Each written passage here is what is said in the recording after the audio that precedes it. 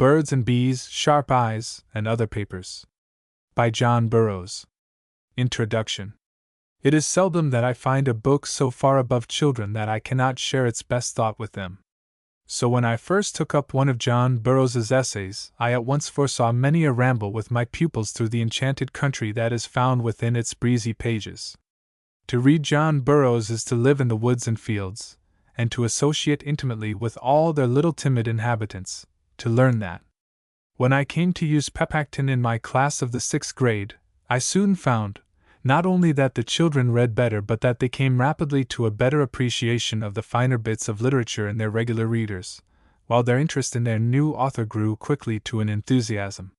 Never was a little brother or sister more real to them than was Peggy Mell, as she rushed into the hive laden with stolen honey, while her neighbors gossiped about it, or the stately elm that played sly tricks, or the log which proved to be a good bedfellow because it did not grumble.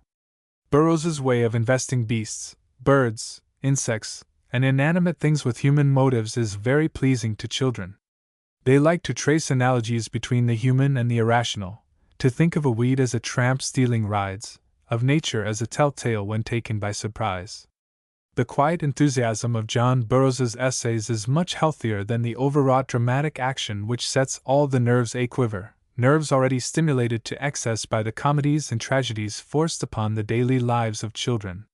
It is especially true of children living in crowded cities, shut away from the woods and hills, constant witnesses of the effects of human passion, that they need the tonic of a quiet literature rather than the stimulant of a stormy or dramatic one, a literature which develops gentle feelings, deep thought, and a relish for what is homely and homespun, rather than a literature which calls forth excited feelings. The essays in this volume are those in which my pupils have expressed an enthusiastic interest, or which, after careful reading, I have selected for future use. I have found in them few pages so hard as to require overmuch study, or a too frequent use of the dictionary. John Burroughs, more than almost any other writer of the time, has a prevailing taste for simple words and simple constructions. He that runs may read him. I have found many children under 11 years of age who could read a whole page without hesitating. If I discover some words which I foresee will cause difficulty, I place such on the blackboard and rapidly pronounce and explain them before the reading. Generally, however, I find the text the best interpreter of its words. What follows explains what goes before, if the child is led to read on to the end of the sentence. It is a mistake to allow children to be frightened away from choice reading by an occasional hard word. There is no better time than his reading lesson in which to teach a child that the hard things of life are to be grappled with and overcome. A mistake also, I think, is that toilsome process of explanation which I sometimes find teachers following, under the impression that it will be parrot work, as the stock phrase of the institutes has it, for the pupils to read anything which they do not clearly and fully comprehend. Teachers' definitions, in such cases, I have often noticed, are no better than dictionary definitions, and surely everybody knows that few more fruitless things than dictionary definitions are ever crammed into the memory of a child. Better far give free play to the native intelligence of the child, and trust it to apprehend, though it may not yet comprehend nor be able to express its apprehension in definition. On this subject I am glad to quote so high an authority as Sir Walter Scott. Indeed, I rather suspect that children derive impulses of a powerful and important kind from reading things which they do not comprehend, and therefore that to write down to children's understanding is a mistake. Set them on the scent and let them puzzle it out.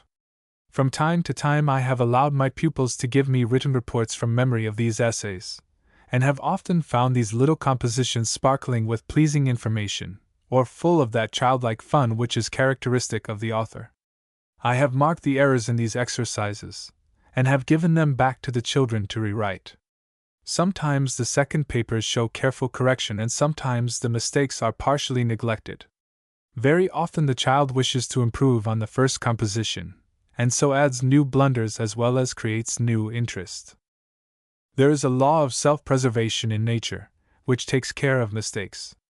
Every human soul reaches toward the light in the most direct path open to it, and will correct its own errors as soon as it is developed far enough. There is no use in trying to force maturity. Teachers who trouble children beyond all reason, and worry over their mistakes, are fumbling at the roots of young plants that will grow if they are let alone long enough.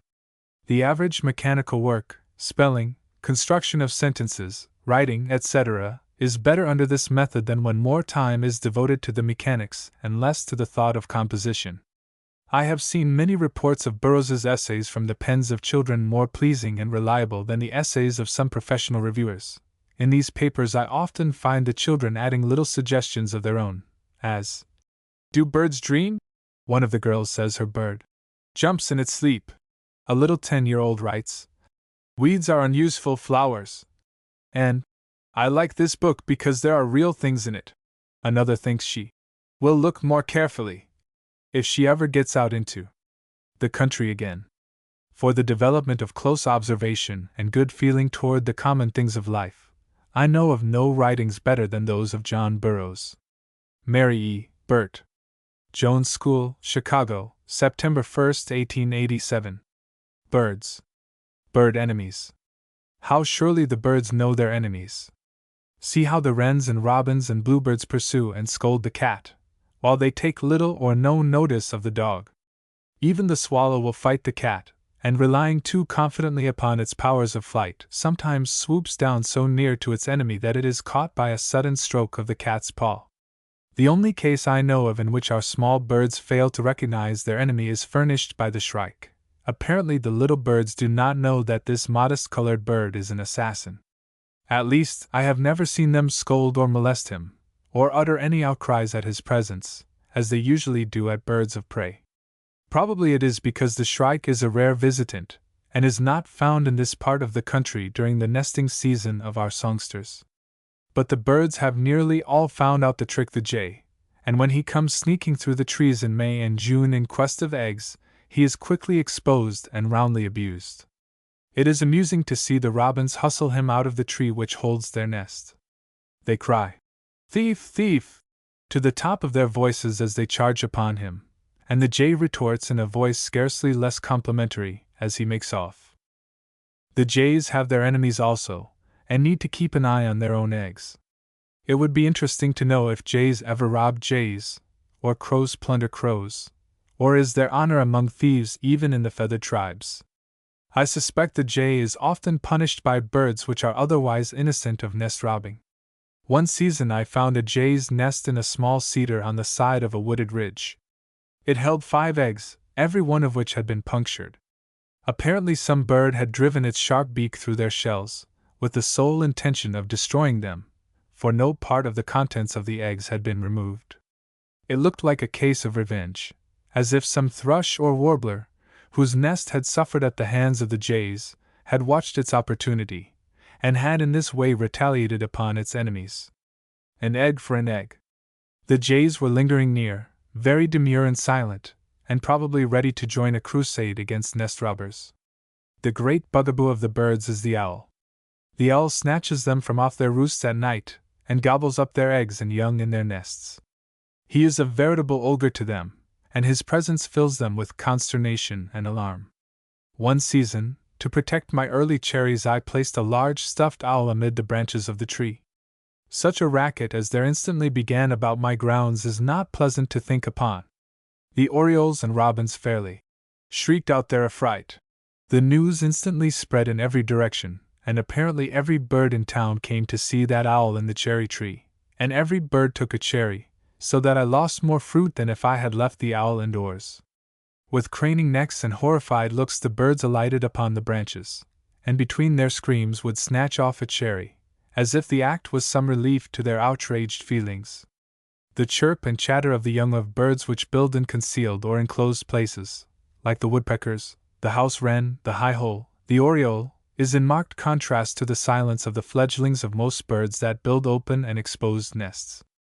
The young of the sparrows, unless the social sparrow be an exception, warblers, flycatchers, thrushes, never allow a sound to escape them, and on the alarm note of their parents being heard, sit especially close and motionless, while the young of chimney swallows, woodpeckers, and orioles are very noisy. The latter, in its deep pouch, is quite safe from birds of prey, except perhaps the owl. The owl, I suspect, thrusts its leg into the cavities of woodpeckers and into the pocket-like nest of the oriole, and clutches and brings forth the birds in its talons. In one case which I heard of, a screech owl had thrust its claw into a cavity in a tree, and grasped the head of a red-headed woodpecker. Being apparently unable to draw its prey forth, it had thrust its own round head into the hole, and in some way became fixed there, and had thus died with the woodpecker in its talons. The life of birds is beset with dangers and mishaps of which we know little. One day, in my walk, I came upon a goldfinch with the tip of one wing securely fastened to the feathers of its rump, by what appeared to be the silk of some caterpillar. The bird, though uninjured, was completely crippled, and could not fly a stroke. Its little body was hot and panting in my hands, as I carefully broke the fetter. Then it darted swiftly away with a happy cry. A record of all the accidents and tragedies of bird life for a single season would show many curious incidents. A friend of mine opened his box stove one fall to kindle a fire in it, when he beheld in the black interior the desiccated forms of 2 bluebirds. The birds had probably taken refuge in the chimney during some cold spring storm, and had come down the pipe to the stove, from whence they were unable to ascend. A peculiarly touching little incident of bird life occurred to a caged female canary. Though unmated, it laid some eggs, and the happy bird was so carried away by her feelings that she would offer food to the eggs, and chatter and twitter, trying, as it seemed, to encourage them to eat. The incident is hardly tragic, either is it comic. Certain birds nest in the vicinity of our houses and outbuildings, or even in and upon them, for protection from their enemies, but they often thus expose themselves to a plague of the most deadly character. I refer to the vermin with which their nests often swarm, and which kill the young before they are fledged. In a state of nature this probably never happens, at least I have never seen or heard of it happening to nests placed in trees or under rocks. It is the curse of civilization falling upon the birds which come too near man. The vermin, or the germ of the vermin, is probably conveyed to the nest in hen's feathers, or in straws and hairs picked up about the barn or hen house. A robin's nest upon your porch, or in your summer house, will occasionally become an intolerable nuisance from the swarms upon swarms of minute vermin with which it is filled. The parent birds stem the tide as long as they can, but are often compelled to leave the young to their terrible fate. One season a phoebe bird built on a projecting stone under the eaves of the house, and all appeared to go well till the young were nearly fledged, when the nest suddenly became a bit of purgatory. The birds kept their places in their burning bed till they could hold no longer, when they leaped forth and fell dead upon the ground. After a delay of a week or more, during which I imagine the parent birds purified themselves by every means known to them, the couple built another nest a few yards from the first, and proceeded to rear a second brood. But the new nest developed into the same bed of torment that the first did, and the 3 young birds, nearly ready to fly, perished as they sat within it. The parent birds then left the place as if it had been accursed. I imagine the smaller birds have an enemy in our native white-footed mouse, though I have not proof enough to convict him. But one season the nest of a chickadee which I was observing was broken up in a position where nothing but a mouse could have reached it. The bird had chosen a cavity in the limb of an apple tree which stood but a few yards from the house. The cavity was deep, and the entrance to it, which was 10 feet from the ground, was small. Barely light enough was admitted, when the sun was in the most favorable position, to enable one to make out the number of eggs, which was 6, at the bottom of the dim interior. While one was peering in and trying to get his head out of his own light, the bird would startle him by a queer kind of puffing sound. She would not leave her nest like most birds, but really tried to blow or scare the intruder away, and after repeated experiments I could hardly refrain from jerking my head back when that little explosion of sound came up from the dark interior. One night, when incubation was about half finished, the nest was harried. A slight trace of hair or fur at the entrance led me to infer that some small animal was the robber. A weasel might have done it, as they sometimes climb trees, but I doubt if either a squirrel or a rat could have passed the entrance. Probably few persons have ever suspected the catbird of being an egg-sucker. I do not know that she has ever been accused of such a thing, but there is something uncanny and disagreeable about her, which I at once understood, when I one day caught her in the very act of going through a nest of eggs. A pair of the least flycatchers, the bird which says chubbuck, chebec, and is a small edition of the pewee. One season built their nest where I had them for many hours each day under my observation. The nest was a very snug and compact structure placed in the forks of a small maple about 12 feet from the ground. The season before, a red squirrel had harried the nest of a wood thrush in this same tree, and I was apprehensive that he would serve the flycatchers the same trick. So, as I sat with my book in a summer house nearby, I kept my loaded gun within easy reach. One egg was laid, and the next morning, as I made my daily inspection of the nest, only a fragment of its empty shell was to be found. This I removed, mentally imprecating the rogue of a red squirrel. The birds were much disturbed by the event, but did not desert the nest, as I had feared they would, but after much inspection of it and many consultations together, concluded, it seems, to try again. 2 more eggs were laid, when one day I heard the birds utter a sharp cry, and on looking up I saw a catbird perched upon the rim of the nest, hastily devouring the eggs. I soon regretted my precipitation in killing her, because such interference is generally unwise. It turned out that she had a nest of her own with 5 eggs in a spruce tree near my window. Then this pair of little flycatchers did what I had never seen birds do before.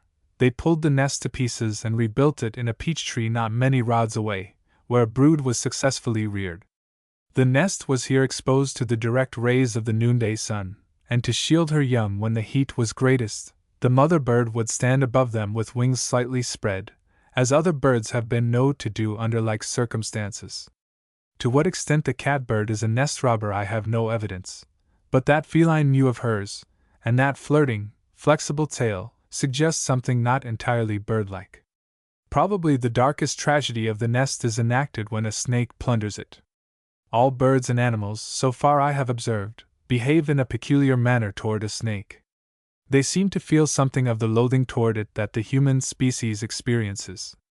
The bark of a dog when he encounters a snake is different from that which he gives out on any other occasion. It is a mingled note of alarm, inquiry, and disgust. One day a tragedy was enacted a few yards from where I was sitting with a book, 2 song sparrows trying to defend their nest against a black snake. The curious, interrogating note of a chicken who had suddenly come upon the scene in his walk caused me to look up from my reading. There were the sparrows, with wings raised in a way peculiarly expressive of horror and dismay, rushing about a low clump of grass and bushes. Then, looking more closely, I saw the glistening form of the black snake and the quick movement of his head as he tried to seize the birds. The sparrows darted about and through the grass and weeds, trying to beat the snake off.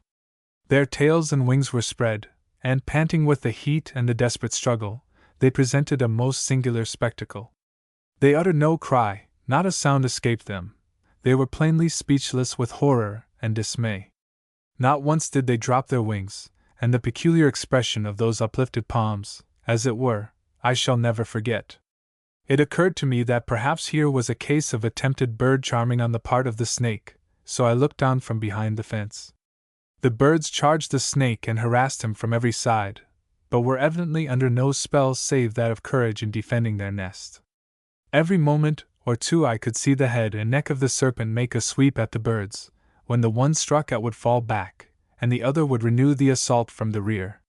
There appeared to be little danger that the snake could strike and hold one of the birds, though I trembled for them. They were so bold and approached so near to the snake's head. Time and again he sprang at them, but without success.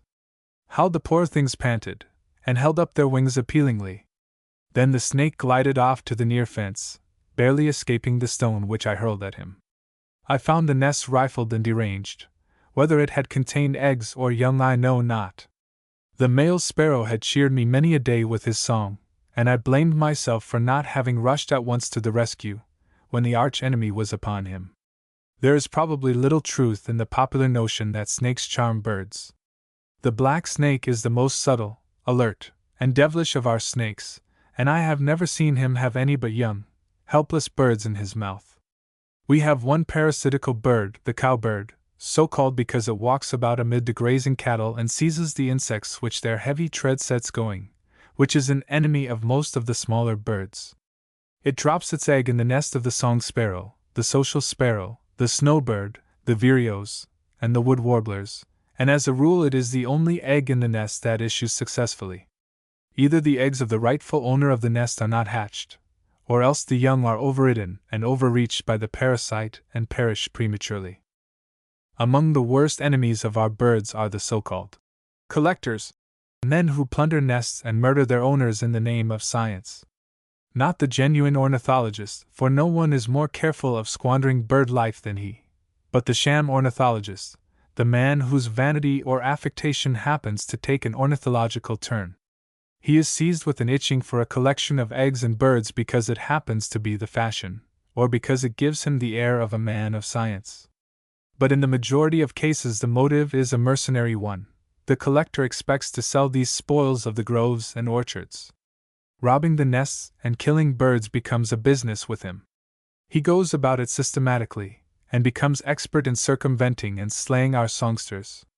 Every town of any considerable size is infested with one or more of these bird highwaymen, and every nest in the country round about that the wretches can lay hands on is harried. Their professional term for a nest of eggs is a clutch, a word that well expresses the work of their grasping, murderous fingers. They clutch and destroy in the germ the life and music of the woodlands. Certain of our natural history journals are mainly organs of communication between these human weasels. They record their exploits at nest robbing and bird slaying in their columns. One collector tells with gusto how he worked his way through an orchard, ransacking every tree, and leaving, as he believed, not one nest behind him. He had better not be caught working his way through my orchard. Another gloats over the number of Connecticut warblers, a rare bird, he killed in one season in Massachusetts. Another tells how a mockingbird appeared in southern New England and was hunted down by himself and friend, its eggs clutched, and the bird killed. Who knows how much the bird lovers of New England lost by that foul deed? The progeny of the birds would probably have returned to Connecticut to breed, and their progeny, or a part of them, the same, till in time the famous songster would have become a regular visitant to New England. In the same journal still another collector describes minutely how he outwitted 3 hummingbirds and captured their nests and eggs, a clutch he was very proud of. A Massachusetts bird harrier boasts of his clutch of the eggs of that dainty little warbler, the blue yellowback. One season he took 2 sets, the next 5 sets, the next 4 sets, besides some single eggs, and the next season 4 sets, and says he might have found more had he had more time. One season he took, in about 20 days, 3 from one tree. I have heard of a collector who boasted of having taken 100 sets of the eggs of the marsh wren, in a single day, of another, who took in the same time, 30 nests of the yellow-breasted chat, and of still another, who claimed to have taken 1,000 sets of eggs of different birds in one season. A large business has grown up under the influence of this collecting craze. One dealer in eggs has those of over 500 species.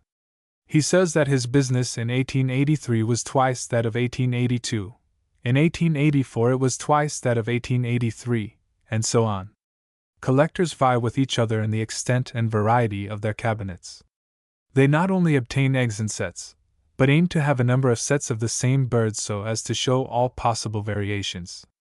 I hear of a private collection that contains 12 sets of kingbirds' eggs, 8 sets of house wren's eggs, 4 sets mockingbirds' eggs, etc., sets of eggs taken in low trees, high trees, medium trees, spotted sets, dark sets, plain sets, and light sets of the same species of bird. Many collections are made on this latter plan.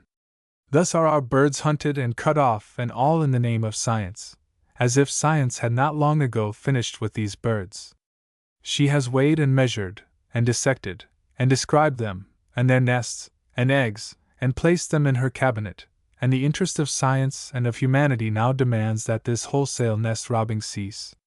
These incidents I have given above, it is true, are but drops in the bucket, but the bucket would be more than full if we could get all the facts.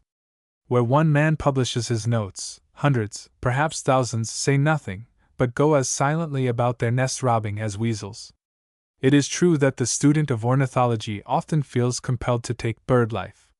It is not an easy matter to name all the birds without a gun, though an opera glass will often render identification entirely certain, and leave the songster unharmed.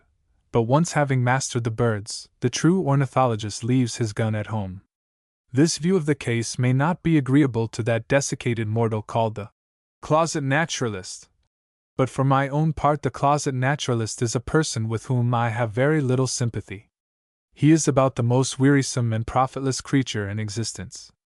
With his piles of skins, his cases of eggs, his laborious feather splitting, and his outlandish nomenclature, he is not only the enemy of the birds but the enemy of all those who would know them rightly.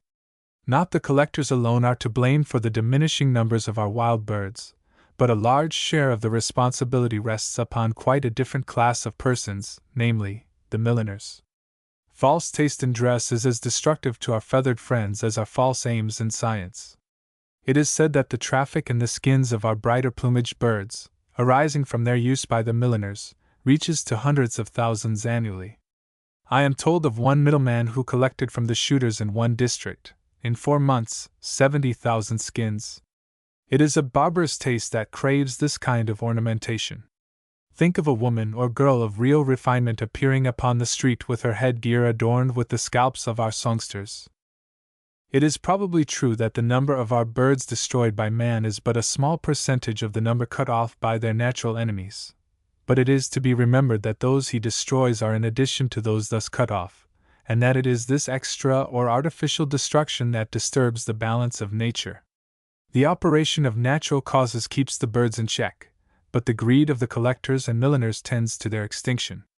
I can pardon a man who wishes to make a collection of eggs and birds for his own private use, if he will content himself with 1 or 2 specimens of a kind, though he will find any collection much less satisfactory and less valuable than he imagines. But the professional nest robber and skin collector should be put down, either by legislation or with dogs and shotguns. I have remarked above that there is probably very little truth in the popular notion that snakes can charm birds. But 2 of my correspondents have each furnished me with an incident from his own experience, which seems to confirm the popular belief. One of them writes from Georgia as follows. Some 28 years ago I was in Calaveras County, California, engaged in cutting lumber. One day in coming out of the camp or cabin, my attention was attracted to the curious action of a quail in the air, which, instead of flying low and straight ahead as usual, was some 50 feet high, flying in a circle, and uttering cries of distress. I watched the bird and saw it gradually descend, and following with my eye in a line from the bird to the ground saw a large snake with head erect and some 10 or 12 inches above the ground, and mouth wide open, and as far as I could see, gazing intently on the quail. I was about 30 feet from the snake. The quail gradually descended, its circles growing smaller and smaller and all the time uttering cries of distress, until its feet were within 2 or 3 inches of the mouth of the snake, when I threw a stone, and though not hitting the snake, yet struck the ground so near as to frighten him, and he gradually started off. The quail, however, fell to the ground, apparently lifeless.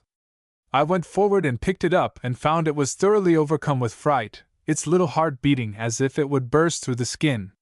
After holding it in my hand a few moments it flew away. I then tried to find the snake, but could not. I am unable to say whether the snake was venomous or belonged to the constricting family, like the black snake. I can well recollect it was large and moved off rather slow.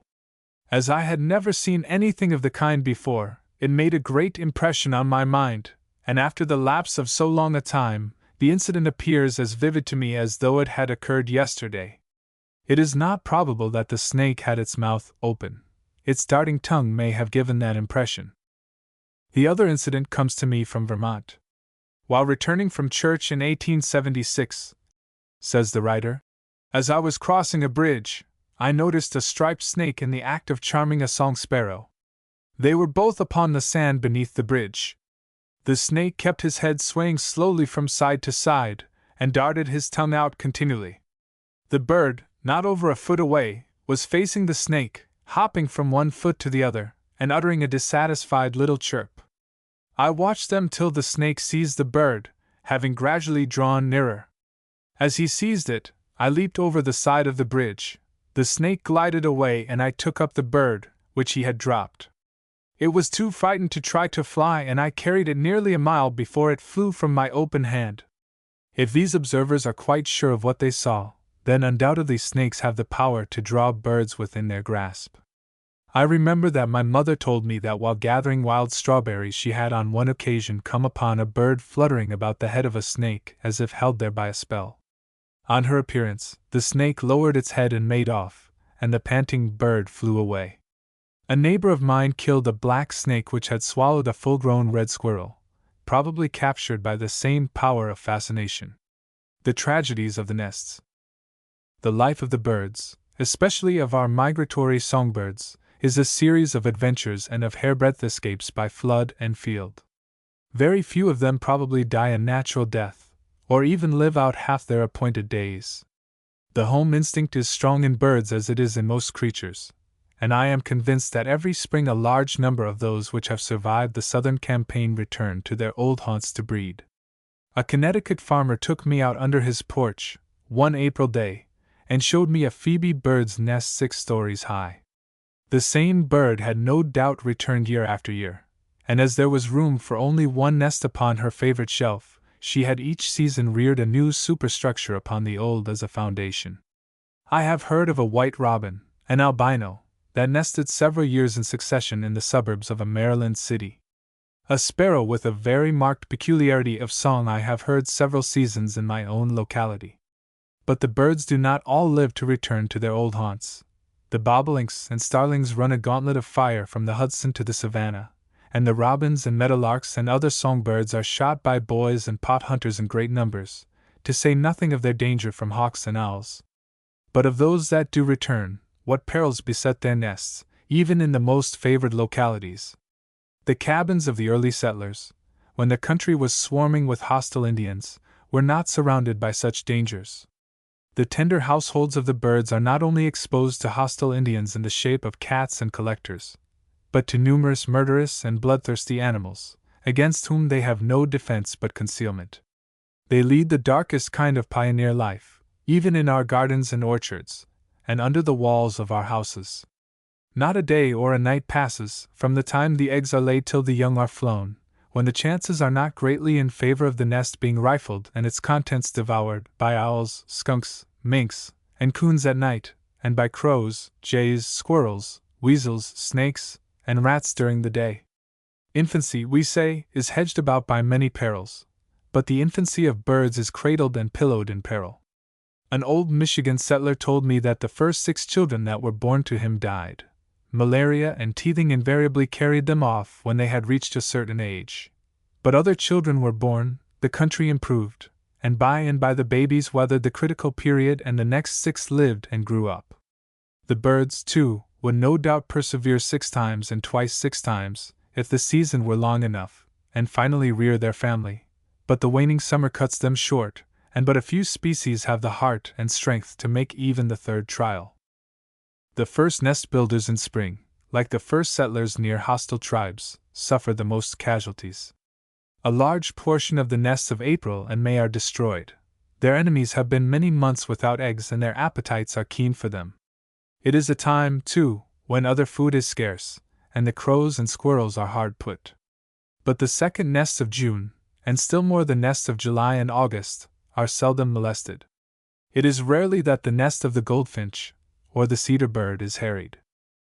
My neighborhood on the Hudson is perhaps exceptionally unfavorable as a breeding haunt for birds, owing to the abundance of fish crows and of red squirrels, and the season of which this chapter is mainly a chronicle, the season of 1881, seems to have been a black-letter one even for this place, for at least 9 nests out of every 10 that I observed during that spring and summer failed of their proper issue.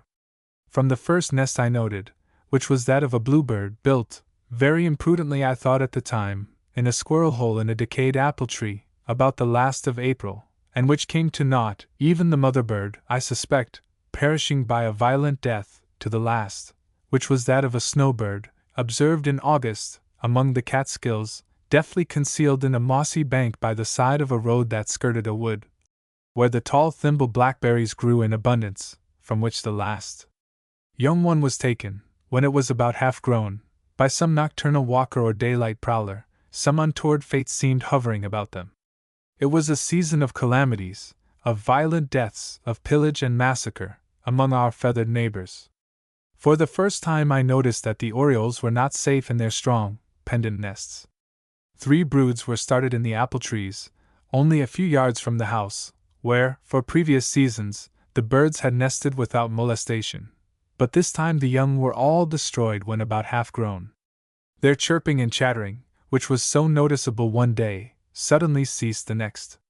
The nests were probably plundered at night, and doubtless by the little red screech owl, which I know is a denizen of these old orchards, living in the deeper cavities of the trees. The owl could alight on the top of the nest, and easily thrust his murderous claw down into its long pocket, and seize the young and draw them forth. The tragedy of one of the nests was heightened, or at least made more palpable, by one of the half-fledged birds, either in its attempt to escape or while in the clutches of the enemy, being caught and entangled in one of the horsehairs by which the nest was stayed and held to the limb above. There it hung bruised and dead, gibbeted to its own cradle. This nest was the theater of another little tragedy later in the season. Sometime in August a bluebird, indulging its propensity to peep and pry into holes and crevices, alighted upon it, and probably inspected the interior. But by some unlucky move it got its wings entangled in this same fatal horsehair. Its efforts to free itself appeared only to result in its being more securely and hopelessly bound, and there it perished, and there its form, dried and embalmed by the summer heats, was yet hanging in September, the outspread wings and plumage showing nearly as bright as in life. A correspondent writes me that one of his orioles got entangled in a cord while building her nest, and that though by the aid of a ladder he reached and liberated her, she died soon afterward. He also found a chippe, called also hair bird, suspended from a branch by a horsehair, beneath a partly constructed nest. I heard of a cedar bird caught and destroyed in the same way, and of 2 young bluebirds, around whose legs a horsehair had become so tightly wound that the legs withered up and dropped off. The birds became fledged, and left the nest with the others. Such tragedies are probably quite common. Before the advent of civilization in this country, the oriole probably built a much deeper nest than it usually does at present. When now it builds in remote trees and along the borders of the woods, its nest, I have noticed, is long and gourd-shaped, but in orchards and near dwellings it is only a deep cup or pouch.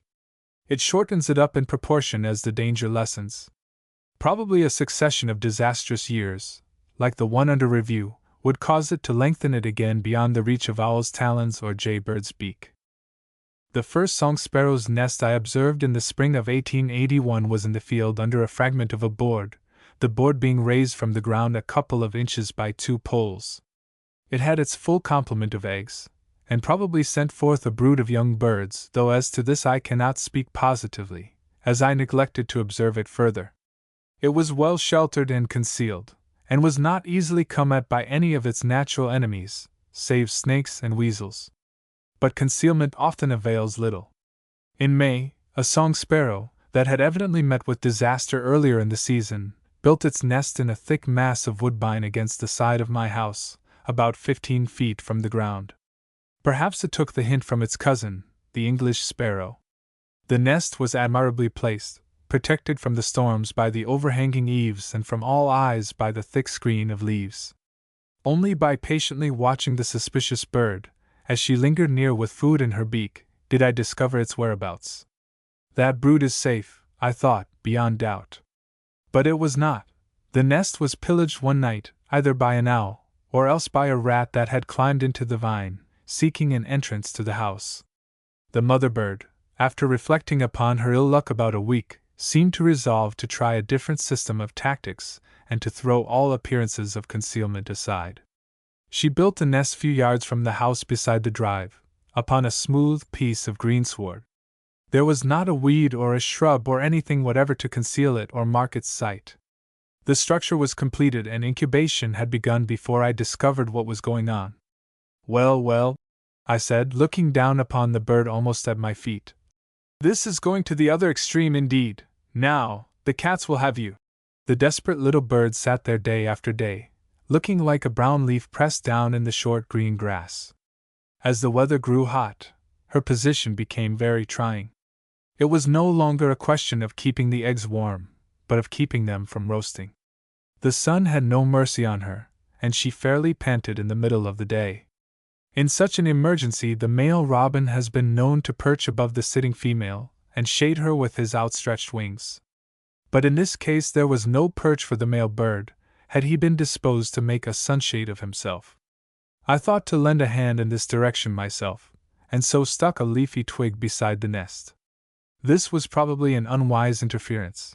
It guided disaster to the spot. The nest was broken up, and the mother bird was probably caught, as I never saw her afterward. For several previous summers a pair of kingbirds had reared, unmolested, a brood of young in an apple tree, only a few yards from the house, but during this season disaster overtook them also. The nest was completed, the eggs laid, and incubation had begun, when, one morning about sunrise, I heard cries of distress and alarm proceed from the old apple tree. Looking out of the window I saw a crow, which I knew to be a fish crow, perched upon the edge of the nest, hastily bolting the eggs. The parent birds, usually so ready for the attack, seemed overcome with grief and alarm. They fluttered about in the most helpless and bewildered manner, and it was not till the robber fled on my approach that they recovered themselves and charged upon him. The crows scurried away with upturned, threatening head, the furious kingbirds fairly upon his back. The pair lingered around their desecrated nest for several days, almost silent and saddened by their loss, and then disappeared. They probably made another trial elsewhere. The fish crow only fishes when it has destroyed all the eggs and young birds it can find. It is the most despicable thief and robber among our feathered creatures.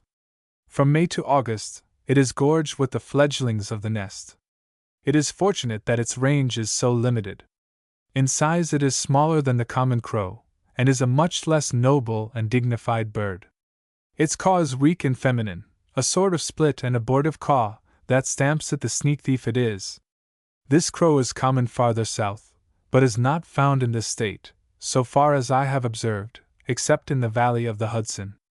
One season a pair of them built a nest in a Norway spruce that stood amid a dense growth of other ornamental trees near a large unoccupied house. They sat down amid plenty. The wolf established himself in the fold. The many birds, robins, thrushes, finches, vireos, pewees, that seek the vicinity of dwellings, especially of these large country residences with their many trees and park-like grounds, for the greater safety of their eggs and young, were the easy and convenient victims of these robbers. They plundered right and left, and were not disturbed till their young were nearly fledged, when some boys, who had long before marked them as their prize, rifled the nest. The songbirds nearly all build low. Their cradle is not upon the treetop. It is only birds of prey that fear danger from below more than from above, and that seek the higher branches for their nests. A line 5 feet from the ground would run above more than half the nests, and one 10 feet would bound more than 3/4 of them. It is only the oriole and the wood pewee that, as a rule, go higher than this. The crows and jays and other enemies of the birds have learned to explore this belt pretty thoroughly. But the leaves and the protective coloring of most nests baffle them as effectually, no doubt, as they do the professional oologist. The nest of the red-eyed vireo is one of the most artfully placed in the wood. It is just beyond the point where the eye naturally pauses in its search, namely, on the extreme end of the lowest branch of the tree, usually 4 or 5 feet from the ground. One looks up and down through the tree, shoots his eye-beams into it as he might discharge his gun at some game hidden there, but the drooping tip of that low horizontal branch, who would think of pointing his piece just there? If a crow or other marauder were to alight upon the branch or upon those above it, the nest would be screened from him by the large leaf that usually forms a canopy immediately above it. The nest hunter standing at the foot of the tree and looking straight before him might discover it easily, were it not for its soft, neutral gray tint which blends so thoroughly with the trunks and branches of trees. Indeed, I think there is no nest in the woods, no arboreal nest, so well concealed. The last one I saw was a pendant from the end of a low branch of a maple that nearly grazed the clapboards of an unused hay barn in a remote backwoods clearing. I peeped through a crack and saw the old birds feed the nearly fledged young within a few inches of my face. And yet the cowbird finds this nest and drops her parasitical egg in it. Her tactics in this, as in other cases, are probably to watch the movements of the parent bird. She may often be seen searching anxiously through the trees or bushes for a suitable nest, yet she may still oftener be seen perched upon some good point of observation watching the birds as they come and go about her. There is no doubt that, in many cases, the cowbird makes room for her own illegitimate egg in the nest by removing one of the bird's own. When the cowbird finds 2 or more eggs in a nest in which she wishes to deposit her own, she will remove one of them. I found a sparrow's nest with 2 sparrows' eggs and 1 cowbird's egg, another egg lying a foot or so below it on the ground. I replaced the ejected egg, and the next day found it again removed, and another cowbird's egg in its place. I put it back the second time, when it was again ejected, or destroyed, for I failed to find it anywhere. Very alert and sensitive birds like the warblers often bury the strange egg beneath a second nest built on top of the old. A lady, living in the suburbs of an eastern city, one morning heard cries of distress from a pair of house wrens that had a nest in a honeysuckle on her front porch. On looking out of the window, she beheld this little comedy from her point of view, but no doubt grim tragedy from the point of view of the wrens. A cowbird with a wren's egg in its beak running rapidly along the walk with the outraged wrens forming a procession behind it, screaming, scolding, and gesticulating as only these voluble little birds can. The cowbird had probably been surprised in the act of violating the nest, and the wrens were giving her a piece of their minds. Every cowbird is reared at the expense of 2 or more songbirds. For every one of these dusky little pedestrians there amid the grazing cattle there are 2 more sparrows, or vireos, or warblers, the less. It is a big price to pay, 2 larks for a bunting, 2 sovereigns for a shilling, but nature does not hesitate occasionally to contradict herself in just this way. The young of the cowbird is disproportionately large and aggressive, one might say hoggish. When disturbed it will clasp the nest and scream, and snap its beak threateningly. One hatched out in a song sparrow's nest which was under my observation, and would soon have overridden and overborne the young sparrow, which came out of the shell a few hours later, had I not interfered from time to time and lent the young sparrow a helping hand. Every day I would visit the nest and take the sparrow out from under the pot-bellied interloper and place it on top so that presently it was able to hold its own against its enemy. Both birds became fledged and left the nest about the same time. Whether the race was an even one after that, I know not. I noted but 2 warblers' nests during that season, one of the black-throated blueback and one of the redstart, the latter built in an apple tree but a few yards from a little rustic summer house where I idle away many summer days. The lively little birds, darting and flashing about, attracted my attention for a week before I discovered their nest. They probably built it by working early in the morning, before I appeared upon the scene, as I never saw them with material in their beaks. Guessing from their movements that the nest was in a large maple that stood nearby, I climbed the tree and explored it thoroughly, looking especially in the forks of the branches, as the authorities say these birds build in a fork. But no nest could I find. Indeed, how can one by searching find a bird's nest? I overshot the mark. The nest was much nearer me, almost under my very nose, and I discovered it, not by searching but by a casual glance of the eye, while thinking of other matters. The bird was just settling upon it as I looked up from my book and caught her in the act. The nest was built near the end of a long, knotty, horizontal branch of an apple tree, but effectually hidden by the grouping of the leaves. It had 3 eggs, one of which proved to be barren. The 2 young birds grew apace, and were out of the nest early in the second week, but something caught one of them the first night. The other probably grew to maturity, as it disappeared from the vicinity with its parents after some days. The blueback's nest was scarcely a foot from the ground, in a little bush situated in a low, dense wood of hemlock and beech and maple, amid the Catskills, a deep, massive, elaborate structure, in which the sitting bird sank till her beak and tail alone were visible above the brim. It was a misty, chilly day when I chanced to find the nest, and the mother bird knew instinctively that it was not prudent to leave her 4 half-incubated eggs uncovered and exposed for a moment. When I sat down near the nest she grew very uneasy, and after trying in vain to decoy me away by suddenly dropping from the branches and dragging herself over the ground as if mortally wounded, she approached and timidly and half-doubtingly covered her eggs within 2 yards of where I disturbed her several times to note her ways. There came to be something almost appealing in her looks and manner, and she would keep her place on her precious eggs till my outstretched hand was within a few feet of her.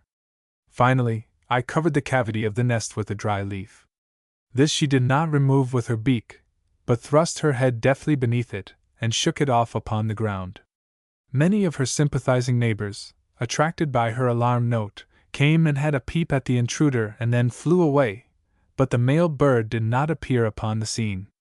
The final history of this nest I am unable to give, as I did not again visit it till late in the season, when, of course, it was empty. Years pass without my finding a brown thrasher's nest. It is not a nest you are likely to stumble upon in your walk. It is hidden as a miser hides his gold, and watched as jealously. The male pours out his rich and triumphant song from the tallest tree he can find, and fairly challenges you to come and look for his treasures in his vicinity. But you will not find them if you go. The nest is somewhere on the outer circle of his song. He is never so imprudent as to take up his stand very near it. The artists who draw those cozy little pictures of a brooding mother bird with the male perched but a yard away in full song do not copy from nature. The thrasher's nest I found 30 or 40 rods from the point where the male was wont to indulge in his brilliant recitative. It was in an open field under a low-ground juniper. My dog disturbed the sitting bird as I was passing near. The nest could be seen only by lifting up and parting away the branches. All the arts of concealment had been carefully studied. It was the last place you would think of looking, and if you did look, nothing was visible but the dense green circle of the low-spreading juniper. When you approached, the bird would keep her place till you had begun to stir the branches, when she would start out, and, just skimming the ground, make a bright brown line to the near fence and bushes. I confidently expected that this nest would escape molestation, but it did not. Its discovery by myself and dog probably opened the door for ill luck, as one day, not long afterward, when I peeped in upon it, it was empty. The proud song of the male had ceased from his accustomed tree, and the pair were seen no more in that vicinity. The phoebe bird is a wise architect, and perhaps enjoys as great an immunity from danger, both in its person and its nest, as any other bird. Its modest, ashen-gray suit is the color of the rocks where it builds, and the moss of which it makes such free use gives to its nest the look of a natural growth, or accretion. But when it comes into the barn or under the shed to build, as it so frequently does, the moss is rather out of place. Doubtless in time the bird will take the hint, and when she builds in such places will leave the moss out.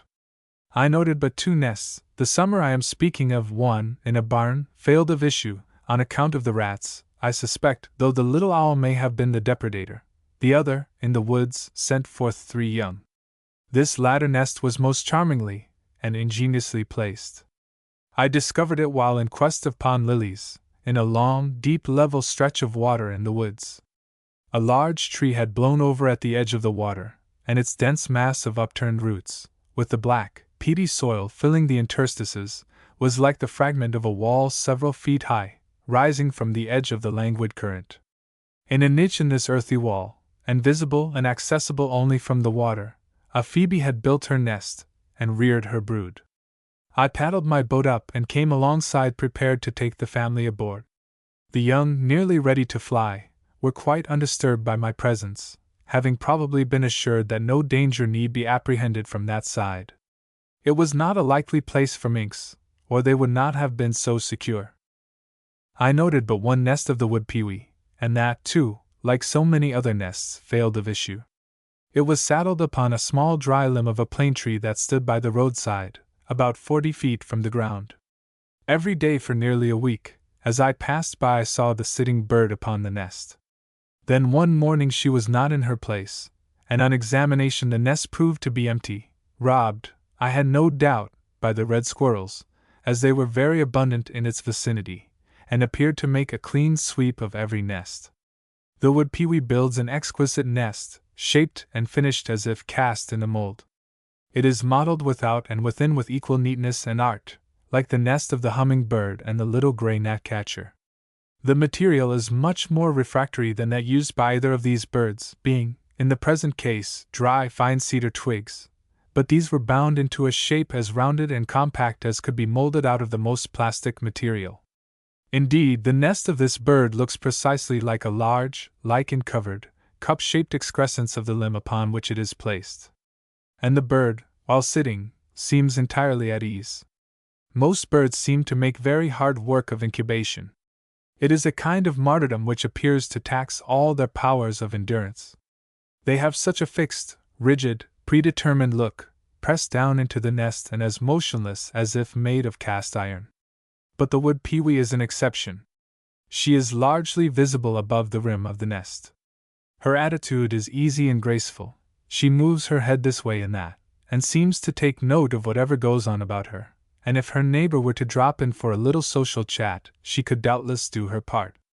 In fact, she makes light and easy work of what, to most other birds, is such a serious and engrossing matter. If it does not look like play with her, it at least looks like leisure and quiet contemplation. There is no nest builder that suffers more from crows and squirrels and other enemies than the wood thrush. It builds as openly and unsuspiciously as if it thought the whole world as honest as itself. Its favorite place is the fork of a sapling, 8 or 10 feet from the ground, where it falls an easy prey to every nest robber that comes prowling through the woods and groves. It is not a bird that skulks and hides, like the catbird, the brown thrasher, the chat, or the chewink, and its nest is not concealed with the same art as theirs.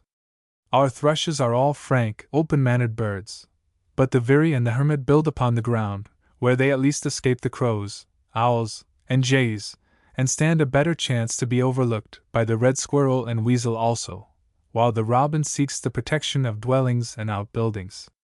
For years I have not known the nest of a wood thrush to succeed. During the season referred to I observed but 2, both apparently a second attempt, as the season was well advanced, and both failures. In one case, the nest was placed in a branch that an apple tree, standing near a dwelling, held out over the highway.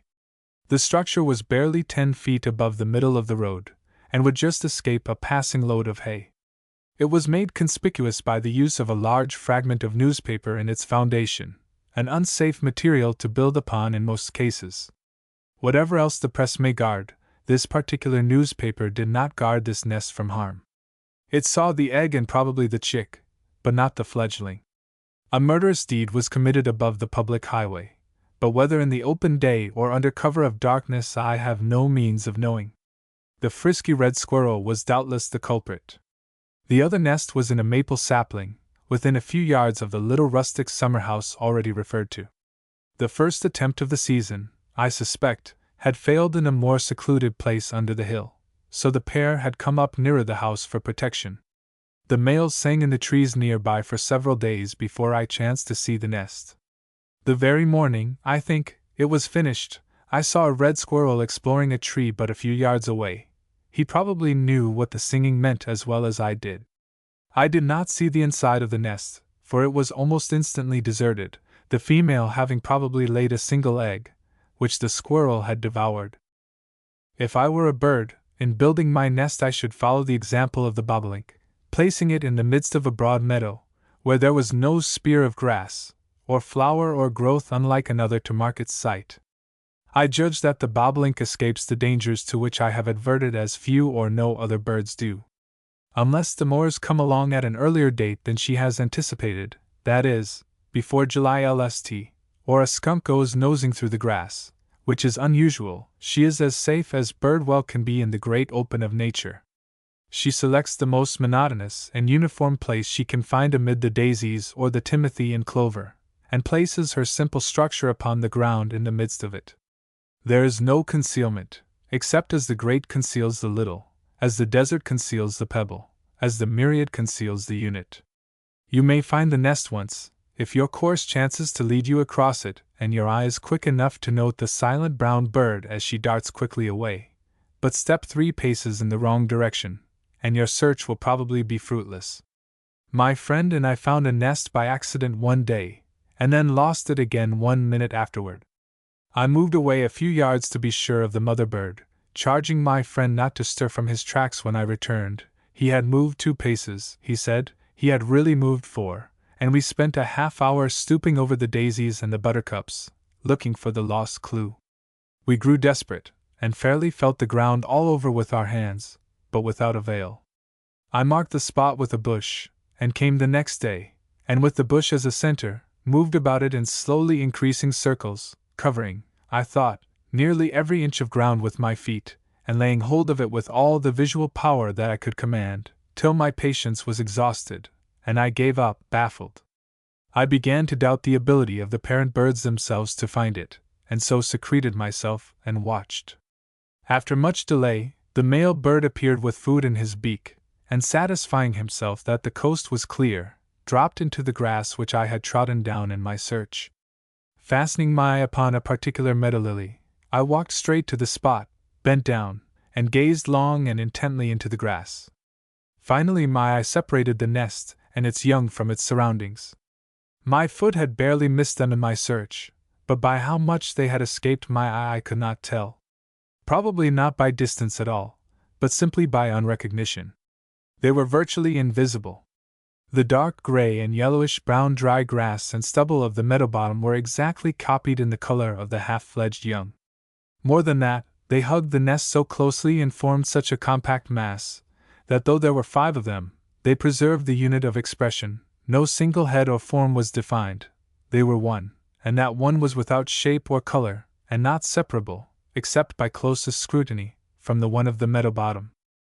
That nest prospered, as bobolinks' nests doubtless generally do, for, notwithstanding the enormous slaughter of the birds during their fall migrations by southern sportsmen, the bobolink appears to hold its own, and its music does not diminish in our northern meadows. Birds with whom the struggle for life is the sharpest seem to be more prolific than those whose nest and young are exposed to fewer dangers. The robin, the sparrow, the pewee, etc., will rear, or make the attempt to rear, 2 and sometimes 3 broods in a season, but the bobolink, the oriole, the kingbird, the goldfinch, the cedar bird, the birds of prey, and the woodpeckers, that build in safe retreats, in the trunks of trees, have usually but a single brood. If the bobolink reared 2 broods, our meadows would swarm with them. I noted 3 nests of the cedar bird in August in a single orchard, all productive, but all with 1 or more unfruitful eggs in them. The cedar bird is the most silent of our birds, having but a single fine note, so far as I have observed, but its manners are very expressive at times. No bird known to me is capable of expressing so much silent alarm while on the nest as this bird. As you ascend the tree and draw near it, it depresses its plumage and crest, stretches up its neck, and becomes the very picture of fear. Other birds, under like circumstances, hardly change their expression at all till they launch into the air, when by their voice they express anger rather than alarm. I have referred to the red squirrel as a destroyer of the eggs and young of birds. I think the mischief it does in this respect can hardly be overestimated. Nearly all birds look upon it as their enemy, and attack and annoy it when it appears near their breeding haunts. Thus I have seen the pewee, the cuckoo, the robin, and the wood thrush pursuing it with angry voice and gestures. A friend of mine saw a pair of robins attack one in the top of a tall tree so vigorously that they caused it to lose its hold, when it fell to the ground, and was so stunned by the blow as to allow him to pick it up. If you wish the birds to breed and thrive in your orchard and groves, kill every red squirrel that infests the place. Kill every weasel also. The weasel is a subtle and arch enemy of the birds. It climbs trees and explores them with great ease and nimbleness. I have seen it do so on several occasions.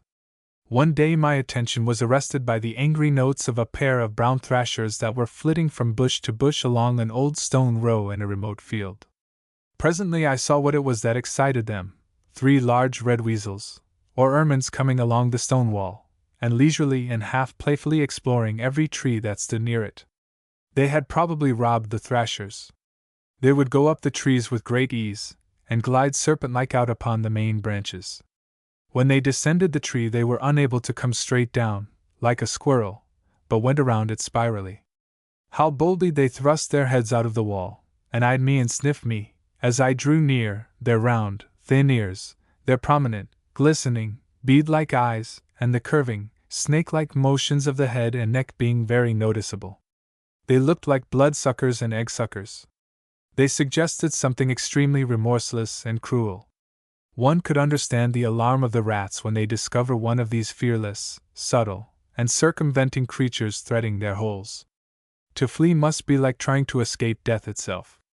I was one day standing in the woods upon a flat stone, in what at certain seasons was the bed of a stream, when one of these weasels came undulating along and ran under the stone upon which I was standing.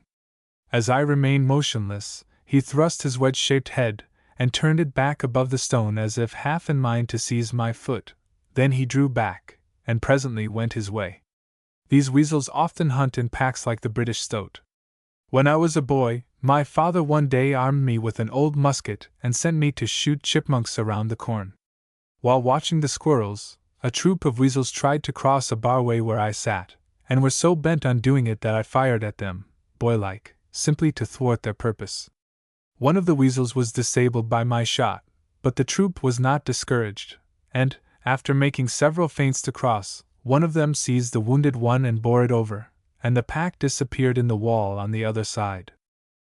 Let me conclude this chapter with 2 or 3 notes about this alert enemy of the birds and the lesser animals, the weasel. A farmer one day heard a queer growling sound in the grass. On approaching the spot he saw 2 weasels contending over a mouse.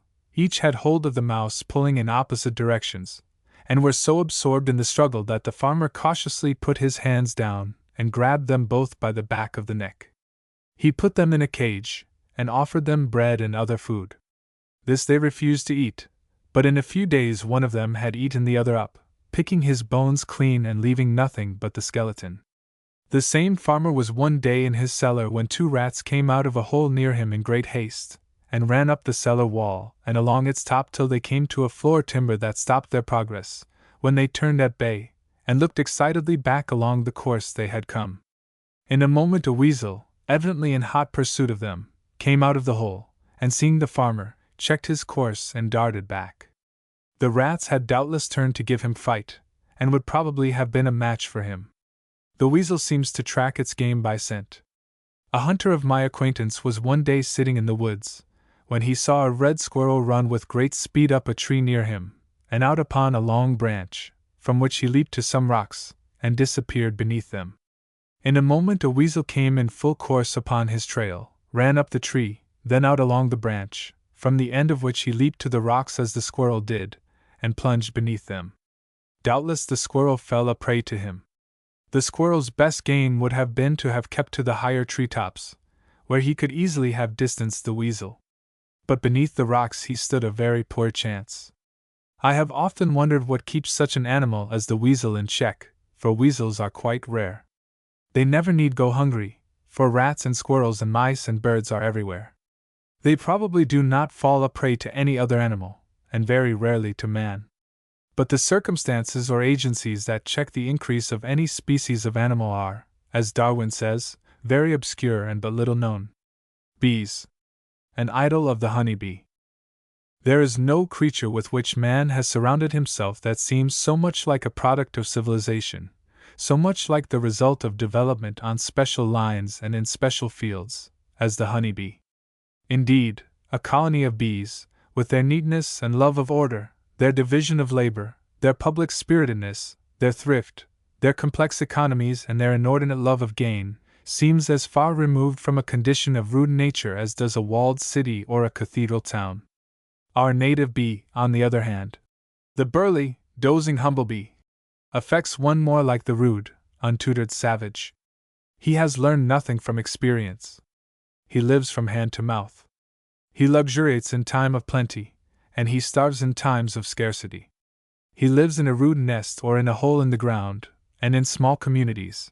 He builds a few deep cells or sacks in which he stores a little honey and bee bread for his young, but as a worker in wax he is of the most primitive and awkward. The Indian regarded the honeybee as an ill omen. She was the white man's fly. In fact, she was the epitome of the white man himself. She has the white man's craftiness, his industry, his architectural skill, his neatness and love of system, his foresight, and above all his eager, miserly habits. The honeybee's great ambition is to be rich, to lay up great stores, to possess the sweet of every flower that blooms. She is more than provident. Enough will not satisfy her, she must have all she can get by hook or by crook. She comes from the oldest country, Asia, and thrives best in the most fertile and long-settled lands. Yet the fact remains that the honeybee is essentially a wild creature, and never has been and cannot be thoroughly domesticated. Its proper home is the woods, and thither every new swarm counts on going, and thither many do go in spite of the care and watchfulness of the beekeeper. If the woods in any given locality are deficient in trees with suitable cavities, the bees resort to all sorts of makeshifts. They go into chimneys, into barns and outhouses, under stones, into rocks, and so forth. Several chimneys in my locality with disused flues are taken possession of by colonies of bees nearly every season. One day, while bee hunting, I developed a line that went toward a farmhouse where I had reason to believe no bees were kept. I followed it up and questioned the farmer about his bees. He said he kept no bees, but that a swarm had taken possession of his chimney, and another had gone under the clapboards in the gable end of his house. He had taken a large lot of honey out of both places the year before. Another farmer told me that one day his family had seen a number of bees examining a knothole in the side of his house. The next day, as they were sitting down to dinner, their attention was attracted by a loud humming noise, when they discovered a swarm of bees settling upon the side of the house and pouring into the knothole. In subsequent years other swarms came to the same place. Apparently, every swarm of bees before it leaves the parent hive sends out exploring parties to look up the future home. The woods and groves are searched through and through, and no doubt the privacy of many a squirrel and many a wood mouse is intruded upon. What cozy nooks and retreats they do spy out, so much more attractive than the painted hive in the garden, so much cooler in summer and so much warmer in winter. The bee is in the main an honest citizen. She prefers legitimate to illegitimate business. She is never an outlaw until her proper sources of supply fail. She will not touch honey as long as honey-yielding flowers can be found. She always prefers to go to the fountainhead, and dislikes to take her sweets at second hand. But in the fall, after the flowers have failed, she can be tempted. The bee hunter takes advantage of this fact. He betrays her with a little honey. He wants to steal her stores, and he first encourages her to steal his, then follows the thief home with her booty. This is the whole trick of the bee hunter. The bees never suspect his game, else by taking a circuitous route they could easily baffle him. But the honey bee has absolutely no wit or cunning outside of her special gifts as a gatherer and storer of honey. She is a simple-minded creature, and can be imposed upon by any novice. Yet it is not every novice that can find a bee tree. The sportsman may track his game to its retreat by the aid of his dog, but in hunting the honey bee one must be his own dog, and track his game through an element in which it leaves no trail. It is a task for a sharp, quick eye, and may test the resources of the best woodcraft. One autumn when I devoted much time to this pursuit, as the best means of getting at nature and the open-air exhilaration, my eye became so trained that bees were nearly as easy to it as birds. I saw and heard bees wherever I went. One day, standing on a street corner in a great city, I saw above the trucks and the traffic a line of bees carrying off sweets from some grocery or confectionery shop. One looks upon the woods with a new interest when he suspects they hold a colony of bees. What a pleasing secret it is, a tree with a heart of comb honey, a decayed oak or maple with a bit of Sicily or Mount Hymettus stowed away in its trunk or branches. Secret chambers where lies hidden the wealth of 10,000 little freebooters, great nuggets and wedges of precious ore gathered with risk and labor from every field and wood about. But if you would know the delights of bee hunting, and how many sweets such a trip yields beside honey, come with me some bright, warm, late September or early October day. It is the golden season of the year, and any errand or pursuit that takes us abroad upon the hills or by the painted woods and along the amber-colored streams at such a time is enough. So, with haversacks filled with grapes and peaches and apples and a bottle of milk, for we shall not be home to dinner, and armed with a compass, a hatchet, a pail, and a box with a piece of comb honey neatly fitted into it, any box the size of your hand with a lid will do nearly as well as the elaborate and ingenious contrivance of the regular bee hunter, we sally forth. Our course at first lies along the highway, under great chestnut trees whose nuts are just dropping, then through an orchard and across a little creek, thence gently rising through a long series of cultivated fields towards some high, uplying land, behind which rises a rugged wooded ridge or mountain, the most sightly point in all this section. Behind this ridge for several miles the country is wild, wooded, and rocky, and is no doubt the home of many wild swarms of bees. What a gleeful uproar the robins, cedar birds, high holes, and cow blackbirds make amid the black cherry trees as we pass along. The raccoons, too, have been here after black cherries, and we see their marks at various points. Several crows are walking about a newly sowed wheat field we pass through, and we pause to note their graceful movements and glossy coats. I have seen no bird walk the ground with just the same air the crow does. It is not exactly pride, there is no strut or swagger in it, though perhaps just a little condescension. It is the contented, complacent, and self-possessed gait of a lord over his domains. All these acres are mine, he says, and all these crops. Men plow and sow for me, and I stay here or go there, and find life sweet and good wherever I am. The hawk looks awkward and out of place on the ground. The game birds hurry and skulk, but the crow is at home and treads the earth as if there were none to molest him or make him afraid. The crows we have always with us, but it is not every day or every season that one sees an eagle. Hence I must preserve the memory of one I saw the last day I went bee-hunting. As I was laboring up the side of a mountain at the head of a valley, the noble bird sprang from the top of a dry tree above me and came sailing directly over my head. I saw him bend his eye down upon me, and I could hear the low hum of his plumage, as if the web off every quill in his great wings vibrated in his strong, level flight. I watched him as long as my eye could hold him. When he was fairly clear of the mountain, he began that sweeping spiral movement in which he climbs the sky. Up and up he went without once breaking his majestic poise till he appeared to sight some far-off alien geography, when he bent his course thitherward and gradually vanished in the blue depths. The eagle is a bird of large ideas, he embraces long distances, the continent is his home. I never look upon one without emotion, I follow him with my eye as long as I can. I think of Canada, of the Great Lakes, of the Rocky Mountains, of the wild and sounding seacoast. The waters are his, and the woods and the inaccessible cliffs. He pierces behind the veil of the storm, and his joy is height and depth and vast spaces. We go out of our way to touch at a spring run in the edge of the woods, and are lucky to find a single scarlet lobelia lingering there. It seems almost to light up the gloom with its intense bit of color. Beside a ditch in a field beyond we find the great blue lobelia, Lobelia syphilitica, and near it amid the weeds and wild grasses and purple asters the most beautiful of our fall flowers, the fringed gentian. What a rare and delicate, almost aristocratic look the gentian has amid its coarse, unkempt surroundings. It does not lure the bee, but it lures and holds every passing human eye. If we strike through the corner of yonder woods, where the ground is moistened by hidden springs and where there is a little opening amid the trees, we shall find the closed gentian, a rare flower in this locality. I had walked this way many times before I chanced upon its retreat, and then I was following a line of bees. I lost the bees, but I got the gentians.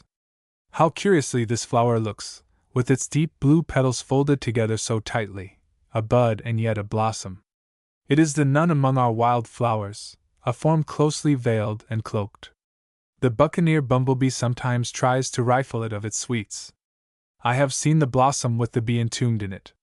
He had forced his way into the virgin corolla as if determined to know its secret, but he had never returned with the knowledge he had gained.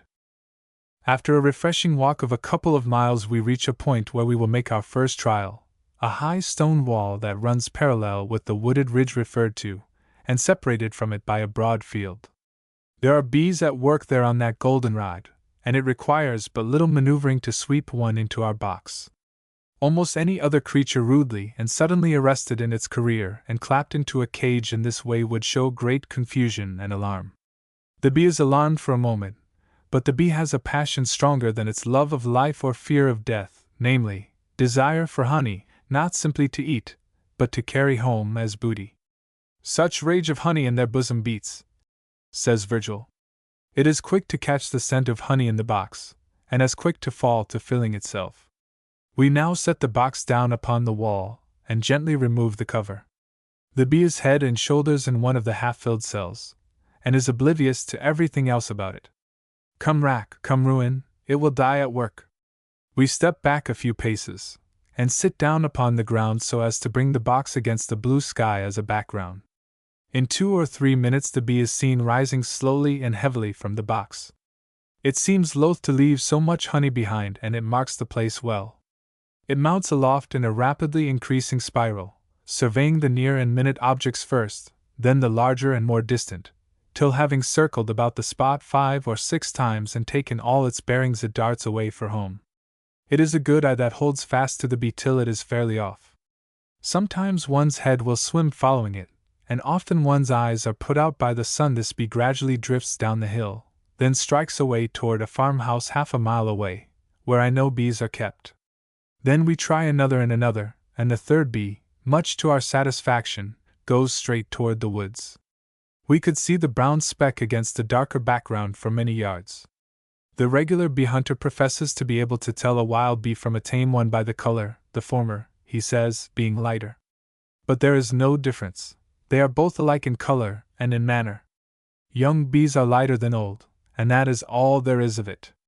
If a bee lived many years in the woods, it would doubtless come to have some distinguishing marks, but the life of a bee is only a few months at the farthest, and no change is wrought in this brief time. Our bees are all soon back, and more with them, for we have touched the box here and there with the cork of a bottle of anise oil, and this fragrant and pungent oil will attract bees half a mile or more. When no flowers can be found, this is the quickest way to obtain a bee. It is a singular fact that when the bee first finds the hunter's box, its first feeling is one of anger. It is as mad as a hornet. Its tone changes, it sounds its shrill war trumpet and darts to and fro, and gives vent to its rage and indignation in no uncertain manner. It seems to scent foul play at once. It says, "Here is robbery, here is the spoil of some hive, maybe my own," and its blood is up. But its ruling passion soon comes to the surface. Its avarice gets the better of its indignation, and it seems to say, "Well, I had better take possession of this and carry it home." So after many feints and approaches and dartings off with a loud angry hum as if it would none of it, the bee settles down and fills itself. It does not entirely cool off and get soberly to work till it has made 2 or 3 trips home with its booty. When other bees come, even if all from the same swarm, they quarrel and dispute over the box, and clip and dart at each other like bantam cocks. Apparently the ill feeling which the sight of the honey awakens is not one of jealousy or rivalry, but wrath.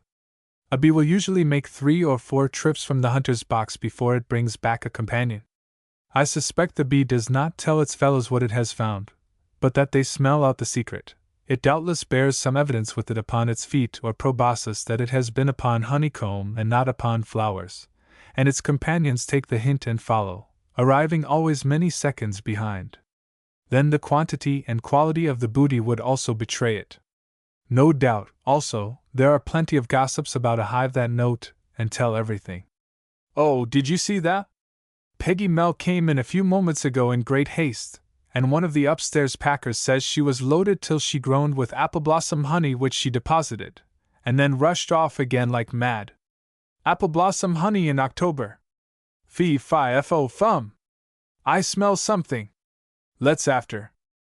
In about half an hour we have 3 well-defined lines of bees established, 2 to farmhouses and 1 to the woods, and our box is being rapidly depleted of its honey. About every 4th bee goes to the woods, and now that they have learned the way thoroughly they do not make the long preliminary whirl above the box, but start directly from it. The woods are rough and dense and the hill steep, and we do not like to follow the line of bees until we have tried at least to settle the problem as to the distance they go into the woods, whether the tree is on this side of the ridge, or in the depth of the forest on the other side.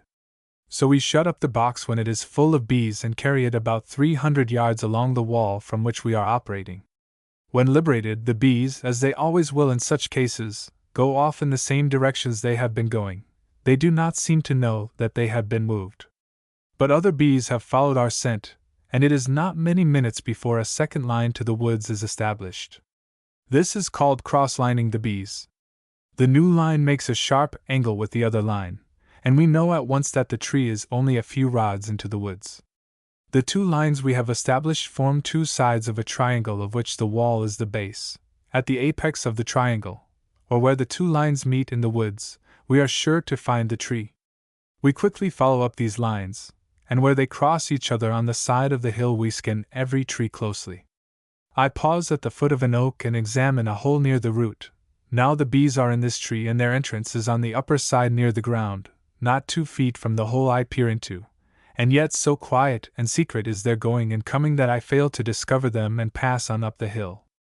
Failing in this direction, I return to the oak again, and then perceive the bees going out in a small crack in the tree. The bees do not know they are found out and that the game is in our hands, and are as oblivious of our presence as if we were ants or crickets. The indications are that the swarm is a small one, and the store of honey trifling. In taking up a bee tree, it is usual first to kill or stupefy the bees with the fumes of burning sulfur or with tobacco smoke. But this course is impracticable on the present occasion, so we boldly and ruthlessly assault the tree with an axe we have procured. At the first blow the bees set up a loud buzzing, but we have no mercy, and the side of the cavity is soon cut away and the interior with its white-yellow mass of comb honey is exposed, and not a bee strikes a blow in defense of its all. This may seem singular, but it has nearly always been my experience. When a swarm of bees are thus rudely assaulted with an axe, they evidently think the end of the world has come, and like true misers as they are, each one seizes as much of the treasure as it can hold. In other words, they all fall to and gorge themselves with honey, and calmly await the issue. When in this condition they make no defense, and will not sting unless taken hold of. In fact, they are as harmless as flies. Bees are always to be managed with boldness and decision. Any halfway measures, any timid poking about, any feeble attempts to reach their honey, are sure to be quickly resented. The popular notion that bees have a special antipathy towards certain persons and a liking for certain others has only this fact at the bottom of it. They will sting a person who is afraid of them and goes skulking and dodging about, and they will not sting a person who faces them boldly and has no dread of them. They are like dogs. The way to disarm a vicious dog is to show him you do not fear him. It is his turn to be afraid then. I never had any dread of bees and am seldom stung by them. I have climbed up into a large chestnut that contained a swarm in one of its cavities and chopped them out with an axe, being obliged at times to pause and brush the bewildered bees from my hands and face, and not been stung once. I have chopped a swarm out of an apple tree in June and taken out the cards of honey and arranged them in a hive, and then dipped out the bees with a dipper, and taken the whole home with me in pretty good condition, with scarcely any opposition on the part of the bees. In reaching your hand into the cavity to detach and remove the comb, you are pretty sure to get stung, for when you touch the business end of a bee, it will sting even though its head be off. But the bee carries the antidote to its own poison. The best remedy for bee sting is honey, and when your hands are besmeared with honey, as they are sure to be on such occasions, the wound is scarcely more painful than the prick of a pin.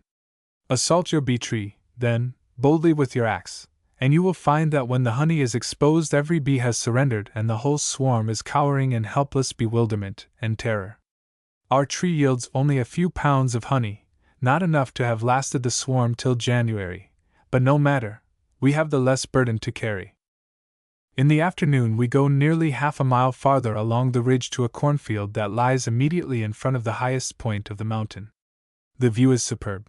The ripe autumn landscape rolls away to the east, cut through by the great placid river. In the extreme north the wall of the Catskills stands out clear and strong, while in the south the mountains of the highlands bound the view. The day is warm and the bees are very busy there in that neglected corner of the field, rich in asters, fleabane, and goldenrod. The corn has been cut, and upon a stout, but a few rods from the woods, which here drop quickly down from the precipitous heights, we set up our bee box, touched again with the pungent oil. In a few moments a bee has found it. She comes up to leeward, following the scent. On leaving the box she goes straight toward the woods. More bees quickly come, and it is not long before the line is well established. Now we have recourse to the same tactics we employed before, and move along the ridge to another field to get our cross line. But the bees still go in almost the same direction they did from the corn stout. The tree is then either on the top of the mountain, or on the other or west side of it. We hesitate to make the plunge into the woods and seek to scale those precipices, for the eye can plainly see what is before us. As the afternoon sun gets lower the bees are seen with wonderful distinctness. They fly toward and under the sun and are in a strong light, while the near woods which form the background are in deep shadow. They look like large luminous motes. Their swiftly vibrating, transparent wings surround their bodies with a shining nimbus that makes them visible for a long distance. They seem magnified many times. We see them bridge the little gulf between us and the woods, then rise up over the treetops with their burdens, swerving neither to the right hand nor to the left. It is almost pathetic to see them labor so, climbing the mountain and unwittingly guiding us to their treasures. When the sun gets down so that his direction corresponds exactly with the course of the bees, we make the plunge. It proves even harder climbing than we had anticipated. The mountain is faced by a broken and irregular wall of rock, up which we pull ourselves slowly and cautiously by main strength. In half an hour, the perspiration streaming from every pore, we reach the summit. The trees here are all small, a second growth, and we are soon convinced the bees are not here. Then down we go on the other side, clambering down the rocky stairways till we reach quite a broad plateau that forms something like the shoulder of the mountain. On the brink of this there are many large hemlocks, and we skin them closely and rap upon them with our axe. But not a bee is seen or heard.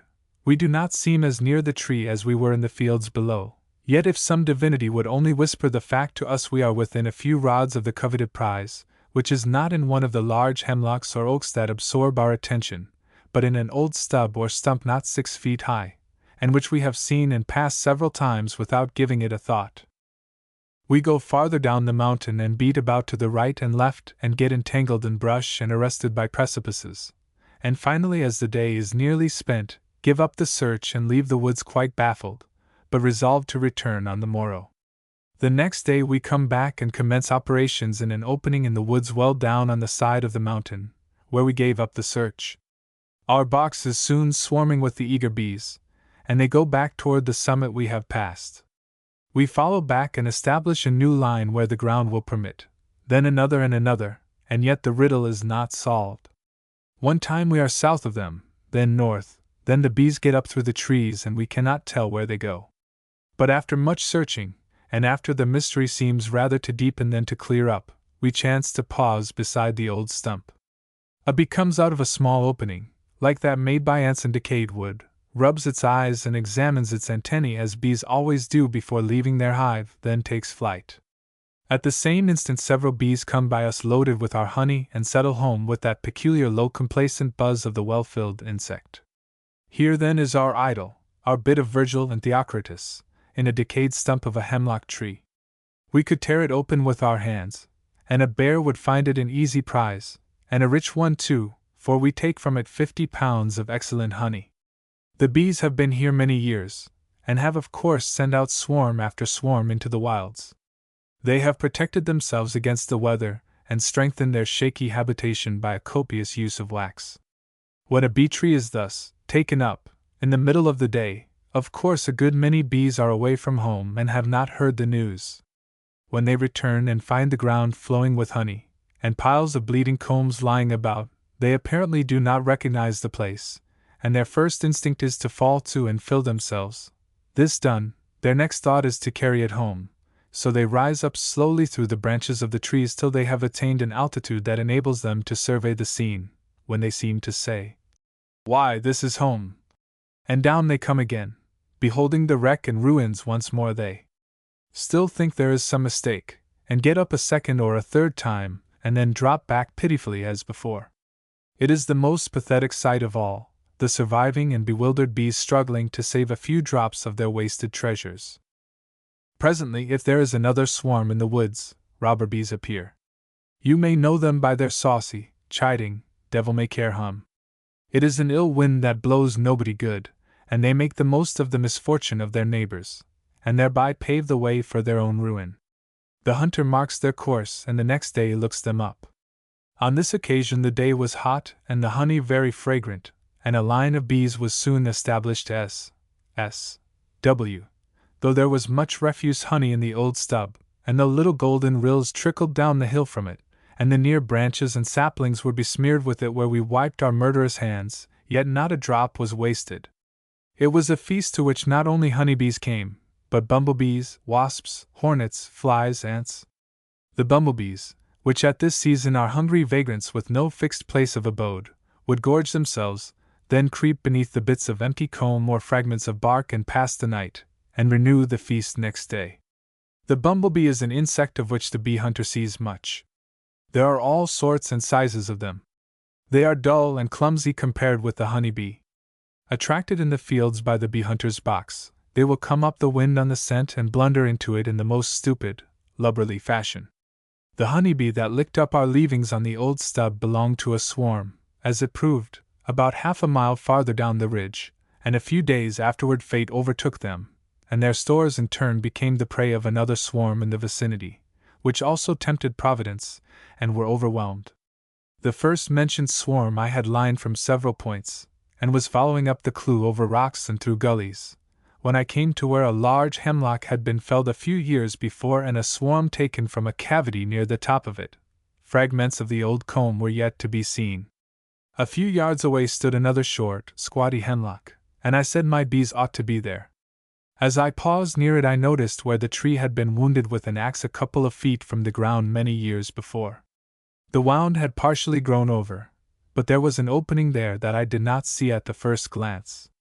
I was about to pass on when a bee passed me, making that peculiar shrill, discordant hum that a bee makes when besmeared with honey. I saw it alight in the partially closed wound and crawl home. Then came others and others, little bands and squads of them heavily freighted with honey from the box. The tree was about 20 inches through and hollow at the butt, or from the axe mark down. This space the bees had completely filled with honey. With an axe we cut away the outer ring of live wood and exposed the treasure. Despite the utmost care, we wounded the combs so that little rills of the golden liquid issued from the root of the tree and trickled down the hill. The other bee tree in the vicinity, to which I have referred, we found one warm November day in less than half an hour after entering the woods. It also was a hemlock, that stood in a niche in a wall of hoary, moss-covered rocks 30 feet high. The tree hardly reached to the top of the precipice. The bees entered a small hole at the root, which was 7 or 8 feet from the ground. The position was a striking one. Never did apiary have a finer outlook or more rugged surroundings. A black, wood-embraced lake lay at our feet, the long panorama of the Catskills filled the far distance, and the more broken outlines of the Shawangunk Range filled the rear. On every hand were precipices and a wild confusion of rocks and trees. The cavity occupied by the bees was about 3 feet and a half long and 8 or 10 inches in diameter. With an axe we cut away one side of the tree and laid bare its curiously wrought heart of honey. It was a most pleasing sight. What winding and devious ways the bees had through their palace! What great masses and blocks of snow-white comb there were! Where it was sealed up, presenting that slightly dented, uneven surface, it looked like some precious ore.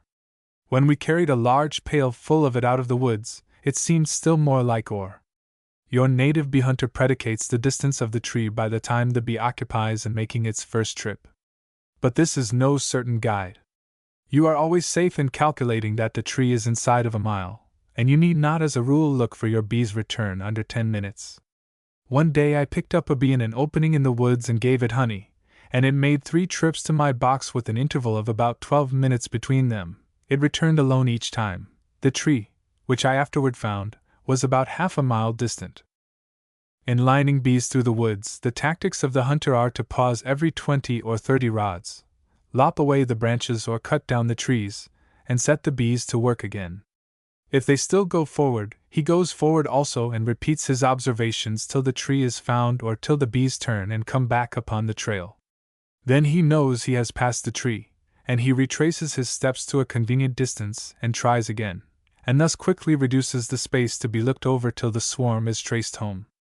On one occasion, in a wild rocky wood, where the surface alternated between deep gulfs and chasms filled with thick, heavy growths of timber and sharp, precipitous, rocky ridges like a tempest-tossed sea, I carried my bees directly under their tree, and set them to work from a high, exposed ledge of rocks not 30 feet distant. One would have expected them under such circumstances to have gone straight home, as there were but few branches intervening, but they did not. They labored up through the trees and attained an altitude above the woods as if they had miles to travel, and thus baffled me for hours. Bees will always do this. They are acquainted with the woods only from the top side, and from the air above they recognize home only by landmarks here, and in every instance they rise aloft to take their bearings. Think how familiar to them the topography of the forest summits must be an umbrageous sea or plain where every mask and point is known. Another curious fact is that generally you will get track of a bee tree sooner when you are half a mile from it than when you are only a few yards. Bees, like us human insects, have little faith in the near at hand. They expect to make their fortune in a distant field. They are lured by the remote and the difficult, and hence overlook the flower and the sweet at their very door. On several occasions I have unwittingly set my box within a few paces of a bee tree and waited long for bees without getting them, when, on removing to a distant field or opening in the woods, I have got a clue at once. I have a theory that when bees leave the hive, unless there is some special attraction in some other direction, they generally go against the wind. They would thus have the wind with them when they returned home heavily laden, and with these little navigators the difference is an important one. With a full cargo, a stiff headwind is a great hindrance, but fresh and empty-handed they can face it with more ease. Virgil says bees bear gravel stones as ballast, but their only ballast is their honey bag. Hence, when I go bee hunting, I prefer to get to windward of the woods in which the swarm is supposed to have taken refuge. Bees, like the milkman, like to be near a spring. They do water their honey, especially in a dry time. The liquid is then of course thicker and sweeter, and will bear diluting. Hence, old bee hunters look for bee trees along creeks and near spring runs in the woods. I once found a tree a long distance from any water, and the honey had a peculiar bitter flavor imparted to it, I was convinced, by rainwater sucked from the decayed and spongy hemlock tree, in which the swarm was found.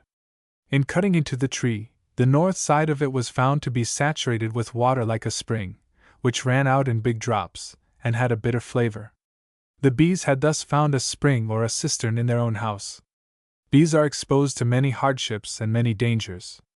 Winds and storms prove as disastrous to them as to other navigators. Black spiders lie in wait for them as do brigands for travelers. One day as I was looking for a bee amidst some goldenrod, I spied one partly concealed under a leaf. Its baskets were full of pollen, and it did not move. On lifting up the leaf I discovered that a hairy spider was ambushed there, and had the bee by the throat. The vampire was evidently afraid of the bee's sting, and was holding it by the throat till quite sure of its death. Virgil speaks of the painted lizard, perhaps a species of salamander, as an enemy of the honeybee. We have no lizard that destroys the bee, but our tree toad, ambushed among the apple and cherry blossoms, snaps them up wholesale. Quick as lightning that subtle but clammy tongue darts forth, and the unsuspecting bee is gone. Virgil also accuses the titmouse and the woodpecker of preying upon the bees, and our kingbird has been charged with the like crime, but the latter devours only the drones. The workers are either too small and quick for it, or else it dreads their sting. Virgil, by the way, had little more than a child's knowledge of the honeybee. There is little fact and much fable in his Fourth Georgic. If he had ever kept bees himself, or even visited an apiary, it is hard to see how he could have believed that the bee in its flight abroad carried a gravel stone for ballast, or that when two colonies made war upon each other they issued forth from their hives led by their kings and fought in the air, strewing the ground with the dead and dying. It is quite certain he had never been bee hunting. If he had, we should have had a Fifth Georgic. Yet he seems to have known that bees sometimes escape to the woods. Wild honey is as near like tame as wild bees are like their brothers in hive.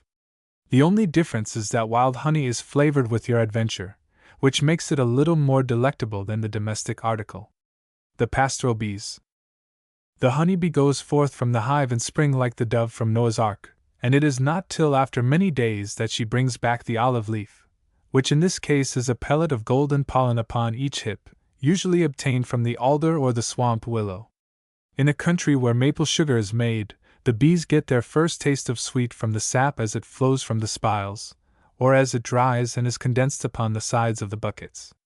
They will sometimes, in their eagerness, come about the boiling place and be overwhelmed by the steam and the smoke. But bees appear to be more eager for bread in the spring than for honey.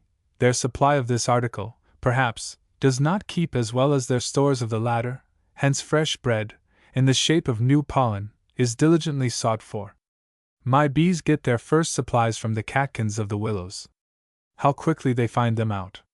If but one catkin opens anywhere within range, a bee is on hand that very hour to rifle it, and it is a most pleasing experience to stand near the hive some mild April day, and see them come pouring in with their little baskets packed with this first fruitage of the spring. They will have new bread now, they have been to mill in good earnest, see their dusty coats, and the golden grist they bring home with them. When a bee brings pollen into the hive, he advances to the cell in which it is to be deposited and kicks it off as one might his overalls or rubber boots, making one foot help the other. Then he walks off without ever looking behind him. Another bee, one of the indoor hands, comes along and rams it down with his head and packs it into the cell as the dairymaid packs butter into a firkin. The first spring wildflowers, whose shy faces among the dry leaves and rocks are so welcome, yield no honey.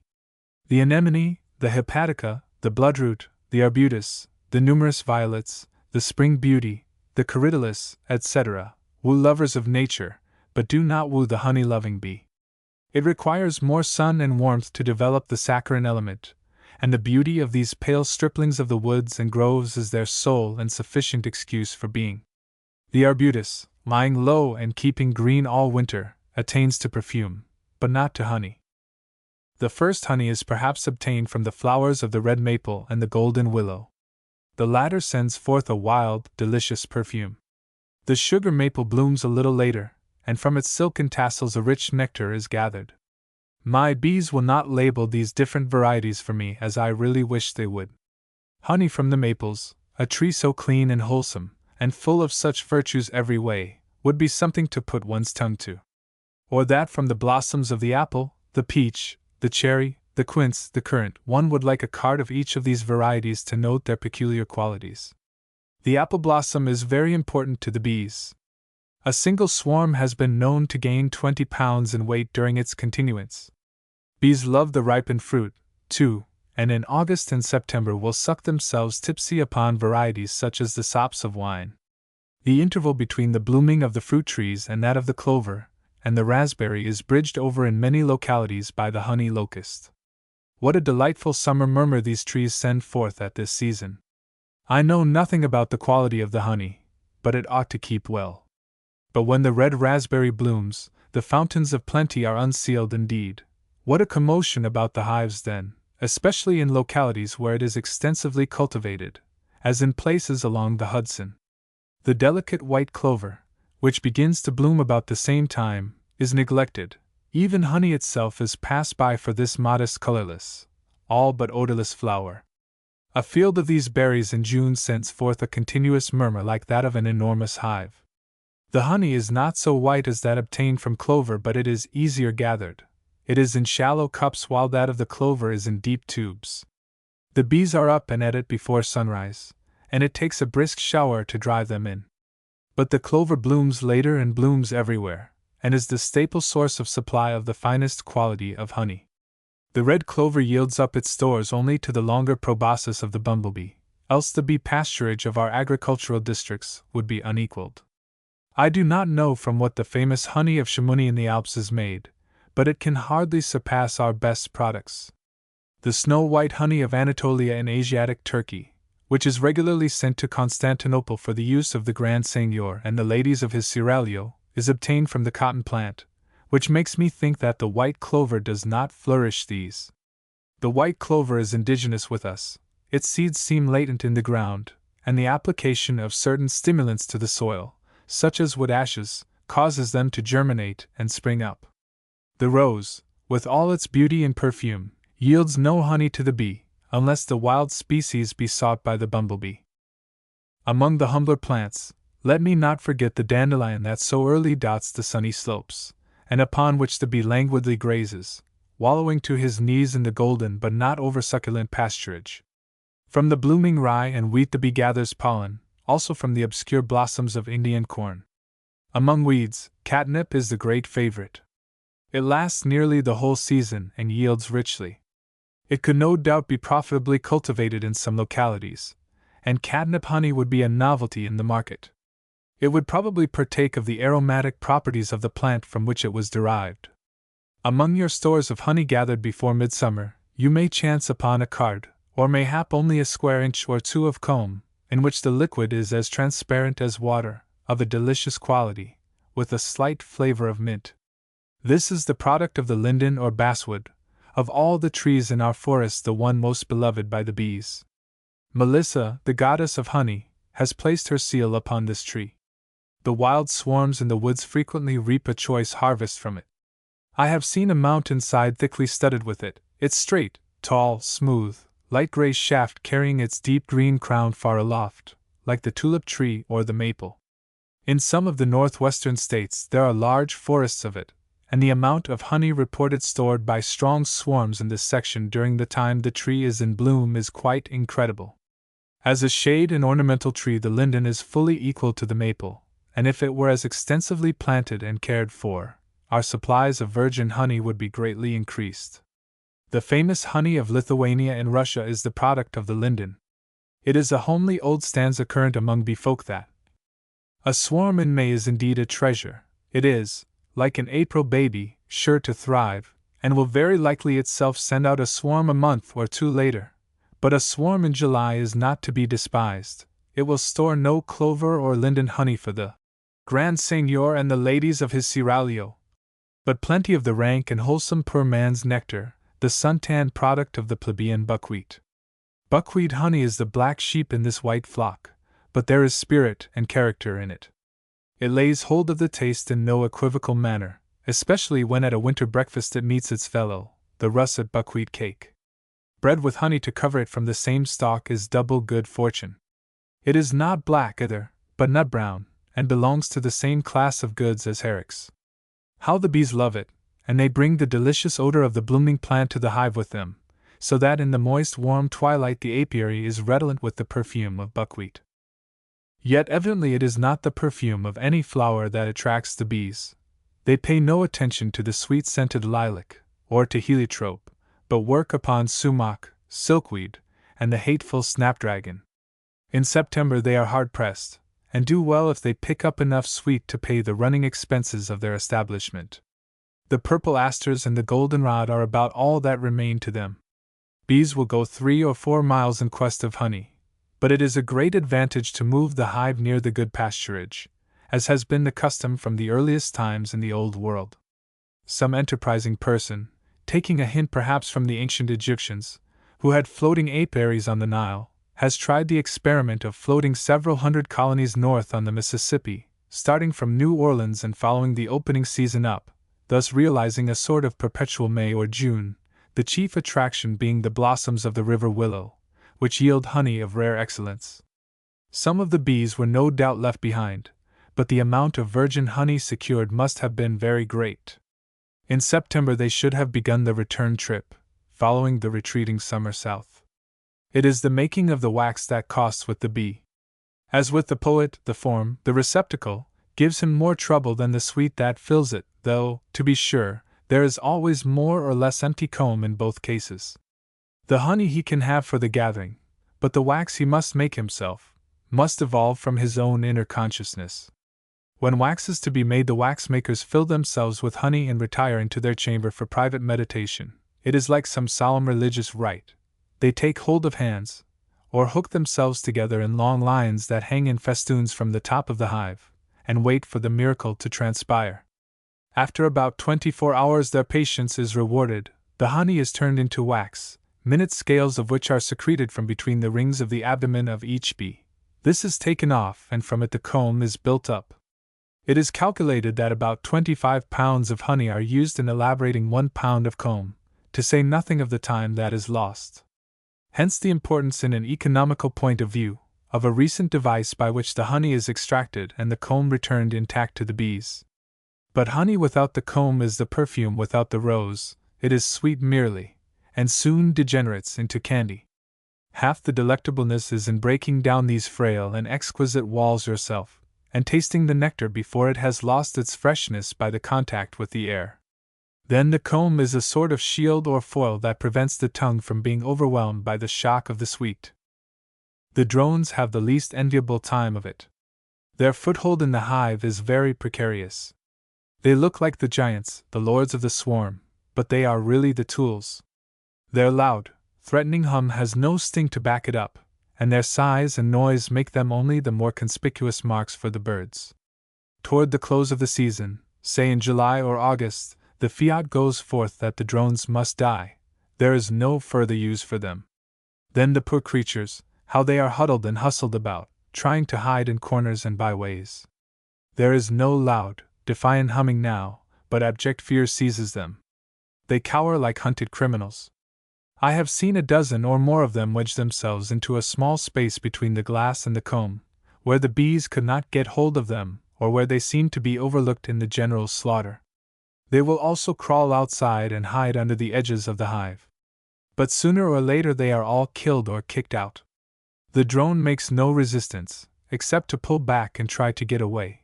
But putting yourself in his place, with one bee a hold of your collar or the hair of your head, and another a hold of each arm or leg, and still another feeling for your waistbands with his sting, the odds are greatly against you. It is a singular fact, also, that the queen is made, not born. If the entire population of Spain or Great Britain were the offspring of one mother, it might be found necessary to hit upon some device by which a royal baby could be manufactured out of an ordinary one, or else give up the fashion of royalty.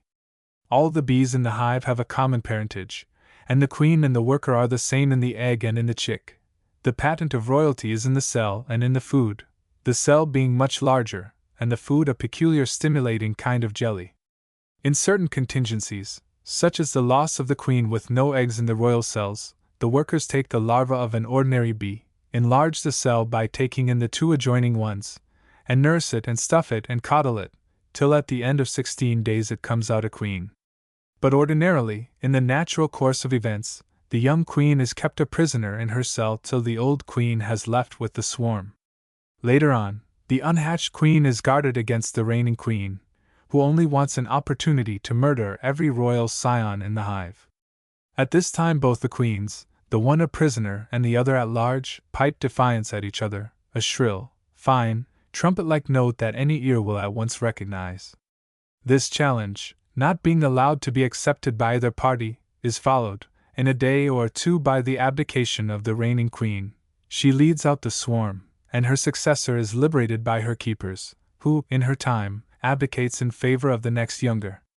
When the bees have decided that no more swarms can issue, the reigning queen is allowed to use her stiletto upon her unhatched sisters. Cases have been known where 2 queens issued at the same time, when a mortal combat ensued, encouraged by the workers, who formed a ring about them, but showed no preference, and recognized the victor as the lawful sovereign. For these and many other curious facts we are indebted to the blind Huber. It is worthy of note that the position of the queen's cells is always vertical, while that of the drones and workers is horizontal. Majesty stands on its head, which fact may be a part of the secret. The notion has always very generally prevailed that the queen of the bees is an absolute ruler, and issues her royal orders to willing subjects. Hence Napoleon I sprinkled the symbolic bees over the imperial mantle that bore the arms of his dynasty, and in the country of the pharaohs the bee was used as the emblem of a people sweetly submissive to the orders of its king. But the fact is, a swarm of bees is an absolute democracy, and kings and despots can find no warrant in their example. The power and authority are entirely vested in the great mass, the workers. They furnish all the brains and foresight of the colony, and administer its affairs. Their word is law, and both king and queen must obey. They regulate the swarming, and give the signal for the swarm to issue from the hive. They select and make ready the tree in the woods and conduct the queen to it. The peculiar office and sacredness of the queen consists in the fact that she is the mother of the swarm, and the bees love and cherish her as a mother, and not as a sovereign. She is the sole female bee in the hive, and the swarm clings to her because she is their life. Deprived of their queen, and of all brood from which to rear one, the swarm loses all heart, and soon dies, though there be an abundance of honey in the hive. The common bees will never use their sting upon the queen. If she is to be disposed of, they starve her to death, and the queen herself will sting nothing but royalty, nothing but a rival queen. The queen, I say, is the mother bee. It is undoubtedly complimenting her to call her a queen and invest her with regal authority, yet she is a superb creature, and looks every inch a queen. It is an event to distinguish her amid the mass of bees when the swarm alights. It awakens a thrill. Before you have seen a queen, you wonder if this or that bee, which seems a little larger than its fellows, is not she, but when you once really set eyes upon her, you do not doubt for a moment. You know that is the queen. That long, elegant, shining, feminine-looking creature can be none less than royalty. How beautifully her body tapers, how distinguished she looks, how deliberate her movements. The bees do not fall down before her, but caress her and touch her person. The drones or males are large bees too, but coarse, blunt, broad-shouldered, masculine-looking. There is but one fact or incident in the life of the queen that looks imperial and authoritative. Huber relates that when the old queen is restrained in her movements by the workers, and prevented from destroying the young queens in their cells, she assumes a peculiar attitude and utters a note that strikes every bee motionless, and makes every head bow. While this sound lasts, not a bee stirs, but all look abashed and humbled. Yet whether the emotion is one of fear, or reverence, or of sympathy, with the distress of the queen mother, is hard to determine. The moment it ceases and she advances again toward the royal cells, the bees bite and pull and insult her as before. I always feel that I have missed some good fortune if I am away from home when my bees swarm. What a delightful summer sound it is! How they come pouring out of the hive, 20 or 30,000 bees each striving to get out first. It is as when the dam gives way and lets the waters loose. It is a flood of bees which breaks upward into the air, and becomes a maze of whirling black lines to the eye and a soft chorus of myriad musical sounds to the ear. This way and that way they drift, now contracting, now expanding, rising, sinking, growing thick about some branch or bush, then dispersing and massing at some other point, till finally they begin to alight in earnest, when in a few moments the whole swarm is collected upon the branch, forming a bunch perhaps as large as a 2-gallon measure. Here they will hang from 1 to 3 or 4 hours, or until a suitable tree in the woods is looked up, when, if they have not been offered a hive in the meantime, they are up and off. In hiving them, if any accident happens to the queen, the enterprise miscarries at once. One day I shook a swarm from a small pear tree into a tin pan, set the pan down on a shawl spread beneath the tree, and put the hive over it. The bees presently all crawled up into it, and all seemed to go well for 10 or 15 minutes, when I observed that something was wrong. The bees began to buzz excitedly and to rush about in a bewildered manner, then they took to the wing and all returned to the parent stock. On lifting up the pan, I found beneath it the queen with 3 or 4 other bees. She had been one of the first to fall, had missed the pan in her descent, and I had set it upon her. I conveyed her tenderly back to the hive, but either the accident terminated fatally with her or else the young queen had been liberated in the interim, and one of them had fallen in combat, for it was 10 days before the swarm issued a second time. No one, to my knowledge, has ever seen the bees house hunting in the woods. Yet there can be no doubt that they look up new quarters either before or on the day the swarm issues. For all bees are wild bees and incapable of domestication, that is, the instinct to go back to nature and take up again their wild abodes in the trees is never eradicated. Years upon years of life in the apiary seems to have no appreciable effect towards their final, permanent domestication. That every new swarm contemplates migrating to the woods seems confirmed by the fact that they will only come out when the weather is favorable to such an enterprise, and that a passing cloud or a sudden wind, after the bees are in the air, will usually drive them back into the parent hive. Or an attack upon them with sand or gravel, or loose earth or water, will quickly cause them to change their plans. I would not even say but that, when the bees are going off, the apparently absurd practice, now entirely discredited by regular beekeepers but still resorted to by unscientific folk, of beating upon tin pans, blowing horns, and creating an uproar generally, might not be without good results. Certainly not by drowning the orders of the queen, but by impressing the bees as with some unusual commotion in nature. Bees are easily alarmed and disconcerted, and I have known runaway swarms to be brought down by a farmer plowing in the field who showered them with handfuls of loose soil. I love to see a swarm go off, if it is not mine, and if mine must go I want to be on hand to see the fun. It is a return to first principles again by a very direct route. The past season I witnessed 2 such escapes. One swarm had come out the day before, and without alighting, had returned to the parent hive, some hitch in the plan, perhaps, or may be the queen had found her wings too weak. The next day they came out again, and were hived. But something offended them, or else the tree in the woods, perhaps some royal old maple or birch holding its head high above all others, with snug, spacious, irregular chambers and galleries, had too many attractions, for they were presently discovered filling the air over the garden, and whirling excitedly around. Gradually they began to drift over the street, a moment more, and they had become separated from the other bees, and drawing together in a more compact mass or cloud, away they went, a humming, flying vortex of bees, the queen in the center, and the swarm revolving around her as a pivot, over meadows, across creeks and swamps, straight for the heart of the mountain, about a mile distant, slow at first, so that the youth who gave chase kept up with them, but increasing their speed till only a foxhound could have kept them in sight. I saw their pursuer laboring up the side of the mountain, saw his white shirt sleeves gleam as he entered the woods, but he returned a few hours afterward without any clue as to the particular tree in which they had taken refuge out of the 10,000 that covered the side of the mountain. The other swarm came out about 1 o'clock of a hot July day, and at once showed symptoms that alarmed the keeper, who, however, threw neither dirt nor water. The house was situated on a steep side hill. Behind it the ground rose, for 100 rods or so, at an angle of nearly 45 degrees, and the prospect of having to chase them up this hill, if chase them we should, promised a good trial of wind at least, for it soon became evident that their course lay in this direction.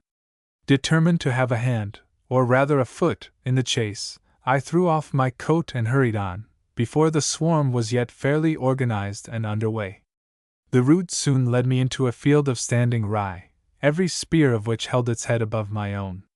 Plunging recklessly forward, my course marked to those watching from below by the agitated and wriggling grain, I emerged from the miniature forest just in time to see the runaways disappearing over the top of the hill, some 50 rods in advance of me.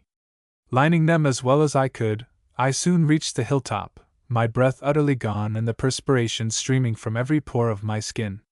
On the other side the country opened deep and wide.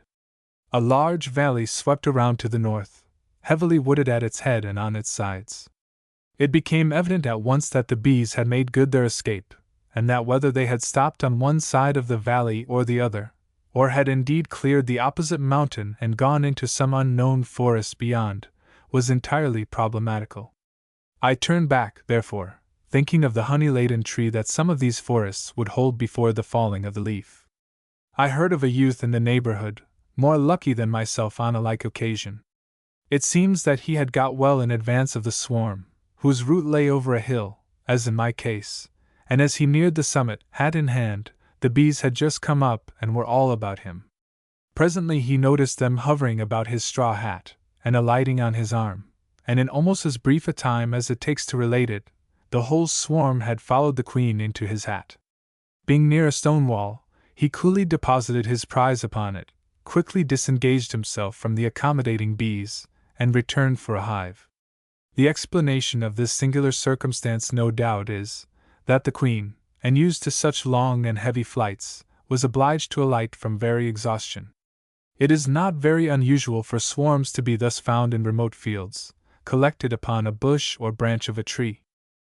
When a swarm migrates to the woods in this manner, the individual bees, as I have intimated, do not move in right lines or straight forward, like a flock of birds, but round and round, like chaff in a whirlwind. Unitedly they form a humming, revolving, nebulous mass, 10 or 15 feet across, which keeps just high enough to clear all obstacles, except in crossing deep valleys, when, of course, it may be very high. The swarm seems to be guided by a line of couriers, which may be seen, at least at the outset, constantly going and coming. As they take a direct course, there is always some chance of following them to the tree, unless they go a long distance, and some obstruction, like a wood, or a swamp, or a high hill, intervenes, enough chance, at any rate, to stimulate the lookers-on to give vigorous chase as long as their wind holds out. If the bees are successfully followed to their retreat, 2 plans are feasible, either to fell the tree at once, and seek to hive them, perhaps bring them home in the section of the tree that contains the cavity, or to leave the tree till fall, then invite your neighbors, and go and cut it, and see the ground flow with honey. The former course is more businesslike, but the latter is the one usually recommended by one's friends and neighbors. Perhaps nearly 1/3 of all the runaway swarms leave when no one is about, and hence are unseen and unheard, save, perchance, by some distant laborers in the field, or by some youth plowing on the side of the mountain, who hears an unusual humming noise, and sees the swarm dimly whirling by overhead, and maybe gives chase. Or he may simply catch the sound, when he pauses, looks quickly around, but sees nothing. When he comes in at night, he tells how he heard or saw a swarm of bees go over, and perhaps from beneath one of the hives in the garden a black mass of bees has disappeared during the day. They are not partial as to the kind of tree: pine, hemlock, elm, birch, maple, hickory, any tree with a good cavity high up or low down. A swarm of mine ran away from the new patent hive I gave them, and took up their quarters in the hollow trunk of an old apple tree across an adjoining field. The entrance was a mouse hole near the ground. Another swarm in the neighborhood deserted their keeper and went into the cornice of an outhouse that stood amid evergreens in the rear of a large mansion.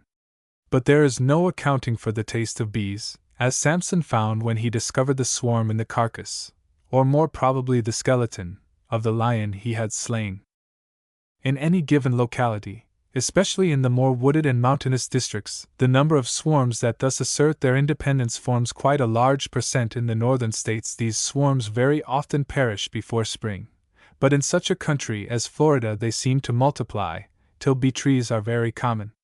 In the West, also, wild honey is often gathered in large quantities. I noticed not long since that some woodchoppers on the west slope of the Coast Range felled a tree that had several pailfuls in it. One night on the Potomac, a party of us unwittingly made our camp near the foot of a bee tree, which next day the winds of heaven blew down, for our special delectation, at least so we read the sign. Another time, while sitting by a waterfall in the leafless April woods, I discovered a swarm in the top of a large hickory. I had the season before remarked the tree as a likely place for bees, but the screen of leaves concealed them from me. This time my former presentiment occurred to me, and looking sharply, sure enough there were the bees, going out and in a large, irregular opening.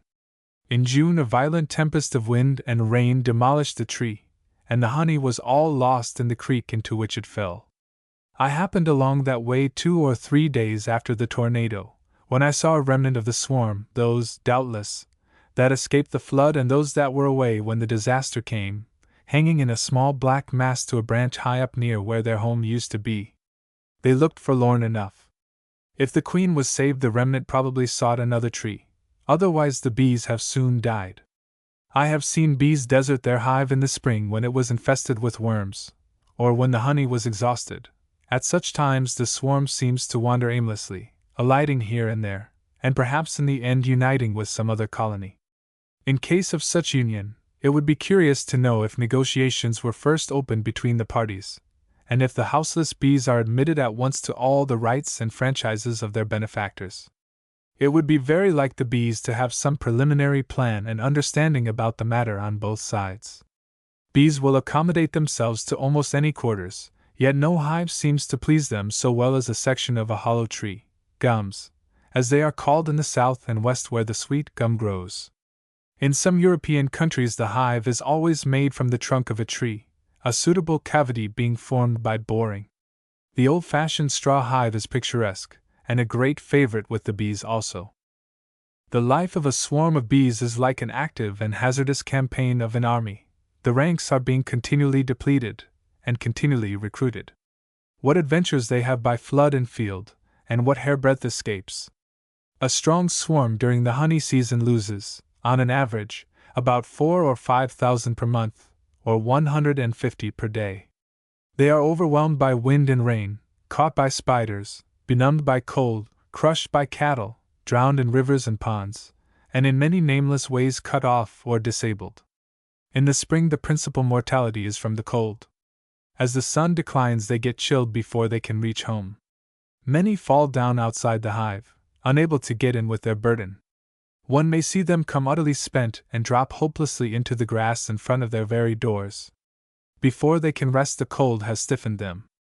I go out in April and May and pick them up by the handfuls, their baskets loaded with pollen, and warm them in the sun or in the house, or by the simple warmth of my hand, until they can crawl into the hive. Heat is their life, and an apparently lifeless bee may be revived by warming him. I have also picked them up while rowing on the river and seen them safely to shore. It is amusing to see them come hurrying home when there is a thunderstorm approaching.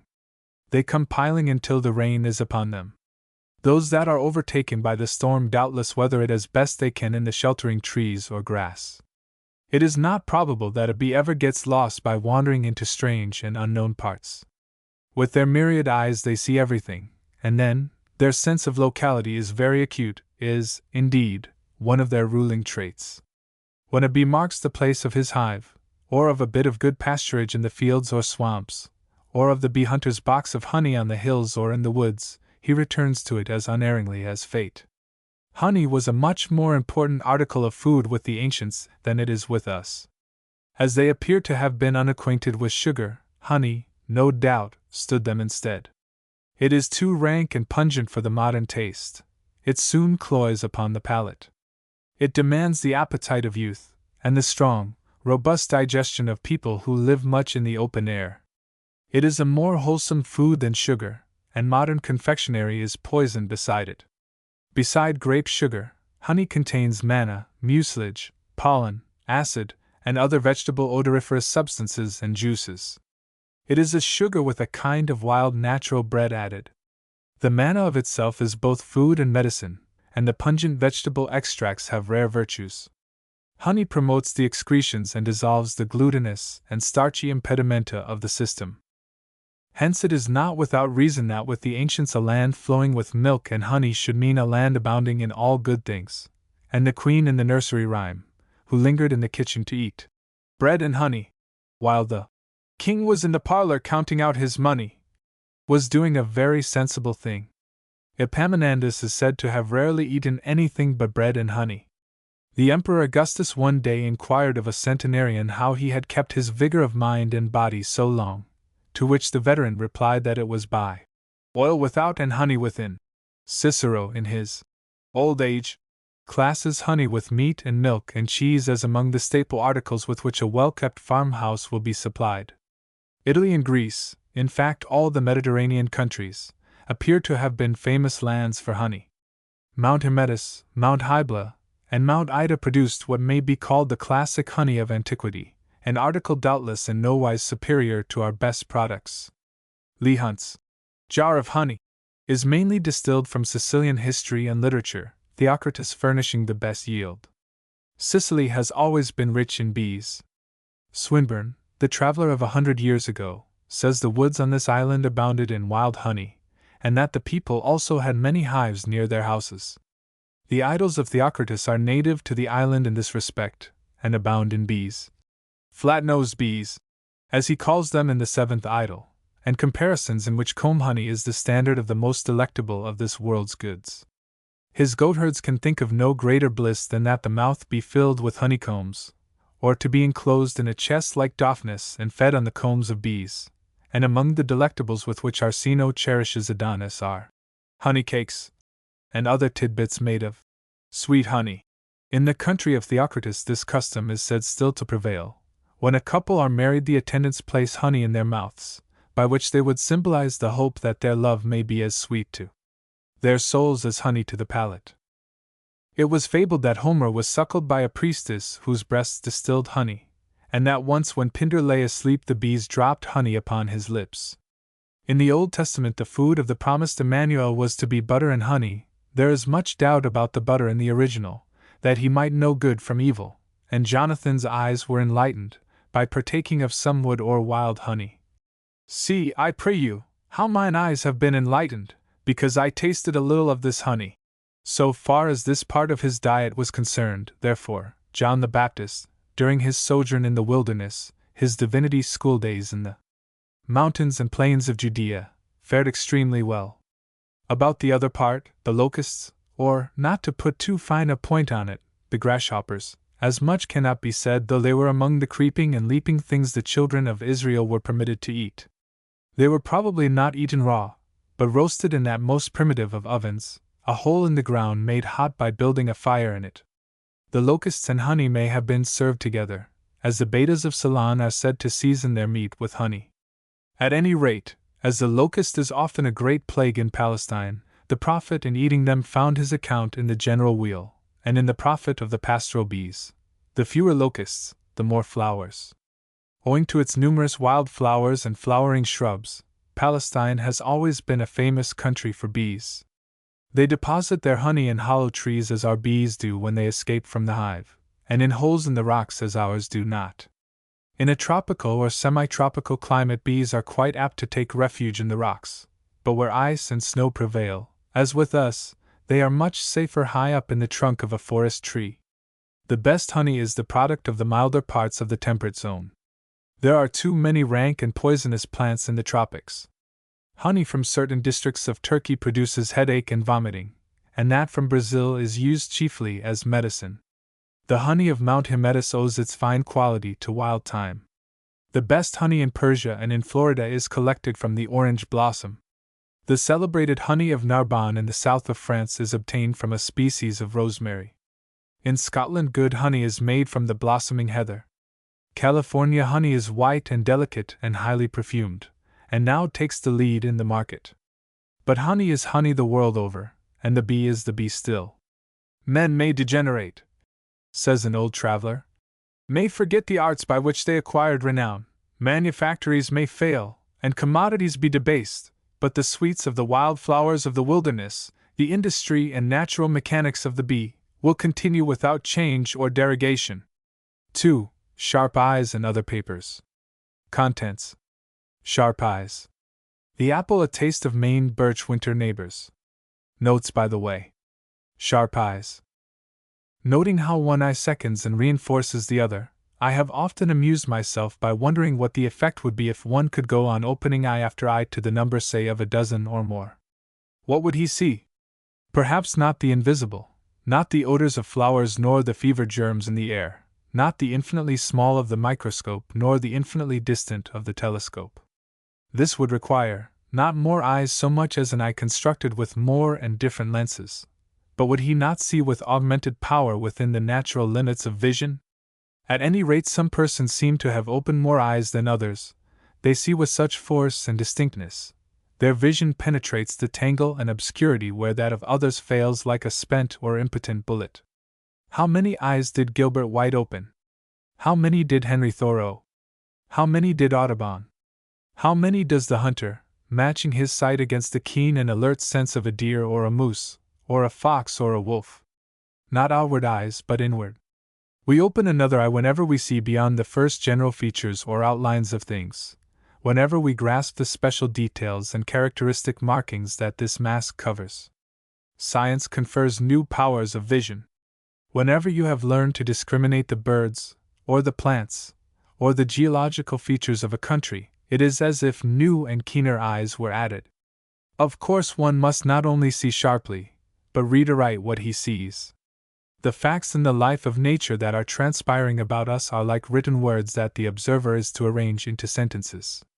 Or the writing is in cipher, and he must furnish the key. A female oriole was one day observed very much preoccupied under a shed where the refuse from the horse stable was thrown. She hopped about among the barn fowls, scolding them sharply when they came too near her. The stable, dark and cavernous, was just beyond. The bird, not finding what she wanted outside, boldly ventured into the stable, and was presently captured by the farmer. What did she want? Was the query. What, but a horsehair for her nest which was in an apple tree near by, and she was so bent on having one that I have no doubt she would have tweaked one out of the horse's tail had he been in the stable. Later in the season I examined her nest, and found it sewed through and through with several long horse hairs, so that the bird persisted in her search till the hair was found. Little dramas and tragedies and comedies, little characteristic scenes, are always being enacted in the lives of the birds, if our eyes are sharp enough to see them. Some clever observer saw this little comedy played among some English sparrows and wrote an account of it in his newspaper. It is too good not to be true. A male bird brought to his box a large, fine goose feather, which is a great find for a sparrow and much coveted. After he had deposited his prize and chattered his gratulations over it, he went away in quest of his mate. His next-door neighbor, a female bird, seeing her chance, quickly slipped in and seized the feather, and here the wit of the bird came out, for instead of carrying it into her own box she flew with it to a near tree and hid it in a fork of the branches, then went home, and when her neighbor returned with his mate was innocently employed about her own affairs. The proud male, finding his feather gone, came out of his box in a high state of excitement, and with wrath in his manner and accusation on his tongue, rushed into the cot of the female.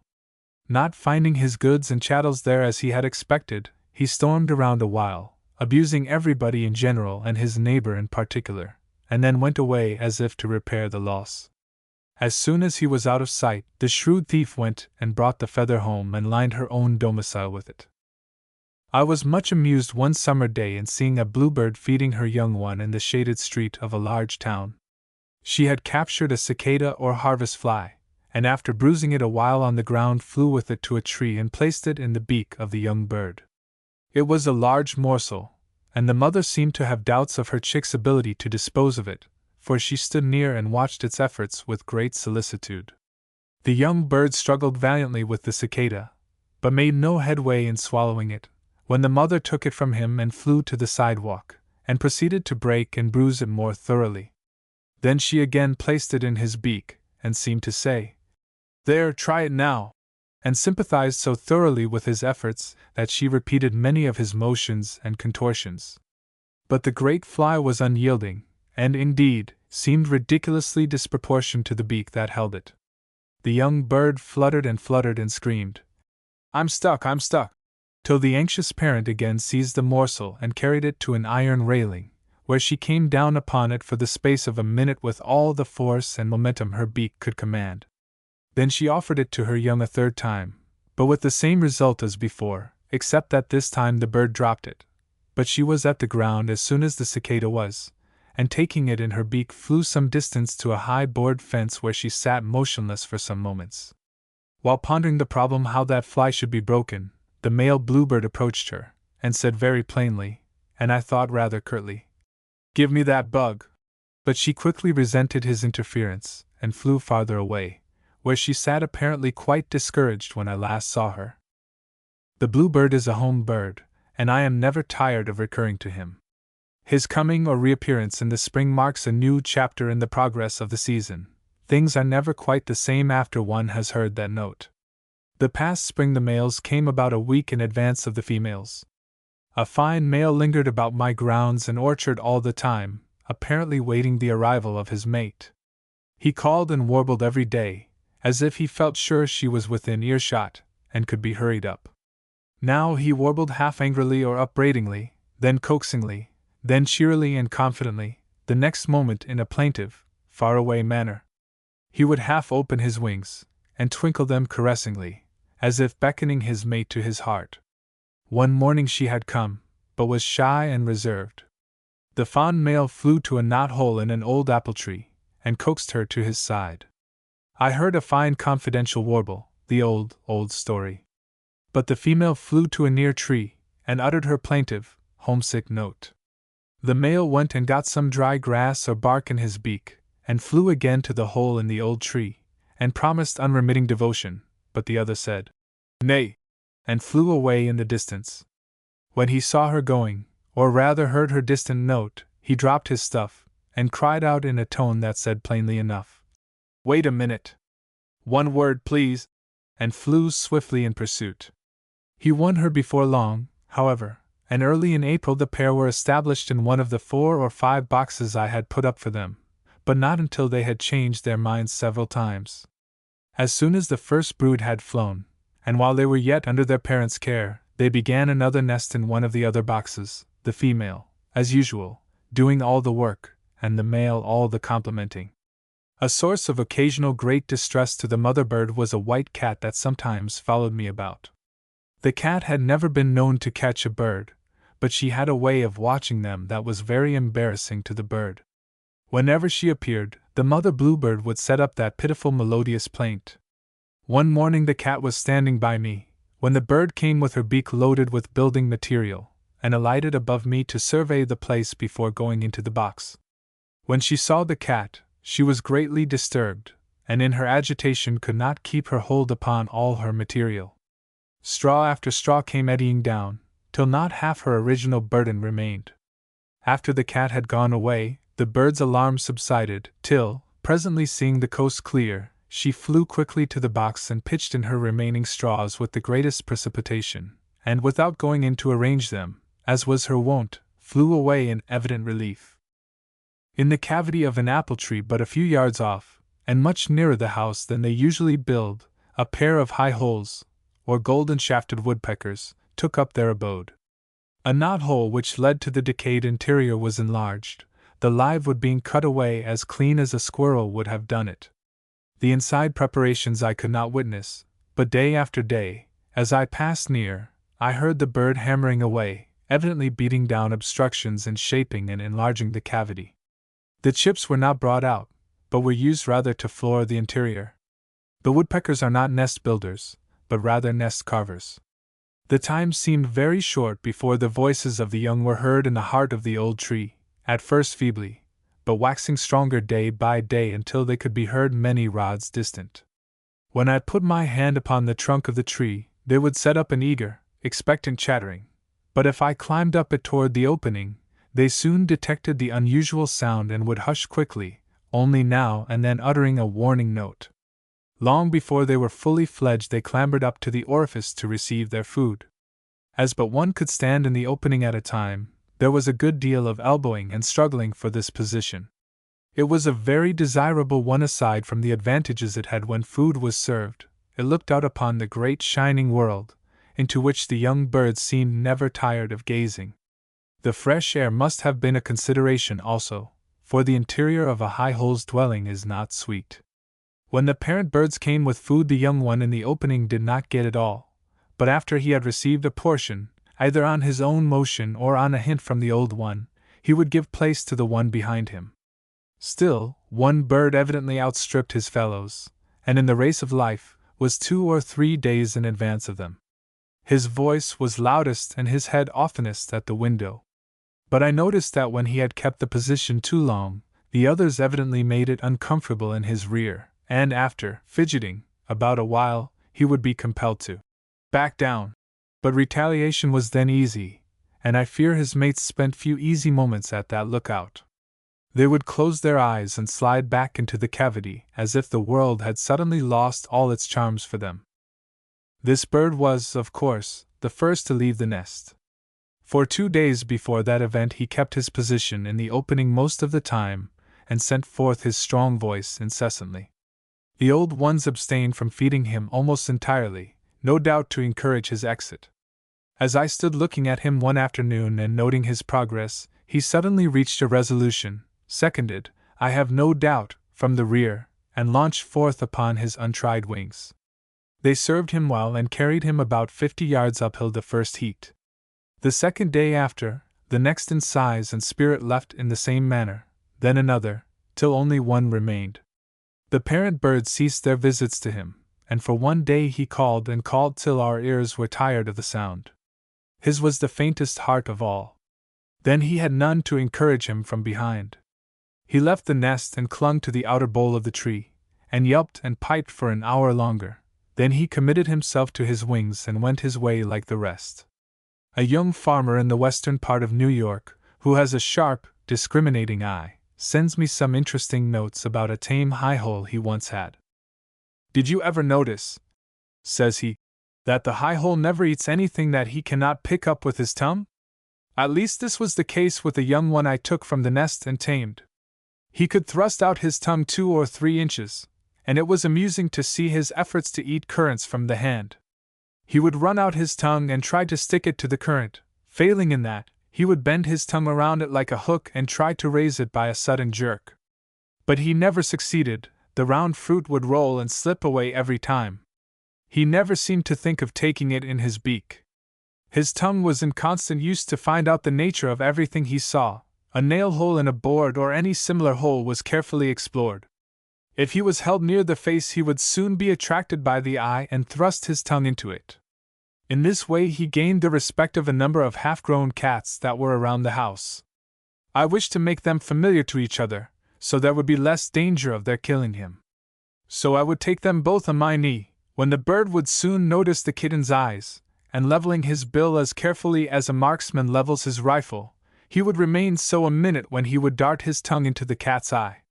This was held by the cats to be very mysterious, being struck in the eye by something invisible to them. They soon acquired such a terror of him that they would avoid him and run away whenever they saw his bill turned in their direction. He never would swallow a grasshopper even when it was placed in his throat. He would shake himself until he had thrown it out of his mouth.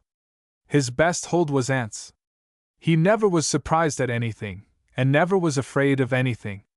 He would drive the turkey gobbler and the rooster. He would advance upon them holding one wing up as high as possible, as if to strike with it, and shuffle along the ground toward them, scolding all the while in a harsh voice. I feared at first that they might kill him, but I soon found that he was able to take care of himself. I would turn over stones and dig into anthills for him, and he would lick up the ants so fast that a stream of them seemed going into his mouth unceasingly. I kept him till late in the fall, when he disappeared, probably going south, and I never saw him again. My correspondent also sends me some interesting observations about the cuckoo. He says a large gooseberry bush standing in the border of an old hedgerow, in the midst of open fields, and not far from his house, was occupied by a pair of cuckoos for 2 seasons in succession, and, after an interval of a year, for 2 seasons more. This gave him a good chance to observe them. He says the mother bird lays a single egg, and sits upon it a number of days before laying the second, so that he has seen one young bird nearly grown, a second just hatched, and a whole egg all in the nest at once. So far as I have seen, this is the settled practice, the young leaving the nest one at a time to the number of 6 or 8. The young have quite the look of the young of the dove in many respects. When nearly grown they are covered with long blue pin feathers as long as darning needles, without a bit of plumage on them. They part on the back and hang down on each side by their own weight. With its curious feathers and misshapen body the young bird is anything but handsome. They never open their mouths when approached, as many young birds do, but sit perfectly still, hardly moving when touched. He also notes the unnatural indifference of the mother bird when her nest and young are approached. She makes no sound, but sits quietly on a near branch in apparent perfect unconcern. These observations, together with the fact that the egg of the cuckoo is occasionally found in the nests of other birds, raise the inquiry whether our bird is slowly relapsing into the habit of the European species, which always foists its egg upon other birds, or whether, on the other hand, it is not mending its manners in this respect. It has but little to unlearn or to forget in the one case, but great progress to make in the other.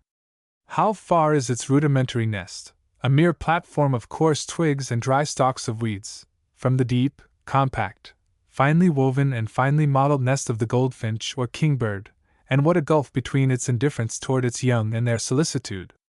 Its irregular manner of laying also seems better suited to a parasite like our cowbird, or the European cuckoo, than to a regular nest builder. This observer, like most sharp-eyed persons, sees plenty of interesting things as he goes about his work. He one day saw a white swallow, which is of rare occurrence. He saw a bird, a sparrow he thinks, fly against the side of a horse and fill his beak with hair from the loosened coat of the animal. He saw a shrike pursue a chickadee, when the latter escaped by taking refuge in a small hole in a tree. One day in early spring he saw 2 hen hawks that were circling and screaming high in air, approach each other, extend a claw, and clasping them together, fall toward the earth flapping and struggling as if they were tied together. On nearing the ground they separated and soared aloft again.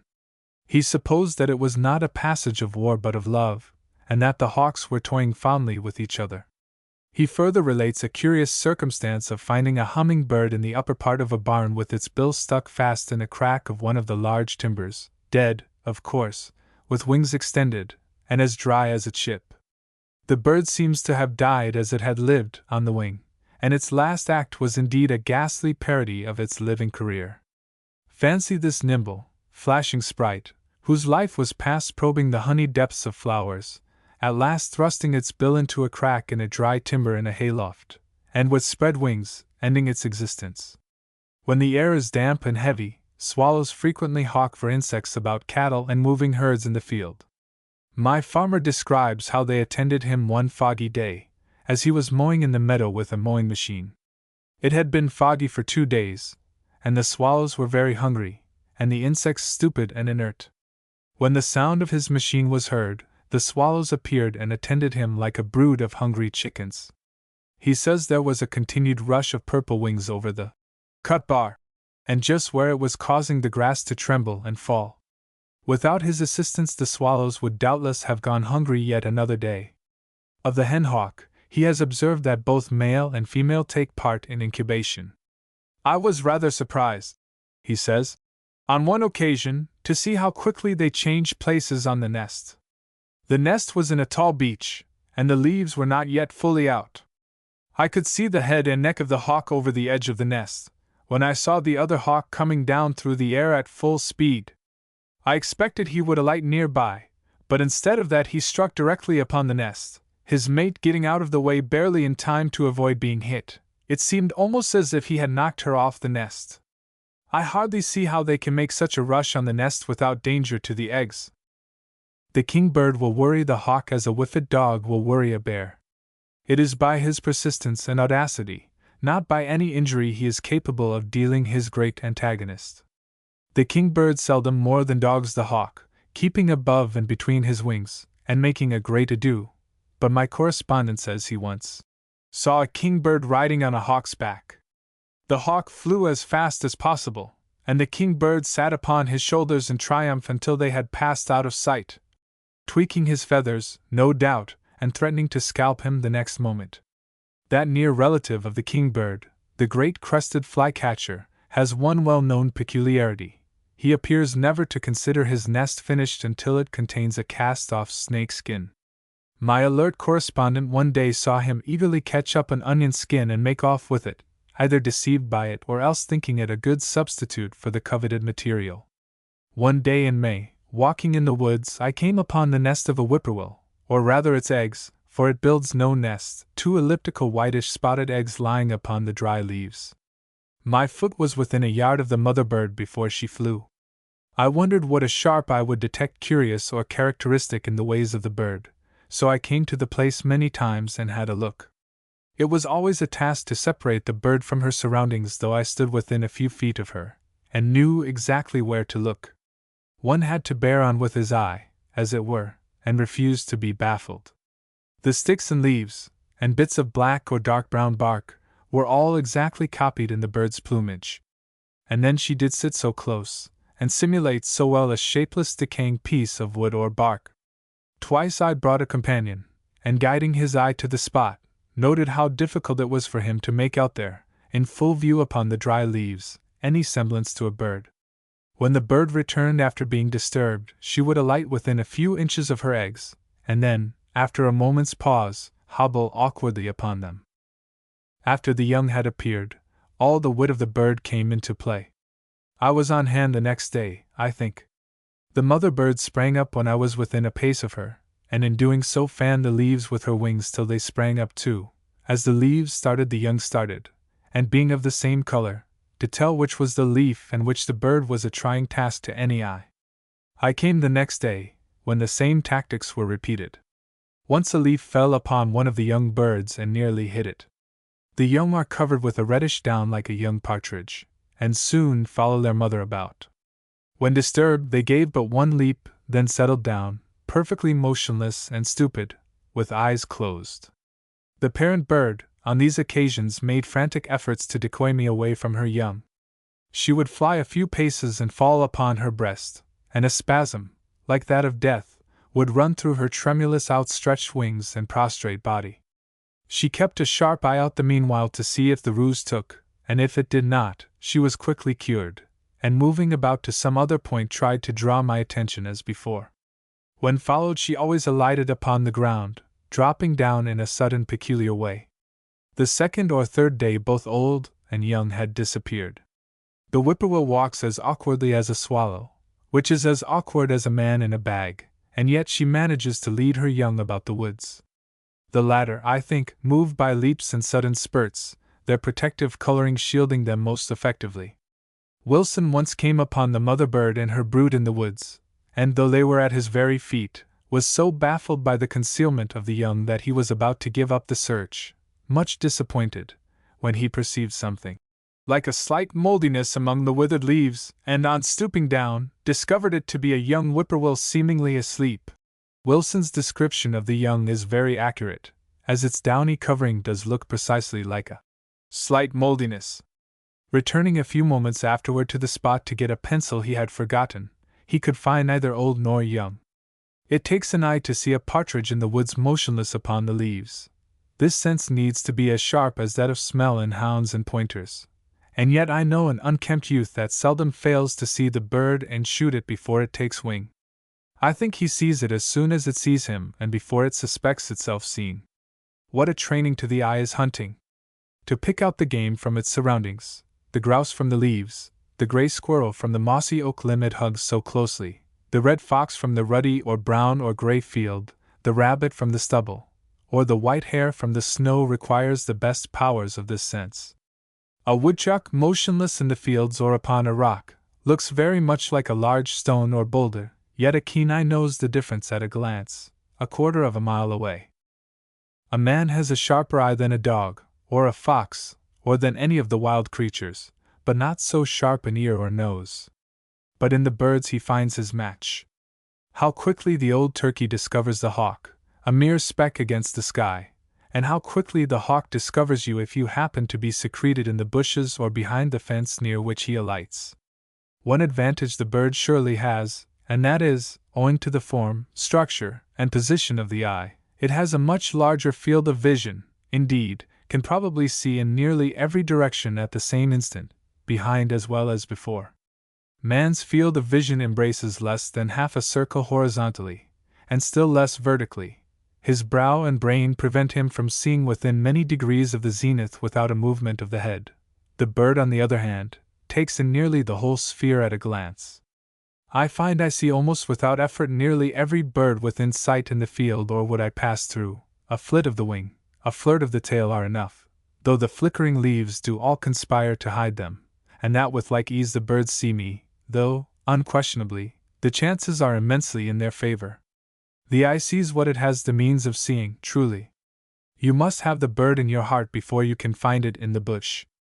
The eye must have purpose and aim. No one ever yet found the walking fern who did not have the walking fern in his mind. A person whose eye is full of Indian relics picks them up in every field he walks through. One season I was interested in the tree frogs, especially the tiny piper that one hears about the woods and brushy fields. The hyla of the swamps become a denizen of the trees. I had never seen him in this new role. But this season, having hylas in mind, or rather being ripe for them, I several times came across them. One Sunday, walking amid some bushes, I captured two. They leaped before me as doubtless they had done many times before. But though I was not looking for or thinking of them, yet they were quickly recognized, because the eye had been commissioned to find them. On another occasion, not long afterward, I was hurriedly loading my gun in the October woods in hopes of overtaking a gray squirrel that was fast escaping through the treetops, when one of these Lilliput frogs, the color of the fast yellowing leaves, leaped near me. I saw him only out of the corner of my eye and yet bagged him, because I had already made him my own. Nevertheless, the habit of observation is the habit of clear and decisive gazing. Not by a first casual glance, but by a steady, deliberate aim of the eye are the rare and characteristic things discovered. You must look intently, and hold your eye firmly to the spot, to see more than do the rank and file of mankind. The sharpshooter picks out his man and knows him with fatal certainty from a stump, or a rock, or a cap on a pole. The phrenologists do well to locate, not only form, color, and weight, in the region of the eye, but also a faculty which they call individuality, that which separates, discriminates, and sees in every object its essential character. This is just as necessary to the naturalist as to the artist, or the poet. The sharp eye notes specific points and differences, it seizes upon and preserves the individuality of the thing. Persons frequently describe to me some bird they have seen or heard and ask me to name it, but in most cases the bird might be any one of a dozen, or else it is totally unlike any bird found in this continent. They have either seen falsely or else vaguely. Not so the farm youth who wrote me one winter day that he had seen a single pair of strange birds, which he describes as follows. They were about the size of the chippet, the tops of their heads were red, and the breast of the male was of the same color, while that of the female was much lighter. Their rumps were also faintly tinged with red. If I have described them so that you would know them, please write me their names. There can be little doubt but the young observer had seen a pair of red poles, a bird related to the goldfinch, and that occasionally comes down to us in the winter from the far north.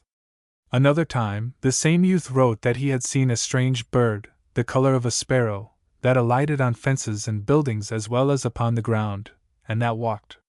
This last fact shoved the youth's discriminating eye and settled the case. I knew it to be a species of the lark, and from the size, color, season, etc., the titlark. But how many persons would have observed that the bird walked instead of hopped? Some friends of mine who lived in the country tried to describe to me a bird that built a nest in a tree within a few feet of the house. As it was a brown bird, I should have taken it for a wood thrush, had not the nest been described as so thin and loose that from beneath the eggs could be distinctly seen. The most pronounced feature in the description was the barred appearance of the underside of the bird's tail. I was quite at sea, until one day, when we were driving out, a cuckoo flew across the road in front of us, when my friends exclaimed, "There is our bird!" I had never known a cuckoo to build near a house, and I had never noted the appearance the tail presents when viewed from beneath. But if the bird had been described in its most obvious features, as slender, with a long tail, cinnamon brown above and white beneath, with a curved bill, anyone who knew the bird would have recognized the portrait. We think we have looked at a thing sharply until we are asked for its specific features. I thought I knew exactly the form of the leaf of the tulip tree, until one day a lady asked me to draw the outline of one. A good observer is quick to take a hint and to follow it up. Most of the facts of nature, especially in the life of the birds and animals, are well screened. We do not see the play because we do not look intently enough. The other day I was sitting with a friend upon a high rock in the woods, near a small stream, when we saw a water snake swimming across a pool toward the opposite bank. Any eye would have noted it, perhaps nothing more. A little closer and sharper gaze revealed the fact that the snake bore something in its mouth, which, as we went down to investigate, proved to be a small catfish, 3 or 4 inches long. The snake had captured it in the pool, and, like any other fisherman, wanted to get its prey to dry land, although itself lived mostly in the water.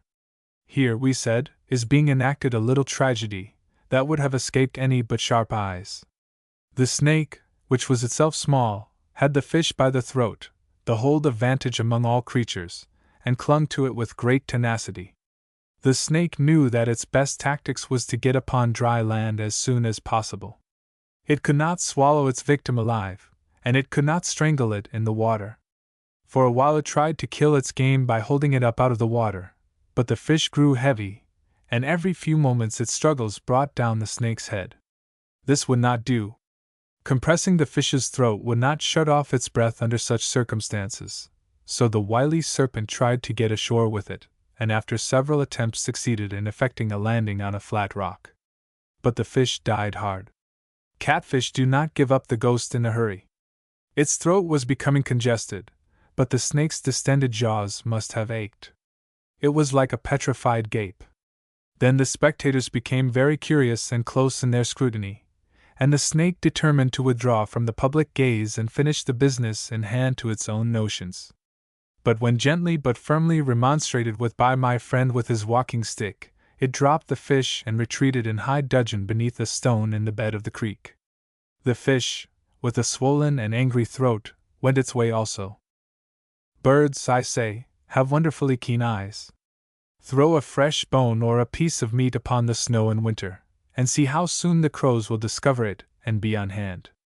If it be near the house or barn, the crow that first discovers it will alight near it, to make sure he is not deceived, then he will go away, and soon return with a companion. The two alight a few yards from the bone, and after some delay, during which the vicinity is sharply scrutinized, one of the crows advances boldly to within a few feet of the coveted prize. Here he pauses, and if no trick is discovered, and the meat be indeed meat, he seizes it and makes off. One midwinter I cleared away the snow under an apple tree near the house and scattered some corn there. I had not seen a blue jay for weeks, yet that very day one found my corn, and after that several came daily and partook of it, holding the kernels under their feet upon the limbs of the trees and pecking them vigorously. Of course the woodpecker and his kind have sharp eyes. Still I was surprised to see how quickly Downy found out some bones that were placed in a convenient place under the shed to be pounded up for the hens. In going out to the barn I often disturbed him making a meal off the bite of meat that still adhered to them. "Look intently enough at anything," said a poet to me one day, "and you will see something that would otherwise escape you." I thought of the remark as I sat on a stump in an opening of the woods one spring day. I saw a small hawk approaching. He flew to a tall tulip tree and alighted on a large limb near the top. He eyed me and I eyed him. Then the bird disclosed a trait that was new to me. He hopped along the limb to a small cavity near the trunk, when he thrust in his head and pulled out some small object and fell to eating it. After he had partaken of it for some minutes he put the remainder back in his larder and flew away. I had seen something like feathers eddying slowly down as the hawk ate, and on approaching the spot found the feathers of a sparrow here and there clinging to the bushes beneath the tree. The hawk, then, commonly called the chicken hawk, is as provident as a mouse or a squirrel, and lays by a store against the time of need, but I should not have discovered the fact had I not held my eye on him. An observer of the birds is attracted by any unusual sound or commotion among them. In May or June, when other birds are most vocal, the jay is a silent bird. He goes sneaking about the orchards and the groves as silent as a pickpocket. He is robbing birds' nests, and he is very anxious that nothing should be said about it. But in the fall none so quick and loud to cry, "Thief, thief!" as he. One December morning a troop of jays discovered a little screech owl secreted in the hollow trunk of an old apple tree near my house. How they found the owl out is a mystery, since it never ventures forth in the light of day, but they did, and proclaimed the fact with great emphasis. I suspect the bluebirds first told them, for these birds are constantly peeping into holes and crannies, both spring and fall. Some unsuspecting bird had probably entered the cavity prospecting for a place for next year's nest, or else looking out a likely place to pass a cold night, and then had rushed out with important news. A boy who should unwittingly venture into a bear's den when Bruin was at home could not be more astonished and alarmed than a bluebird would be on finding itself in the cavity of a decayed tree with an owl. At any rate, the bluebirds joined the jays in calling the attention of all whom it might concern to the fact that a culprit of some sort was hiding from the light of day in the old apple tree. I heard the notes of warning and alarm and approached to within eye-shot. The bluebirds were cautious and hovered about uttering their peculiar twittering calls, but the jays were bolder and took turns looking in at the cavity, and deriding the poor shrinking owl. A jay would alight in the entrance of the hole and flirt and peer and attitudinize, and then fly away crying, "Thief, thief, thief!" at the top of his voice. I climbed up and peered into the opening, and could just descry the owl clinging to the inside of the tree. I reached in and took him out, giving little heed to the threatening snapping of his beak. He was as red as a fox and as yellow-eyed as a cat. He made no effort to escape, but planted his claws in my forefinger, and clung there with a grip that soon grew uncomfortable. I placed him in the loft of an outhouse in hopes of getting better acquainted with him. By day he was a very willing prisoner, scarcely moving at all, even when approached and touched with the hand, but looking out upon the world with half-closed, sleepy eyes. But at night what a change! How alert, how wild, how active! He was like another bird. He darted about with wide, fearful eyes, and regarded me like a cornered cat. I opened the window, and swiftly, but as silent as a shadow, he glided out into the congenial darkness, and perhaps, ere this, has revenged himself upon the sleeping jay or bluebird that first betrayed his hiding place. The apple. Not a little of the sunshine of our northern winters is surely wrapped up in the apple. How could we winter over without it? How is life sweetened by its mild acids? A cellar well filled with apples is more valuable than a chamber filled with flax and wool. So much sound ruddy life to draw upon, to strike one's roots down into, as it were. Especially to those whose soil of life is inclined to be a little clayey and heavy, is the apple a winter necessity. It is the natural antidote of most of the ills the flesh is heir to. Full of vegetable acids and aromatics, qualities which act as refrigerants and antiseptics, what an enemy it is to jaundice, indigestion, torpidity of liver, etc. It is a gentle spur and tonic to the whole biliary system.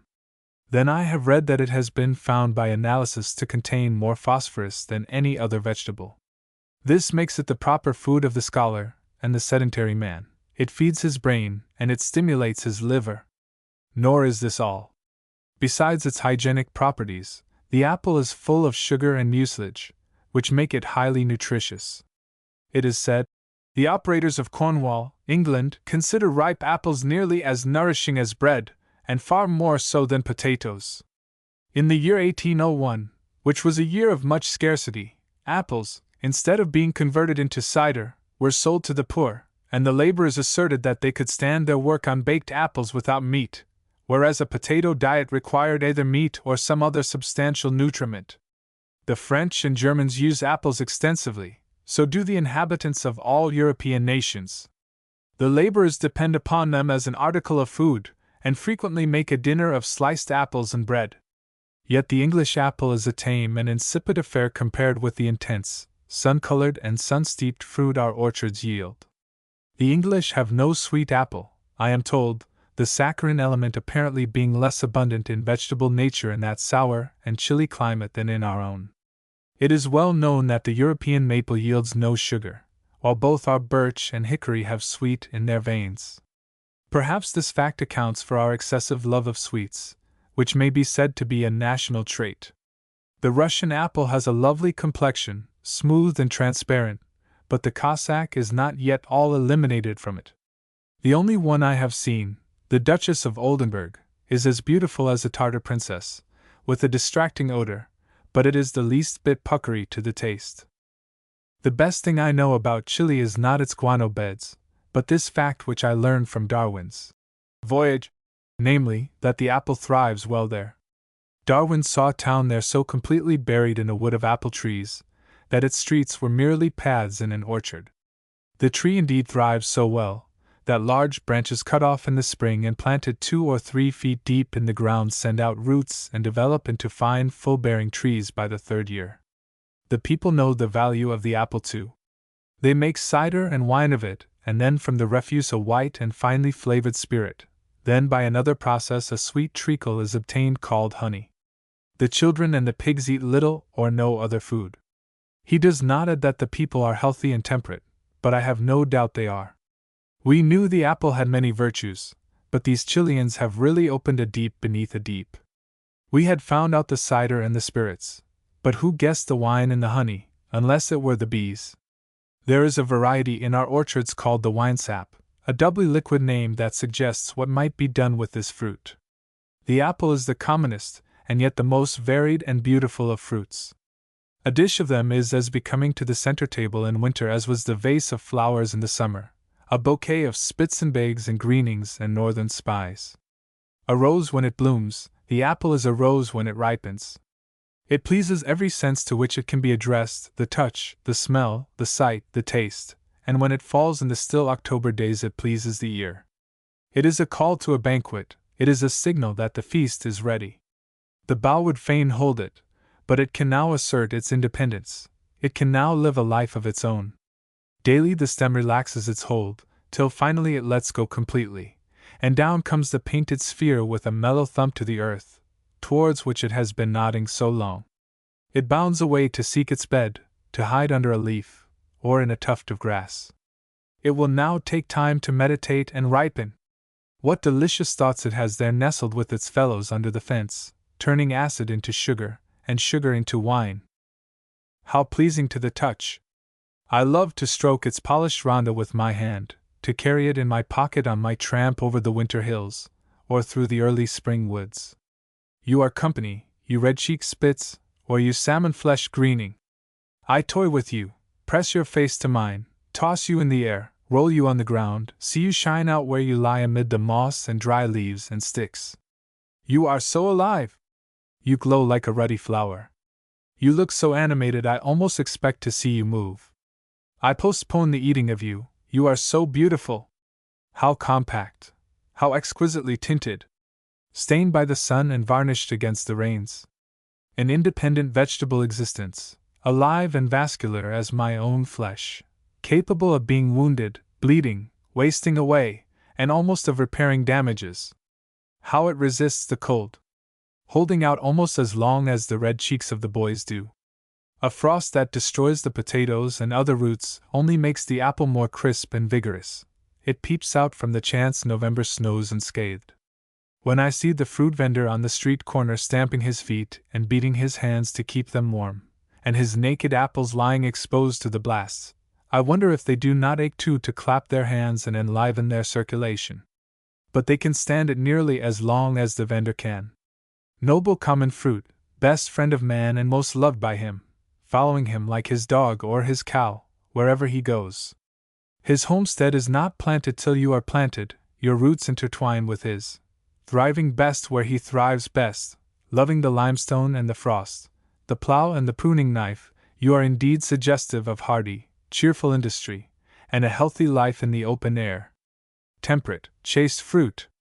You mean neither luxury nor sloth, either satiety nor indolence, neither enervating heats nor the frigid zones. Uncloying fruit, fruit whose best sauce is the open air, whose finest flavors only he whose taste is sharpened by brisk work or walking knows. Winter fruit, when the fire of life burns brightest, fruit always a little hyperborean, leaning towards the cold, bracing, subacid, active fruit. I think you must come from the north, you are so frank and honest, so sturdy and appetizing. You are stocky and homely like the northern races. Your quality is Saxon. Surely the fiery and impetuous south is not akin to you.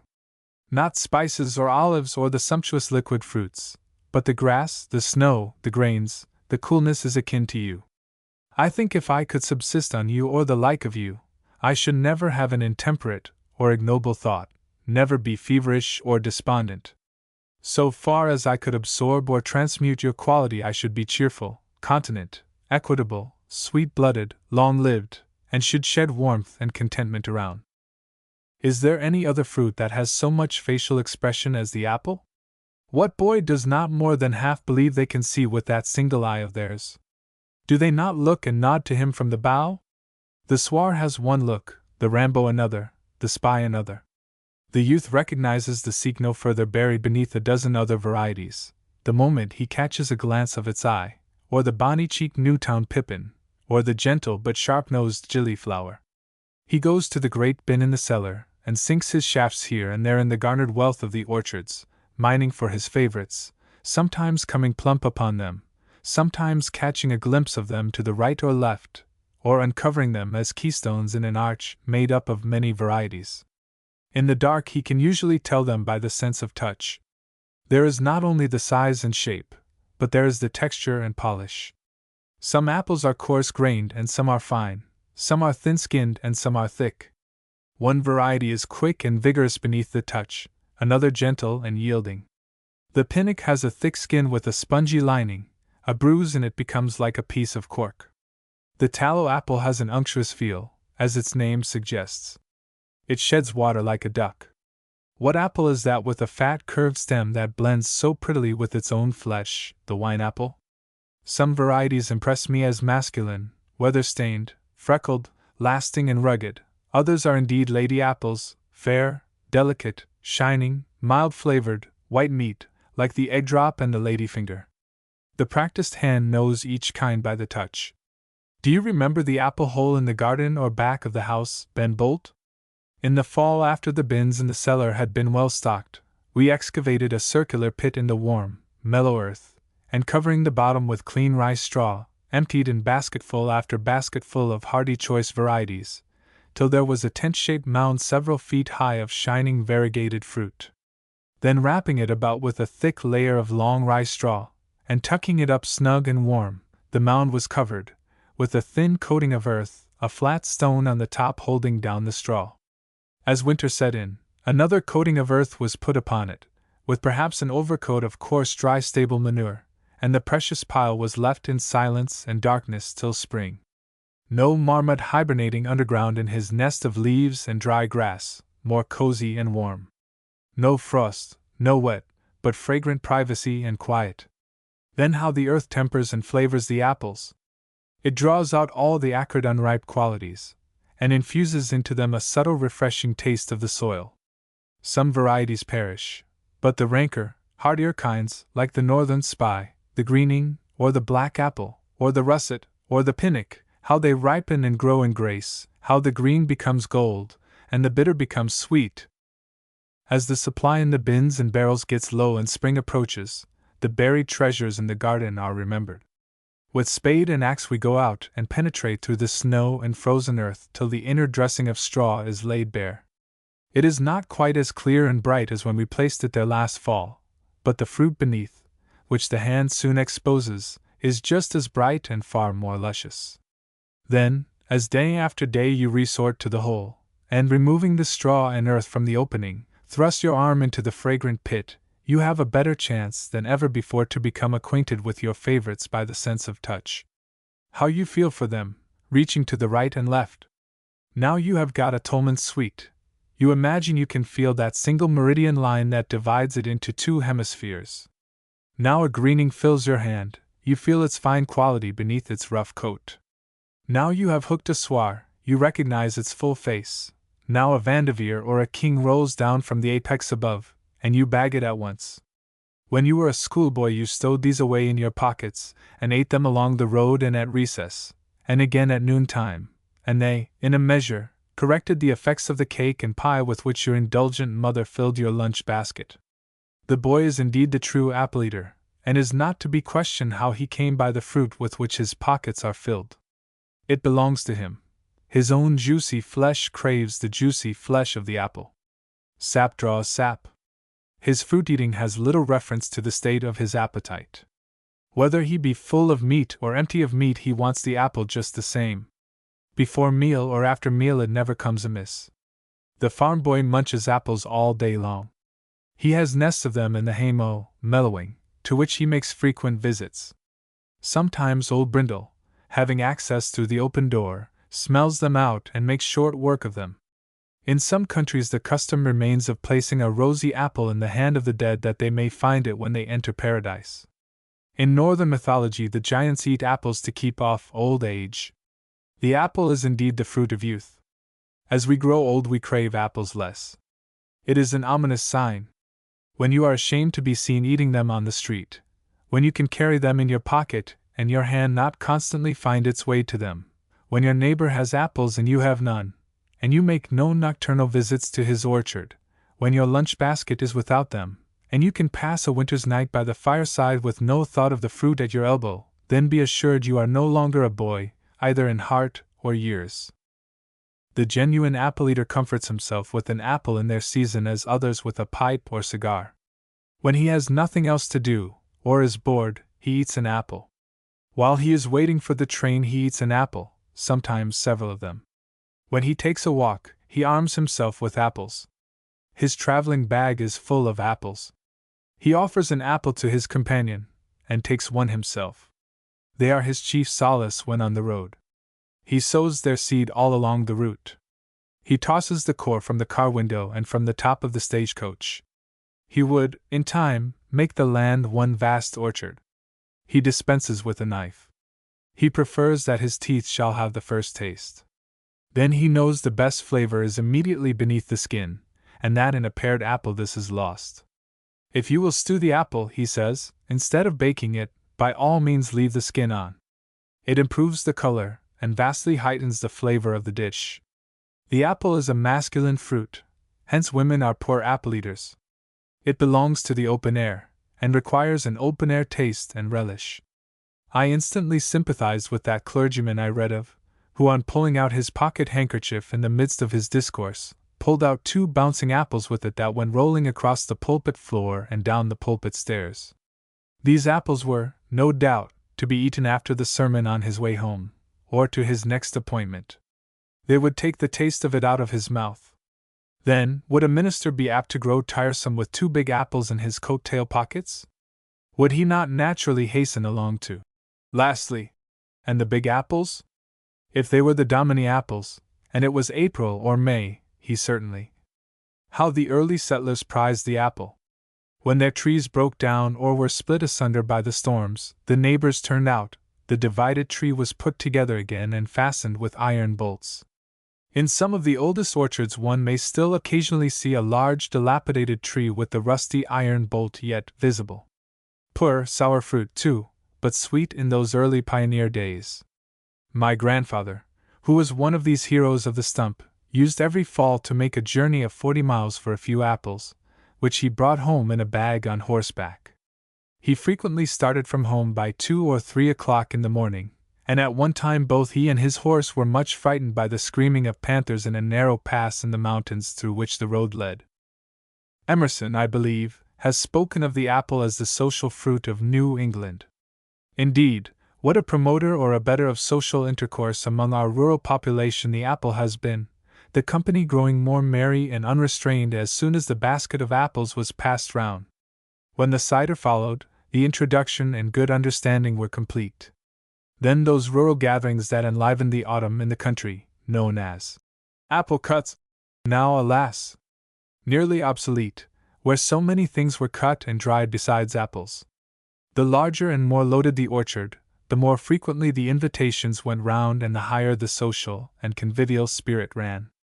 Ours is eminently a country of the orchard. Horace Greeley said he had seen no land in which the orchard formed such a prominent feature in the rural and agricultural districts. Nearly every farmhouse in the eastern and northern states has its setting or its background of apple trees, which generally date back to the first settlement of the farm. Indeed, the orchard, more than almost any other thing, tends to soften and humanize the country, and to give the place of which it is an adjunct, a settled, domestic look. The apple tree takes the rawness and wildness off any scene. On the top of a mountain, or in remote pastures, it sheds the sentiment of home. It never loses its domestic air, or lapses into a wild state.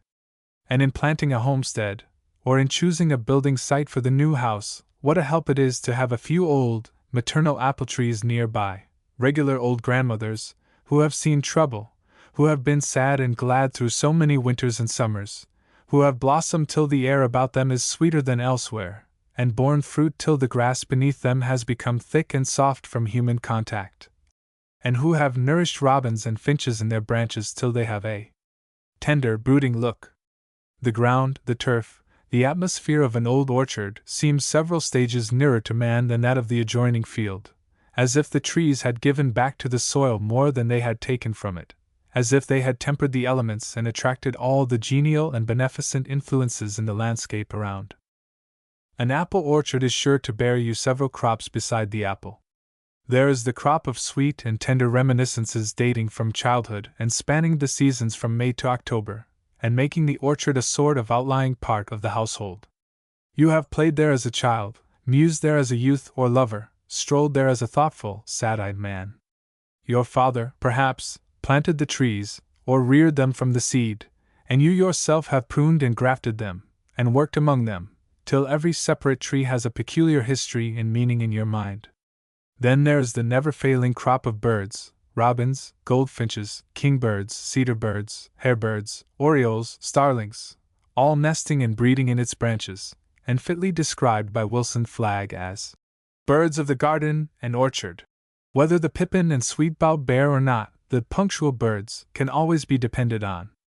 Indeed, there are few better places to study ornithology than in the orchard. Besides its regular occupants, many of the birds of the deeper forest find occasion to visit it during the season. The cuckoo comes for the tent caterpillar, the jay for frozen apples, the ruffed grouse for buds, the crow foraging for birds' eggs, the woodpecker and chickadees for their food, and the high-hole for ants. The redbird comes too, if only to see what a friendly covert its branches form, and the wood thrush now and then comes out of the grove near by, and nests alongside of its cousin, the robin. The smaller hawks know that this is a most likely spot for their prey, and in spring the shy northern warblers may be studied as they pause to feed on the fine insects amid its branches. The mice love to dwell here also, And hither comes from the near woods the squirrel and the rabbit. The latter will put his head through the boy's slipper noose any time for taste of the sweet apple, and the red squirrel and chipmunk esteem its seeds a great rarity. All the domestic animals love the apple, but none so much so as the cow. The taste of it wakes her up as few other things do, and bars and fences must be well looked after. No need to assort them or pick out the ripe ones for her. An apple is an apple, and there is no best about it. I heard of a quick-witted old cow that learned to shake them down from the tree. While rubbing herself, she had observed that an apple sometimes fell. This stimulated her to rub a little harder, when more apples fell. She then took the hint and rubbed her shoulder with such vigor that the farmer had to check her and keep an eye on her to save his fruit. But the cow is the friend of the apple. How many trees she has planted about the farm, in the edge of the woods, and in remote fields and pastures. The wild apples, celebrated by Thoreau, are mostly of her planting. She browses them down to be sure, but they are hers, and why should she not? What an individuality the apple tree has, each variety being nearly as marked by its form as by its fruit. What a vigorous grower, for instance, is the Ribston pippin, an English apple. Wide-branching like the oak, and its large ridgy fruit, in late fall or early winter, is one of my favorites. Or the thick and more pendant top of the bellflower, with its equally rich, sprightly, uncloying fruit. Sweet apples are perhaps the most nutritious, and when baked are a feast in themselves. With a tree of the Jersey sweet or of Tolman's sweeting in bearing, no man's table need be devoid of luxuries and one of the most wholesome of all deserts. Or the red astrakhan, an August apple, what a gap may be filled in the culinary department of a household at this season, by a single tree of this fruit. And what a feast is its shining crimson coat to the eye before its snow-white flesh has reached the tongue. But the apple of apples for the household is the Spitzenberg. In this casket Pomona has put her highest flavors. It can stand the ordeal of cooking and still remain a Spitz. I recently saw a barrel of these apples from the orchard of a fruit grower in the northern part of New York, who has devoted special attention to this variety. They were perfect gems. Not large, that had not been the aim, but small, fair, uniform, and red to the core. How intense, how spicy and aromatic! But all the excellences of the apple are not confined to the cultivated fruit. Occasionally a seedling springs up about the farm that produces fruit of rare beauty and worth. In sections peculiarly adapted to the apple, like a certain belt along the Hudson River, I have noticed that most of the wild unbidden trees bear good, edible fruit. In cold and ungenial districts, the seedlings are mostly sour and crabbed, but in more favorable soils they are oftener mild and sweet. I know wild apples that ripen in August, and that do not need, if it could be had, Thoreau's sauce of sharp November air to be eaten with. At the foot of a hill near me and striking its roots deep in the shale, is a giant specimen of native tree that bears an apple that has about the clearest, waxiest, most transparent complexion I ever saw. It is good size, and the color of a tea rose. Its quality is best appreciated in the kitchen.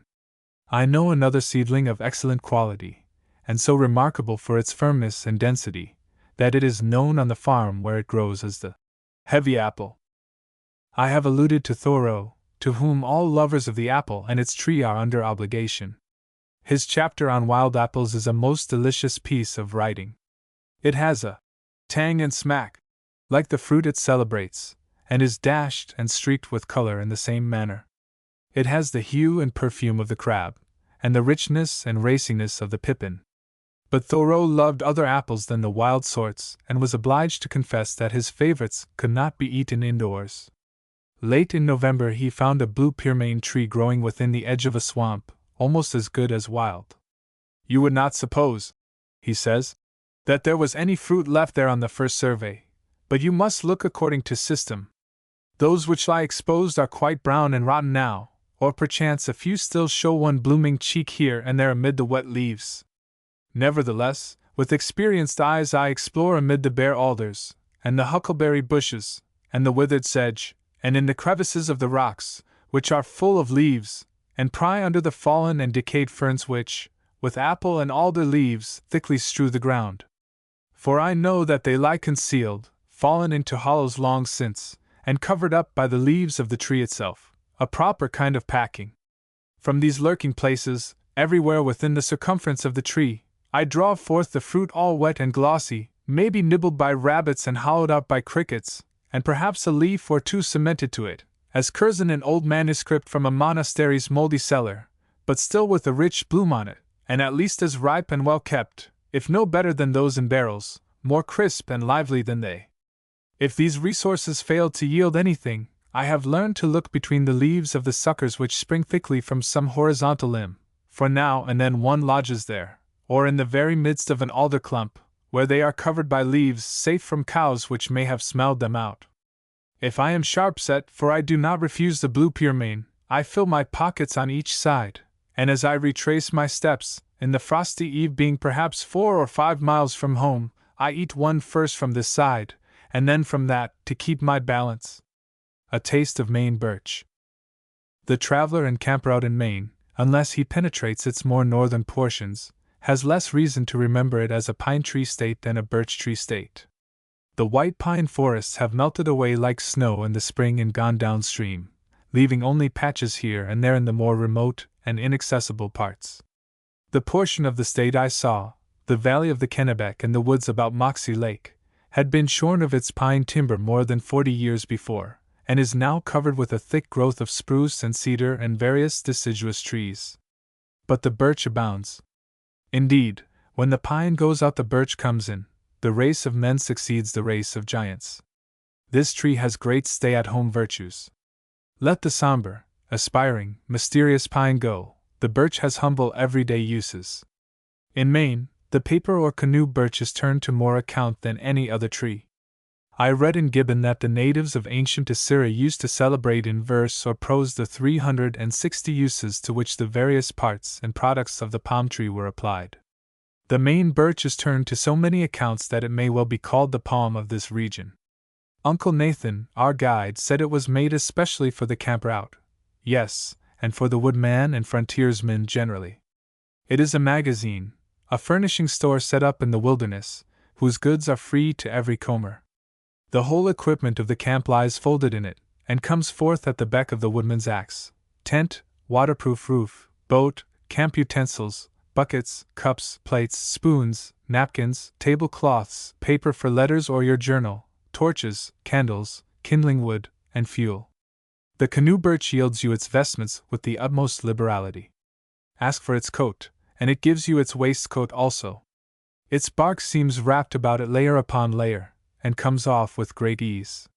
We saw many rude structures and cabins shingled and sided with it, and haystacks capped with it. Near a maple sugar camp there was a large pile of birch bark sap buckets, each bucket made of a piece of bark about a yard square, folded up as the tinman folds up a sheet of tin to make a square vessel, the corners bent around against the sides and held by a wooden pin. When, one day, we were overtaken by a shower in traveling through the woods, our guide quickly stripped large sheets of the bark from a near tree, and we had each a perfect umbrella as by magic. When the rain was over, and we moved on, I wrapped mine about me like a large leather apron, and it shielded my clothes from the wet bushes. When we came to a spring, Uncle Nathan would have a birch bark cup ready before any of us could get a tin one out of his knapsack, and I think water never tasted so sweet as from one of these bark cups. It is exactly the thing. It just fits the mouth, and it seems to give new virtues to the water. It makes me thirsty now when I think of it. In our camp at Moxie we made a large birch bark box to keep the butter in, and the butter in this box, covered with some leafy boughs, I think improved in flavor day by day. Maine butter needs something to mollify and sweeten it a little, and I think birch bark will do it. In camp Uncle Nathan often drank his tea and coffee from a bark cup. The china closet in the birch tree was always handy, and our vulgar tinware was generally a good deal mixed, and the kitchen maid not at all particular about dishwashing. We all tried the oatmeal with the maple syrup in one of these dishes, and the stewed mountain cranberries, using a birch bark spoon, and never found service better. Uncle Nathan declared he could boil potatoes in a bark kettle, and I did not doubt him. Instead of sending our soiled napkins and table spreads to the wash, we rolled them up into candles and torches, and drew daily upon our stores in the forest for new ones. But the great triumph of the birch is of course the bark canoe. When Uncle Nathan took us out under his little woodshed, and showed us, or rather modestly permitted us to see, his nearly finished canoe, it was like a first glimpse of some new and unknown genius of the woods or streams. It sat there on the chips and shavings and fragments of bark like some shy delicate creature just emerged from its hiding place, or like some wild flower just opened. It was the first boat of the kind I had ever seen, and it filled my eye completely. What woodcraft it indicated, and what a wild free life, sylvan life, it promised! It had such a fresh, aboriginal look as I had never before seen in any kind of handiwork. Its clear yellow-red color would have become the cheek of an Indian maiden. Then its supple curves and swells, its sinewy stays and thwarts, its bow-like contour, its tomahawk stem and stern rising quickly and sharply from its frame, were all vividly suggestive of the race from which it came. An old Indian had taught Uncle Nathan the art, and the soul of the ideal red man looked out of the boat before us. Uncle Nathan had spent 2 days ranging the mountains looking for a suitable tree, and had worked nearly a week on the craft. It was 12 feet long, and would seat and carry 5 men nicely. 3 trees contribute to the making of a canoe besides the birch, namely, the white cedar for ribs and lining, the spruce for roots and fibers to sew its joints and bind its frame, and the pine for pitch or rosin to stop its seams and cracks. It is handmade and homemade, or rather wood-made, in a sense that no other craft is, except a dugout, and it suggests a taste and a refinement that few products of civilization realize. The design of a savage, it yet looks like the thought of a poet, and its grace and fitness haunt the imagination. I suppose its production was the inevitable result of the Indian's wants and surroundings, but that does not detract from its beauty. It is, indeed, one of the fairest flowers the thorny plant of necessity ever bore. Our canoe, as I have intimated, was not yet finished when we first saw it, nor yet when we took it up, with its architect, upon our metaphorical backs and bore it to the woods. It lacked part of its cedar lining and the rosin upon its joints, and these were added after we reached our destination. Though we were not indebted to the birch tree for our guide, Uncle Nathan, as he was known in all the country, yet he matched well these woodsy products and conveniences. The birch tree had given him a large part of his tuition, and kneeling in his canoe and making it shoot noiselessly over the water with that subtle yet indescribably expressive and athletic play of the muscles of the back and shoulders, the boat and the man seemed born of the same spirit. He had been a hunter and trapper for over 40 years, he had grown gray in the woods, had ripened and matured there, and everything about him was as if the spirit of the woods had had the ordering of it. His whole make-up was in a minor and subdued key, like the moss and the lichens, or like the protective coloring of the game, everything but his quick sense and penetrative glance. He was as gentle and modest as a girl. His sensibilities were like plants that grow in the shade. The woods and the solitudes had touched him with their own softening and refining influence, had indeed shed upon his soil of life a rich deep leaf mold that was delightful, and that nursed, half concealed, the tenderest and wildest growths. There was grit enough back of and beneath it all, but he presented none of the rough and repelling traits of character of the conventional backwoodsman. In the spring he was a driver of logs on the Kennebec, usually having charge of a large gang of men. In the winter he was a solitary trapper and hunter in the forests. Our first glimpse of Maine waters was Pleasant Pond, which we found by following a white, rapid, musical stream from the Kennebec 3 miles back into the mountains. Maine waters are for the most part dark-complexioned, Indian-colored streams, but Pleasant Pond is a pale-face among them both in name and nature. It is the only strictly silver lake I ever saw. Its waters seem almost artificially white and brilliant, though of remarkable transparency. I think I detected minute shining motes held in suspension in it. As for the trout, they are veritable bars of silver until you have cut their flesh, when they are the reddest of gold. They have no crimson or other spots, and the straight lateral line is but a faint pencil mark. They appear to be a species of lake trout peculiar to these waters, uniformly from 10 to 12 inches in length. And these beautiful fish, at the time of our visit, last of August, at least, were to be taken only in deep water upon a hook baited with salt pork. And then you needed a letter of introduction to them. They were not to be tempted or cajoled by strangers. We did not succeed in raising a fish, although instructed how it was to be done, until one of the natives, a young and obliging farmer living hard by, came and lent his countenance to the enterprise. I sat in one end of the boat and he in the other. My pork was the same as his, and I maneuvered it as directed, and yet those fish knew his hook from mine in 60 feet of water, and preferred it 4 times in 5. Evidently they did not bite because they were hungry, but solely for old acquaintance' sake. Pleasant Pond is an irregular sheet of water, 2 miles or more in its greatest diameter, with high, rugged mountains rising up from its western shore, and low rolling hills sweeping back from its eastern and northern, covered by a few sterile farms. I was never tired, when the wind was still, of floating along its margin and gazing down into its marvelously translucent depths. The boulders and fragments of rocks were seen, at a depth of 25 or 30 feet, strewing its floor, and apparently as free from any covering of sediment as when they were dropped there by the old glaciers eons ago. Our camp was amid a dense grove of second growth of white pine on the eastern shore, where, for one, I found a most admirable cradle in a little depression, outside of the tent, carpeted with pine needles, in which to pass the night. The camper out is always in luck if he can find, sheltered by the trees, a soft hole in the ground, even if he has a stone for a pillow. The earth must open its arms a little for us even in life, if we are to sleep well upon its bosom.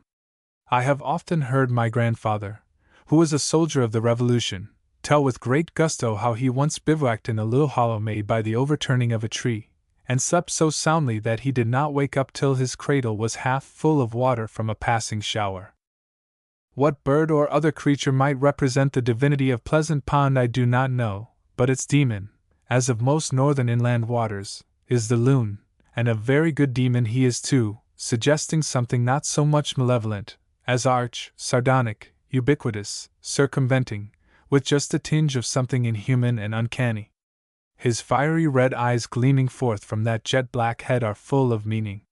Then his strange hoarse laughter by day and his weird, doleful cry at night, like that of a lost and wandering spirit, recall no other bird or beast. He suggests something almost supernatural in his alertness and amazing quickness, cheating the shot and the bullet of the sportsman out of their aim.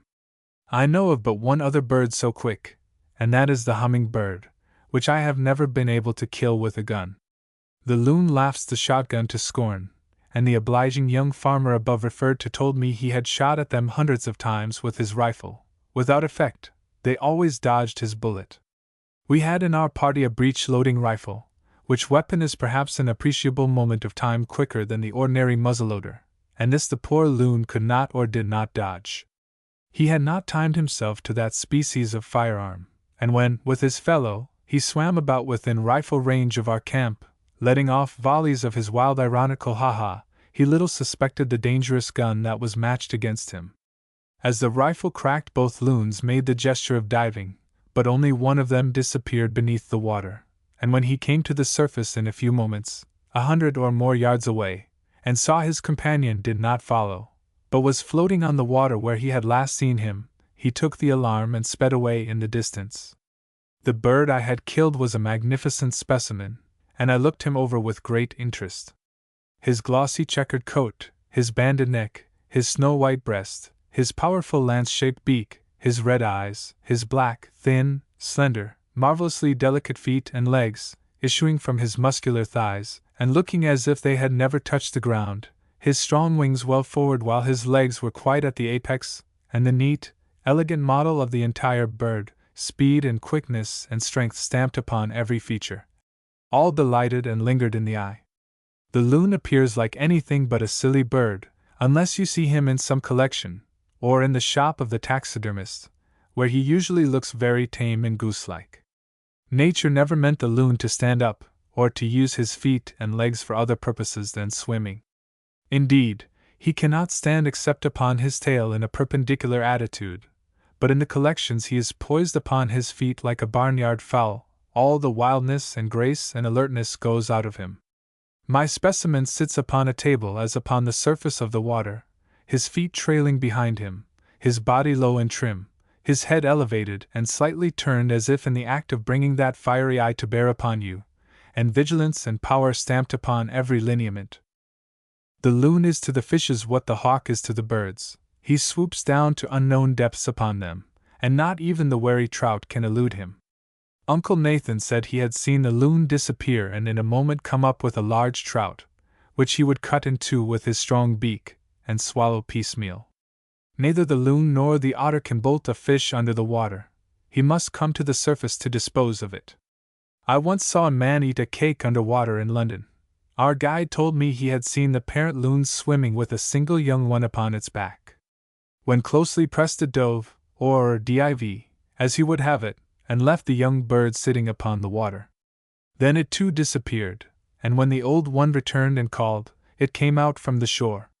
On the wing overhead, the loon looks not unlike a very large duck, but when it alights it plows into the water like a bombshell. It probably cannot take flight from the land, as the one Gilbert White saw and describes in his letters was picked up in a field, unable to launch itself into the air. From Pleasant Pond we went 7 miles through the woods to Moxie Lake, following an overgrown lumberman's tote road, our canoe and supplies, etc., hauled on a sled by the young farmer with his 3-year-old steers. I doubt if birch bark ever made rougher voyage than that. As I watched it above the bushes, the sled and the luggage being hidden, it appeared as if tossed in the wildest and most tempestuous sea. When the bushes closed above it I felt as if it had gone down, or been broken into 100 pieces. Billows of rocks and logs, and chasms of creeks and spring runs, kept it rearing and pitching in the most frightful manner. The steers went at a spanking pace. Indeed, it was a regular bovine gale, but their driver clung to their side amid the brush and boulders with desperate tenacity, and seemed to manage them by signs and nudges, for he hardly uttered his orders aloud. But we got through without any serious mishap, passing Mosquito Creek and Mosquito Pond, and flanking Mosquito Mountain, but seeing no mosquitoes, and brought up at dusk at a lumberman's old hay barn, standing in the midst of a lonely clearing on the shores of Moxie Lake. Here we passed the night, and were lucky in having a good roof over our heads, for it rained heavily. After we were rolled in our blankets and variously disposed upon the haymow, Uncle Nathan lulled us to sleep by a long and characteristic yarn. I had asked him, half jocosely, if he believed in spooks, but he took my question seriously, and without answering it directly, proceeded to tell us what he himself had known and witnessed. It was, by the way, extremely difficult either to surprise or to steal upon any of Uncle Nathan's private opinions and beliefs about matters and things. He was as shy of all debatable subjects as a fox is of a trap. He usually talked in a circle, just as he hunted moose and caribou, so as not to approach his point too rudely and suddenly. He would keep on the lee side of his interlocutor in spite of all one could do. He was thoroughly good and reliable, but the wild creatures of the woods, in pursuit of which he had spent so much of his life, had taught him a curious gentleness and indirection, and to keep himself in the background, he was careful that you should not scent his opinions upon any subject at all polemic, but he would tell you what he had seen and known. What he had seen and known about spooks was briefly this. In company with a neighbor he was passing the night with an old recluse who lived somewhere in these woods. Their host was an Englishman, who had the reputation of having murdered his wife some years before in another part of the country, and, deserted by his grown-up children, was eking out his days in poverty amid these solitudes. The 3 men were sleeping upon the floor, with Uncle Nathan next to a rude partition that divided the cabin into 2 rooms. At his head there was a door that opened into this other apartment. Late at night, Uncle Nathan said, he awoke and turned over, and his mind was occupied with various things, when he heard somebody behind the partition. He reached over and felt that both of his companions were in their places beside him, and he was somewhat surprised. The person, or whatever it was, in the other room moved about heavily, and pulled the table from its place beside the wall to the middle of the floor. "I was not dreaming," said Uncle Nathan. "I felt of my eyes twice to make sure, and they were wide open." Presently the door opened. He was sensible of the draught upon his head, and a woman's form stepped heavily past him. He felt a swirl of her skirts as she went by. Then there was a loud noise in the room as if someone had fallen their whole length upon the floor. "It jarred the house," said he, "and woke everybody up. I asked old Mr. if he heard that noise. Yes, said he, it was thunder, but it was not thunder, I know that." And then added, "I was no more afraid than I am this minute. I never was the least mite afraid in my life. And my eyes were wide open," he repeated. "I felt of them twice, but whether that was the spirit of that man's murdered wife or not I cannot tell. They said she was an uncommon heavy woman." Uncle Nathan was a man of unusually quick and acute senses, and he did not doubt their evidence on this occasion any more than he did when they prompted him to level his rifle at a bear or a moose. Moxie Lake lies much lower than Pleasant Pond, and its waters compared with those of the latter are as copper compared with silver. It is very irregular in shape, now narrowing to the dimensions of a slow-moving grassy creek, then expanding into a broad deep basin with rocky shores, and commanding the noblest mountain scenery. It is rarely that the pond lily and the speckled trout are found together, the fish the soul of the purest spring water, the flower the transfigured spirit of the dark mud and slime of sluggish summer streams and ponds. Yet in Moxie they were both found in perfection. Our camp was amid the birches, poplars, and white cedars near the head of the lake, where the best fishing at this season was to be had. Moxie has a small oval head, rather shallow, but bumpy with rocks, a long, deep neck full of springs, where the trout lie, and a very broad chest, with 2 islands tufted with pine trees for breasts. We swam in the head, we fished in the neck, or in a small section of it, a space about the size of the Adam's apple, and we paddled across and around the broad expanse below. Our birch bark was not finished and christened till we reached Moxie. The cedar lining was completed at Pleasant Pond, where we had the use of a bateau, but the rosin was not applied to the seams till we reached this lake. When I knelt down in it for the first time and put its slender maple paddle into the water, it sprang away with such quickness and speed that it disturbed me in my seat. I had spurred a more restive and spirited steed than I was used to. In fact, I had never been in a craft that sustained so close a relation to my will, and was so responsive to my slightest wish. When I caught my first large trout from it, it sympathized a little too closely, and my enthusiasm started a leak, which, however, with a live coal and a piece of rosin, was quickly ended. You cannot perform much of a war dance in a birch bark canoe, better wait till you get on dry land. Yet as a boat it is not so shy and ticklish as I had imagined. One needs to be on the alert, as becomes a sportsman and an angler, and in his dealings with it must charge himself with 3 things: precision, moderation, and circumspection. Trout weighing 4 and 5 pounds have been taken at Moxie, but none of that size came to our hand.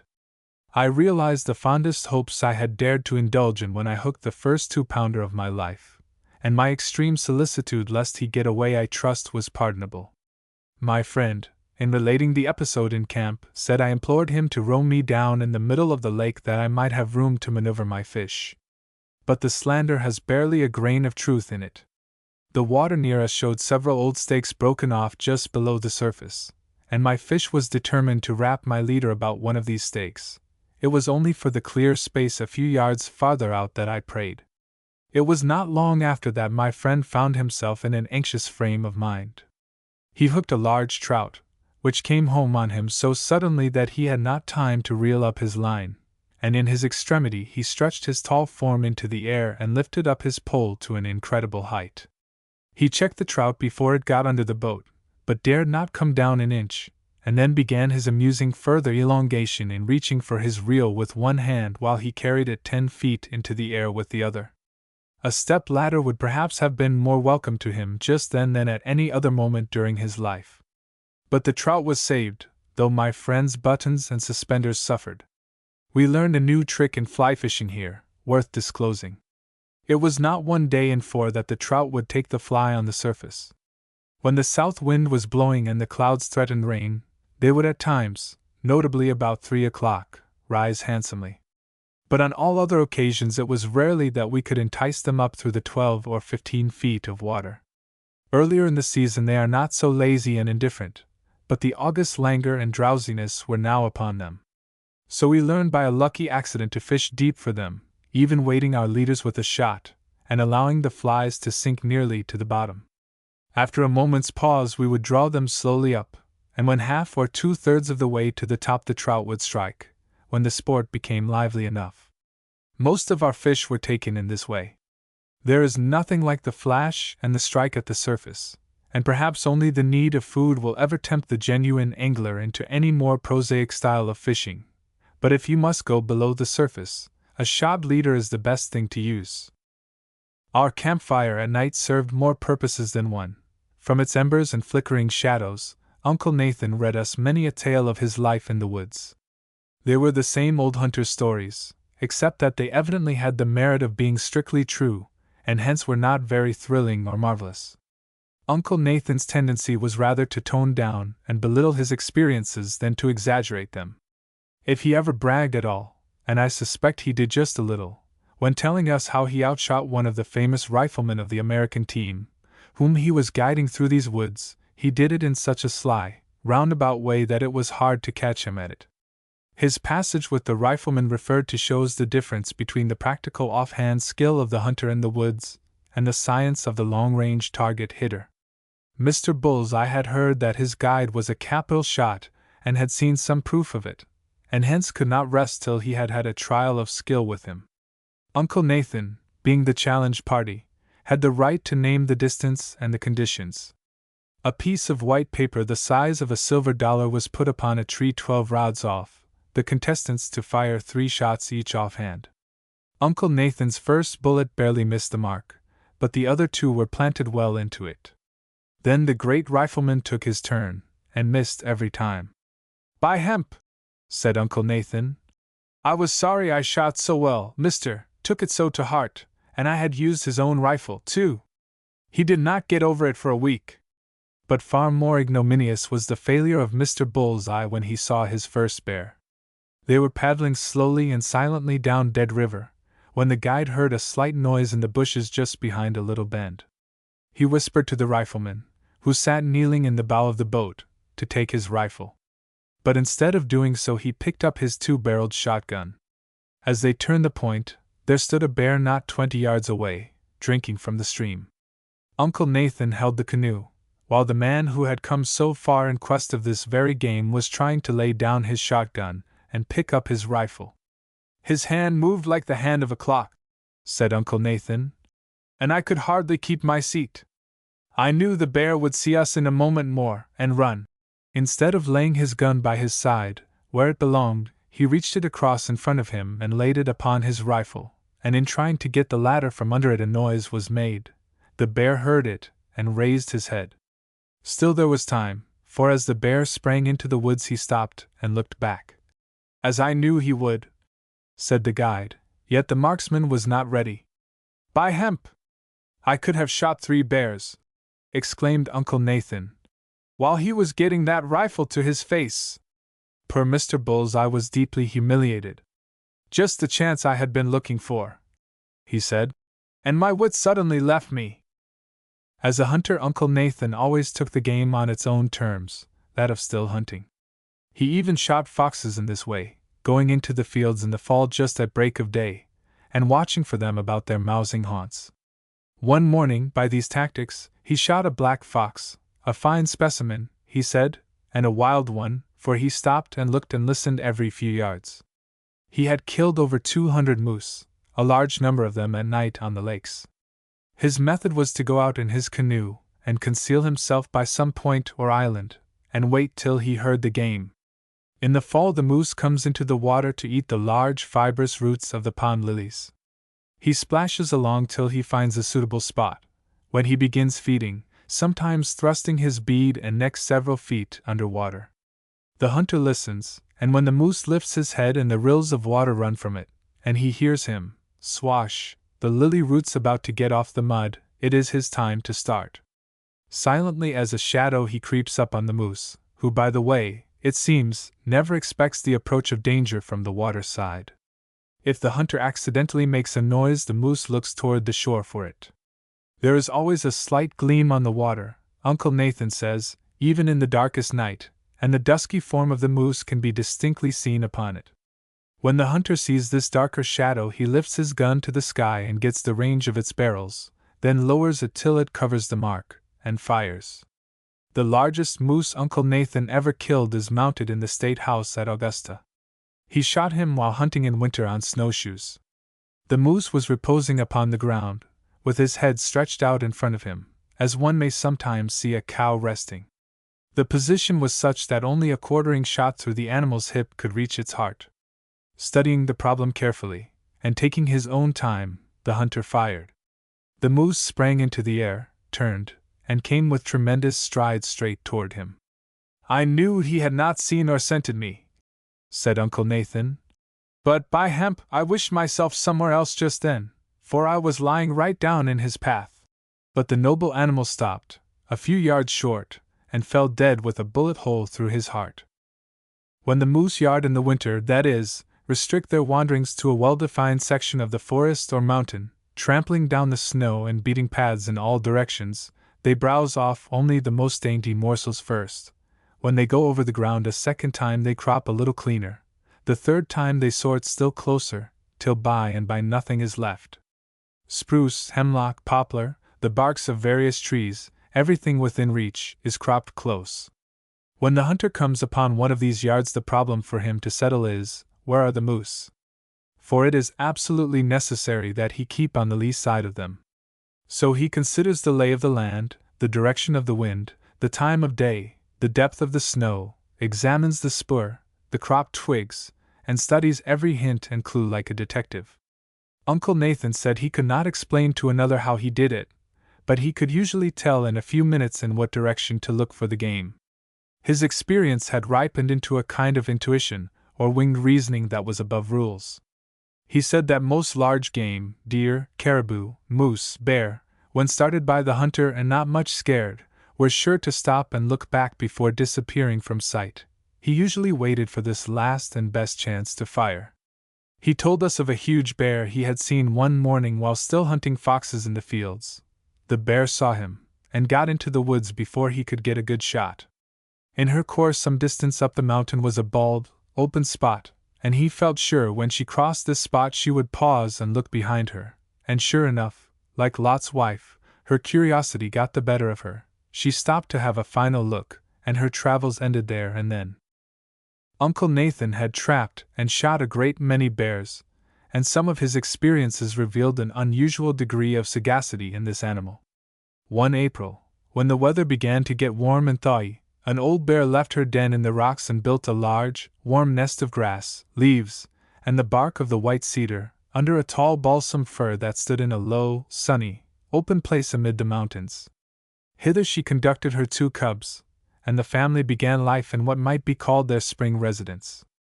The tree above them was for shelter, and for refuge for the cubs in case danger approached, as it soon did in the form of Uncle Nathan. He happened that way soon after the bear had moved. Seeing her track in the snow, he concluded to follow it. When the bear had passed, the snow had been soft and splashy, and she had slumped, he said, several inches. It was now hard and slippery. As he neared the tree, the track turned and doubled, and tacked this way and that, and led through the worst brush and brambles to be found. This was a shrewd thought of the old bear. She could thus hear her enemy coming a long time before he drew very near. When Uncle Nathan finally reached the nest, he found it empty, but still warm. Then he began to circle about and look for the bear's footprints, or nail prints upon the frozen snow. Not finding them the first time, he took a larger circle, then a still larger. Finally he made a long detour, and spent nearly an hour searching for some clue to the direction the bear had taken, but all to no purpose. Then he returned to the tree and scrutinized it. The foliage was very dense, but presently he made out one of the cubs near the top, standing up amid the branches, and peering down at him. This he killed. Further search only revealed a mass of foliage apparently more dense than usual, but a bullet sent into it was followed by loud whimpering and crying, and the other baby bear came tumbling down. In leaving the place, greatly puzzled as to what had become of the mother bear, Uncle Nathan followed another of her frozen tracks, and after about a quarter of a mile saw beside it, upon the snow, the fresh trail he had been in search of. In making her escape, the bear had stepped exactly in her old tracks that were hard and icy, and had thus left no mark till she took to the snow again.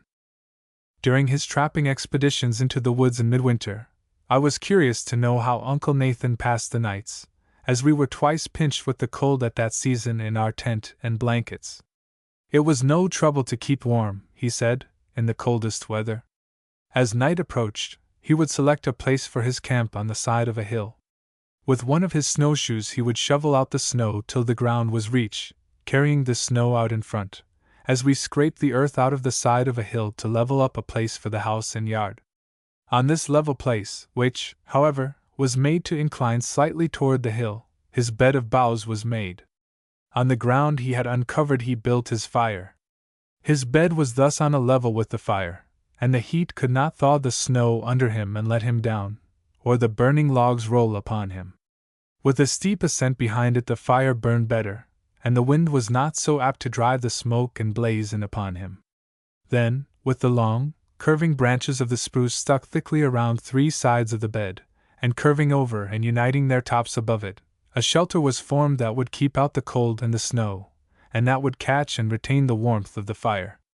Rolled in his blanket in such a nest, Uncle Nathan had passed hundreds of the most frigid winter nights. One day we made an excursion of 3 miles through the woods to Bald Mountain, following a dim trail.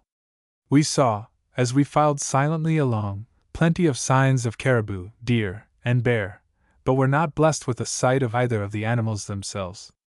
I noticed that Uncle Nathan, in looking through the woods, did not hold his head as we did, but thrust it slightly forward, and peered under the branches like a deer or other wild creature. The summit of Bald Mountain was the most impressive mountaintop I had ever seen, mainly, perhaps, because it was one enormous crown of nearly naked granite. The rock had that gray, elemental, eternal look which granite alone has. One seemed to be face to face with the gods of the foreworld. Like an atom, like a breath of today, we were suddenly confronted by abysmal geologic time, the eternities past and the eternities to come. The enormous cleavage of the rocks, the appalling cracks and fissures, the rent boulders, the smitten granite floors, gave one a new sense of the power of heat and frost. In one place we noticed several deep parallel grooves, made by the old glaciers. In the depressions on the summit there was a hard, black, peaty-like soil that looked indescribably ancient and unfamiliar. Out of this mold, that might have come from the moon or the interplanetary spaces, were growing mountain cranberries and blueberries or huckleberries. We were soon so absorbed in gathering the latter that we were quite oblivious of the grandeurs about us. It is these blueberries that attract the bears. In eating them, Uncle Nathan said they take the bushes in their mouths, and by an upward movement strip them clean of both leaves and berries. We were constantly on the lookout for the bears, but failed to see any. Yet a few days afterward, when 2 of our party returned here and encamped upon the mountain, they saw 5 during their stay, but failed to get a good shot. The rifle was in the wrong place each time. The man with the shotgun saw an old bear and 2 cubs lift themselves from behind a rock and twist their noses around for his scent, and then shrink away. They were too far off for his buckshot. I must not forget the superb view that lay before us, a wilderness of woods and waters stretching away to the horizon on every band. Nearly a dozen lakes and ponds could be seen, and in a clearer atmosphere the foot of Moosehead Lake would have been visible. The highest and most striking mountain to be seen was Mount Bigelow, rising above Dead River, far to the west, and its 2 sharp peaks notching the horizon like enormous saw-teeth. We walked around and viewed curiously a huge boulder on the top of the mountain that had been split in 2 vertically, and one of the halves moved a few feet out of its bed. It looked recent and familiar, but suggested gods instead of men. The force that moved the rock had plainly come from the north. I thought of a similar boulder I had seen not long before on the highest point of the Shawangunk Mountains in New York, one side of which is propped up with a large stone, as wall builders prop up a rock to wrap a chain around it. The rock seems poised lightly, and has but a few points of bearing. In this instance, too, the power had come from the north. The prettiest botanical specimen my trip yielded was a little plant that bears the ugly name of horned bladderwort, Utricularia cornuta, and which I found growing in marshy places along the shores of Moxie Lake. It has a slender, naked stem nearly a foot high, crowned by 2 or more large deep yellow flowers the shape of little bonnets or hoods. One almost expected to see tiny faces looking out of them. This illusion is heightened by the horn or spur of the flower, which projects from the hood like a long tapering chin, some masker's device. Then the cape behind, what a smart upward curve it has, as if spurned by the fairy shoulders it was meant to cover. But perhaps the most notable thing about the flower was its fragrance, the richest and strongest perfume I have ever found in a wild flower. This our botanist, Gray, does not mention, as if one should describe the lark and forget its song. The fragrance suggested that of white clover, but was more rank and spicy. The woods about Moxie Lake were literally carpeted with linnea. I had never seen it in such profusion. In early summer, the period of its bloom, what a charming spectacle the mossy floors of these remote woods must present. The flowers are purple rose color, nodding and fragrant. Another very abundant plant in these woods was the Clintonia borealis. Uncle Nathan said it was called bear's corn, though he did not know why. The only noticeable flower by the main roadsides at this season that is not common in other parts of the country is the harebell. Its bright blue, bell-shaped corolla shone out from amid the dry grass and weeds all along the route. It was one of the most delicate roadside flowers I had ever seen. The only new bird I saw in Maine was the pileated woodpecker, or black log cock, called by Uncle Nathan woodcock. I had never before seen or heard this bird, and its loud cackle in the woods about Moxie was a new sound to me. It is the wildest and largest of our northern woodpeckers, and the rarest. Its voice and the sound of its hammer are heard only in the depths of the northern woods. It is about as large as a crow, and nearly as black. We stayed a week at Moxie, or until we became surfeited with its trout, and had killed the last merganser duck that lingered about our end of the lake. The trout that had accumulated on our hands we had kept alive in a large champagne basket submerged in the lake, and the morning we broke camp the basket was towed to the shore and opened, and after we had feasted our eyes upon the superb spectacle, every trout, 12 or 15 in number, some of them 2-pounders, was allowed to swim back into the lake. They went leisurely, in couples and in trios, and were soon kicking up their heels in their old haunts. I expect that the divinity who presides over Moxie will see to it that every one of those trout, doubled in weight, comes to our basket in the future. Winter neighbors. The country is more of a wilderness, more of a wild solitude, in the winter than in the summer. The wild comes out. The urban, the cultivated, is hidden or negatived. You shall hardly know a good field from a poor, a meadow from a pasture, a park from a forest. Lines and boundaries are disregarded. Gates and barways are unclosed. Man lets go his hold upon the earth. Title deeds are deep buried beneath the snow. The best kept grounds relapse to a state of nature. Under the pressure of the cold all the wild creatures become outlaws, and roam abroad beyond their usual haunts. The partridge comes to the orchard for buds. The rabbit comes to the garden and lawn. The crows and jays come to the ash heap and corn crib. The snowbuntings to the stack and to the barnyard. The sparrows pilfer from the domestic fowls. The pine grosbeak comes down from the north, and shears your maples of their buds. The fox prowls about your premises at night, and the red squirrels find your grain in the barn or steal the butternuts from your attic. In fact, winter, like some great calamity, changes the status of most creatures and sets them adrift. Winter, like poverty, makes us acquainted with strange bedfellows. For my part, my nearest approach to a strange bedfellow is the little gray rabbit that has taken up her abode under my study floor. As she spends the day here and is out larking at night, she is not much of a bedfellow after all. It is probable that I disturb her slumbers more than she does mine. I think she is some support to me under there, a silent, wild-eyed witness and backer, a type of the gentle and harmless and savage nature. She has no sagacity to give me or lend me, but that soft, nimble foot of hers, and that touch as of cotton wherever she goes, are worthy of emulation. I think I can feel her goodwill through the floor, and I hope she can mine. When I have a happy thought I imagine her ears twitch, especially when I think of the sweet apple I will place by her doorway at night. I wonder if that fox chanced to catch a glimpse of her the other night when he stealthily leaped over the fence near by and walked along between the study and the house. How clearly one could read that it was not a little dog that had passed there. There was something furtive in the track. It shied off away from the house and around it, as if eyeing it suspiciously, and then it had the caution and deliberation of the fox, bold, but not too bold. Wariness was in every footprint.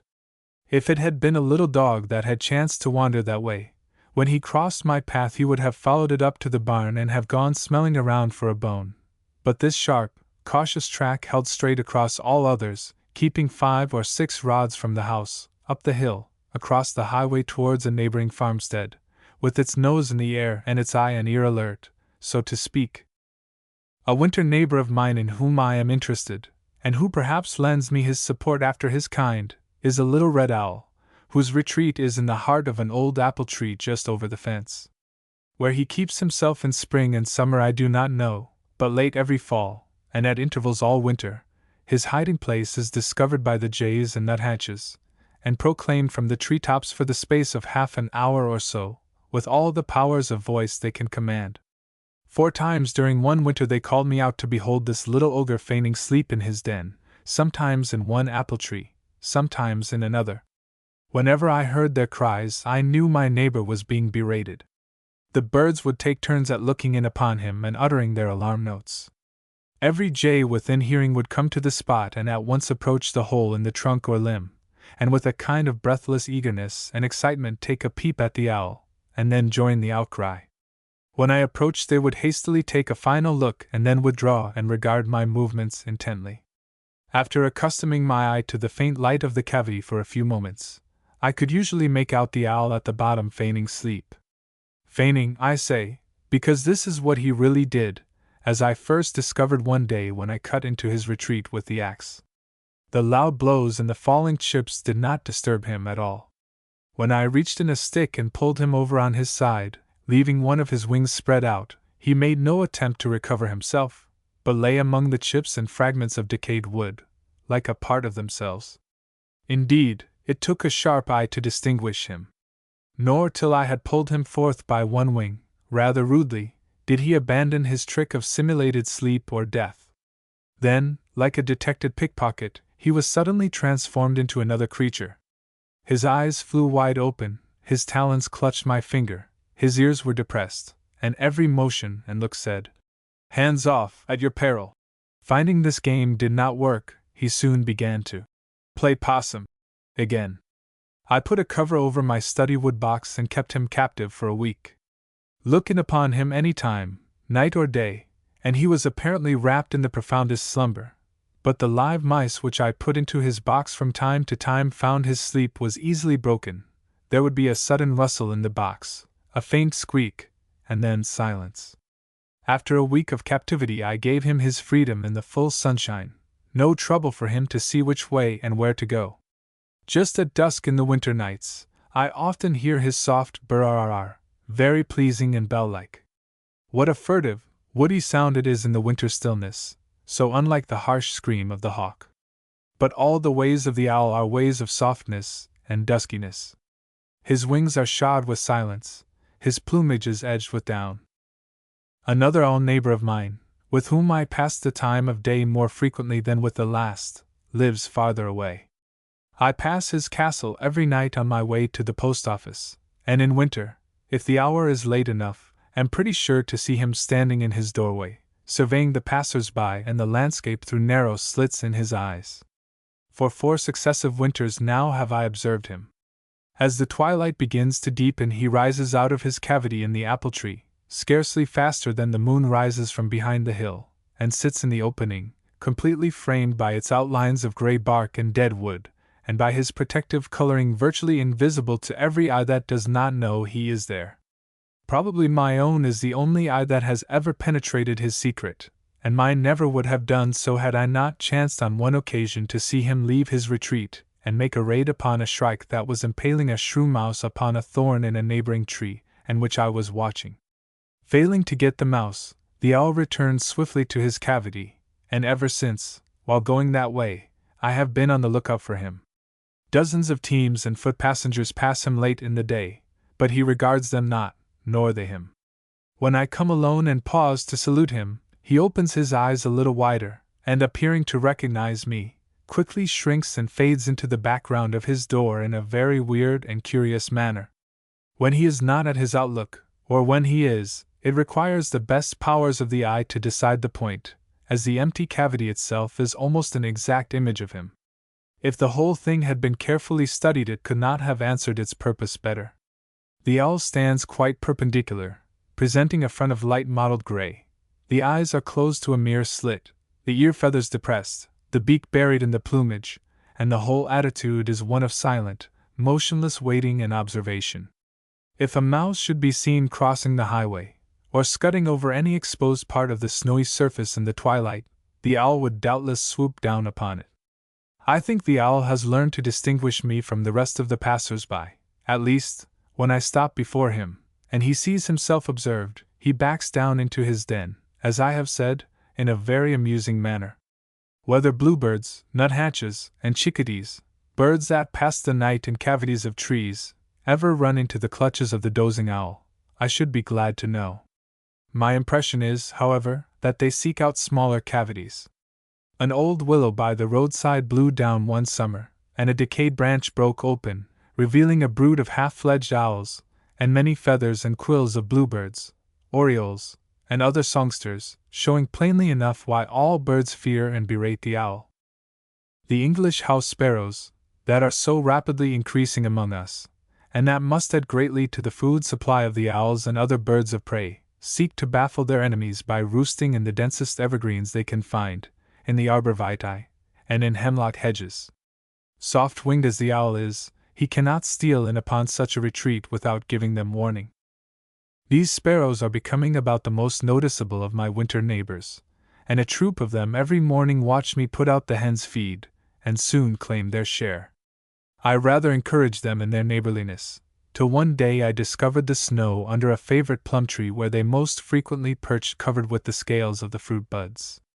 On investigating, I found that the tree had been nearly stripped of its buds, a very unneighborly act on the part of the sparrows, considering, too, all the cracked corn I had scattered for them. So I at once served notice on them that our good understanding was at an end.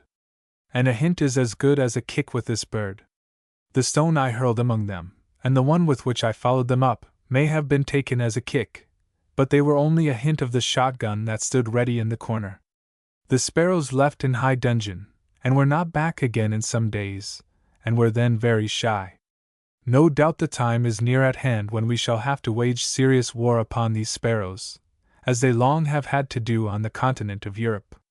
And yet it will be hard to kill the little wretches, the only old-world bird we have. When I take down my gun to shoot them, I shall probably remember that the psalmist said, "I watch, and am as a sparrow alone upon the housetop."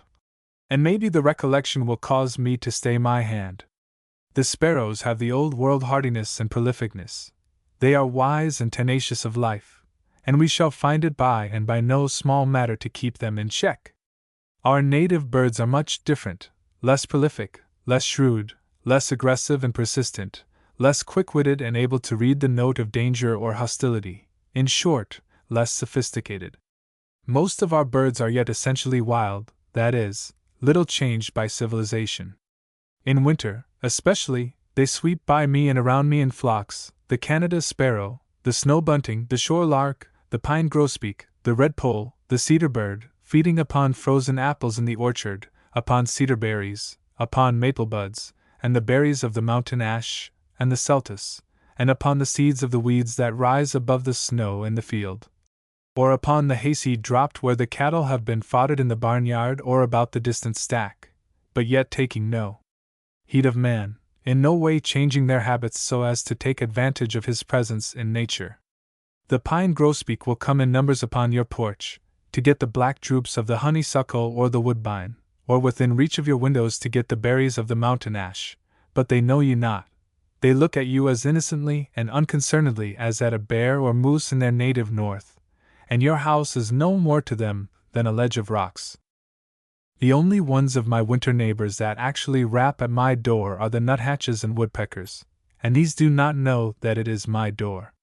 My retreat is covered with the bark of young chestnut trees, and the birds, I suspect, mistake it for a huge stump that ought to hold fat grubs.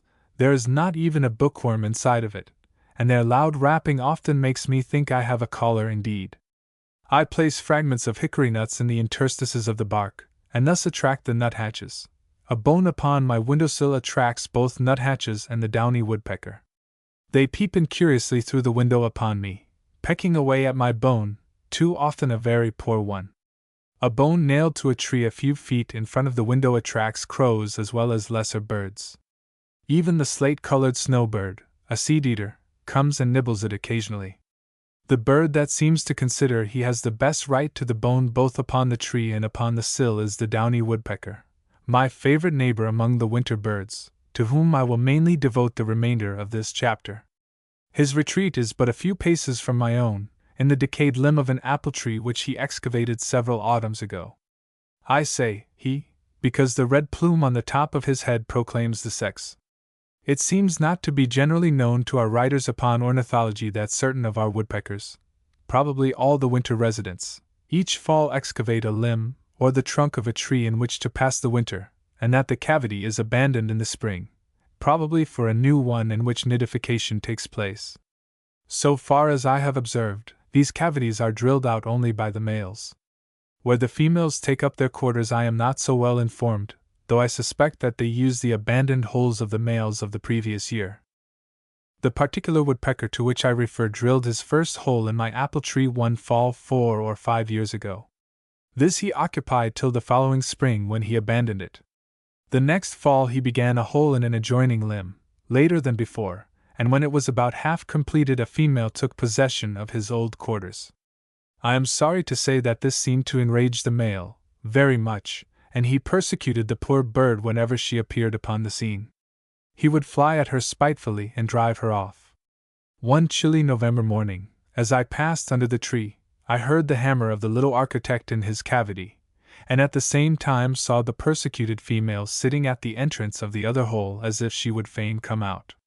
She was actually shivering, probably from both fear and cold. I understood the situation at a glance. The bird was afraid to come forth and brave the anger of the male. Not till I had rapped smartly upon the limb with my stick did she come out and attempt to escape, but she had not gone 10 feet from the tree before the male was in hot pursuit, and in a few moments had driven her back to the same tree, where she tried to avoid him among the branches. A few days after, he rid himself of his unwelcome neighbor in the following ingenious manner. He fairly scuttled the other cavity. He drilled a hole into the bottom of it that let in the light and the cold, and I saw the female there no more. I did not see him in the act of rendering this tenement uninhabitable, but one morning, behold, it was punctured at the bottom, and the circumstances all seemed to point to him as the author of it. There is probably no gallantry among the birds except at the mating season.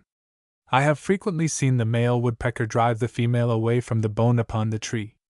When she hopped around to the other end and timidly nibbled it, he would presently dart spitefully at her. She would then take up her position in his rear and wait till he had finished his meal. The position of the female among the birds is very much the same as that of woman among savage tribes. Most of the drudgery of life falls upon her, and the leavings of the males are often her lot.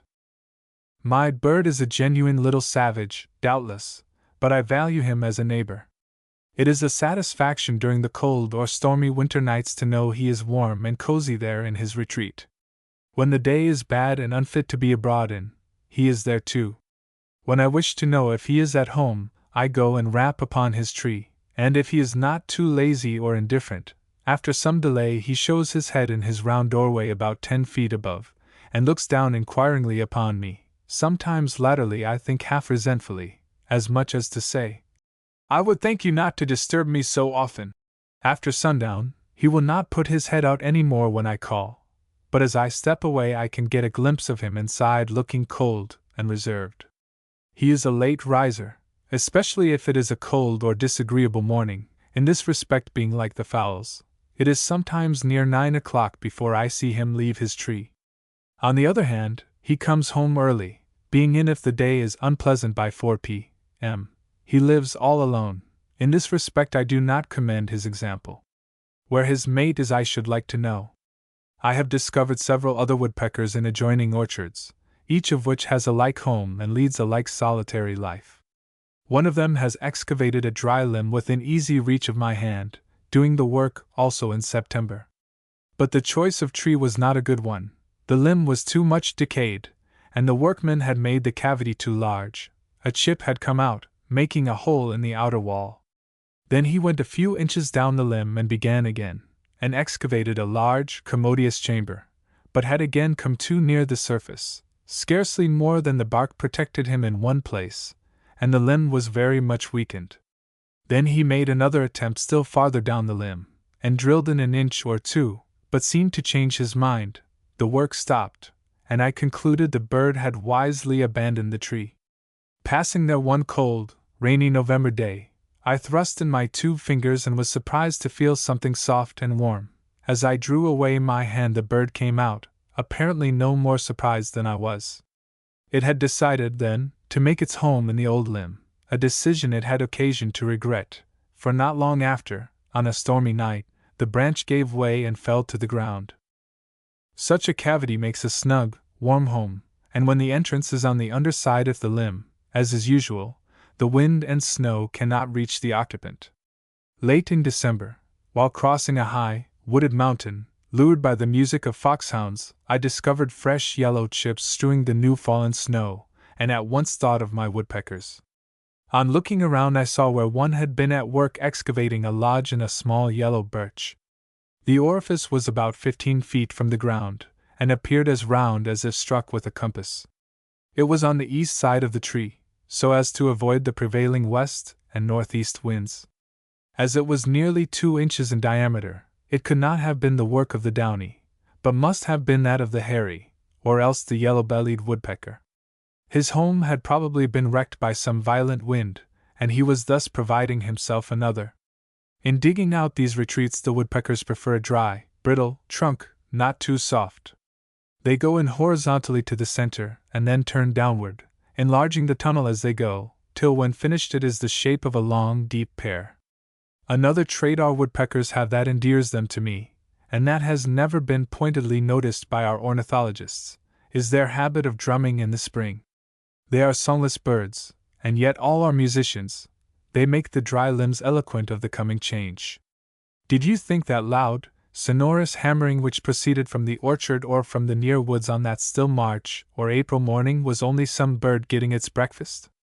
It is Downy, but he is not rapping at the door of a grub. He is rapping at the door of spring, and the dry limb thrills beneath the ardor of his blows.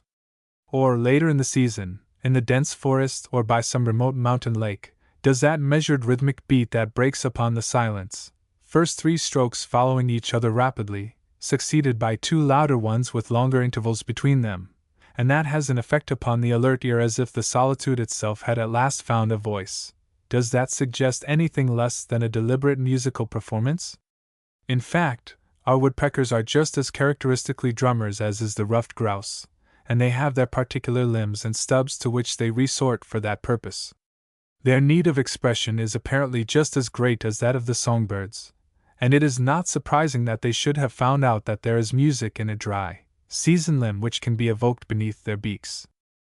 A few seasons ago, a downy woodpecker, probably the individual one who is now my winter neighbor, began to drum early in March in a partly decayed apple tree that stands in the edge of a narrow strip of woodland near me.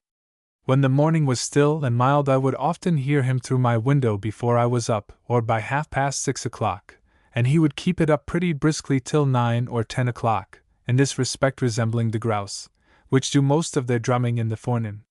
His drum was the stub of a dry limb about the size of one's wrist. The heart was decayed and gone, but the outer shell was hard and resonant. The bird would keep his position there for an hour at a time. Between his drummings he would preen his plumage and listen as if for the response of the female, or for the drum of some rival. How swift his head would go when he was delivering his blows upon the limb! His beak wore the surface perceptibly. When he wished to change the key, which was quite often, he would shift his position an inch or two to a knot which gave out a higher, shriller note. When I climbed up to examine his drum, he was much disturbed. I did not know he was in the vicinity, but it seems he saw me from a near tree, and came in haste to the neighboring branches, and with spread plumage and a sharp note demanded plainly enough what my business was with his drum. I was invading his privacy, desecrating his shrine, and the bird was much put out. After some weeks the female appeared. He had literally drummed up a mate, His urgent and oft-repeated advertisement was answered. Still the drumming did not cease, but was quite as fervent as before. If a mate could be won by drumming, she could be kept and entertained by more drumming. Courtship should not end with marriage. If the bird felt musical before, of course he felt much more so now. Besides that, the gentle deities needed propitiating in behalf of the nest and young as well as in behalf of the mate. After a time a second female came, when there was war between the two. I did not see them come to blows, but I saw one female pursuing the other about the place, and giving her no rest for several days. She was evidently trying to run her out of the neighborhood. Now and then she, too, would drum briefly as if sending a triumphant message to her mate. The woodpeckers do not each have a particular dry limb to which they resort at all times to drum, like the one I have described. The woods are full of suitable branches, and they drum more or less here and there as they are in quest of food, yet I am convinced each one has its favorite spot, like the grouse, to which it resorts, especially in the morning. The sugar maker in the maple woods may notice that their sound proceeds from the same tree or trees about his camp with great regularity. A woodpecker in my vicinity has drummed for 2 seasons on a telegraph pole, and he makes the wires and glass insulators ring. Another drums on a thin board on the end of a long grape arbor, and on still mornings can be heard a long distance. A friend of mine in a southern city tells me of a red-headed woodpecker that drums upon a lightning rod on his neighbor's house. Nearly every clear, still morning at certain seasons, he says, this musical rapping may be heard.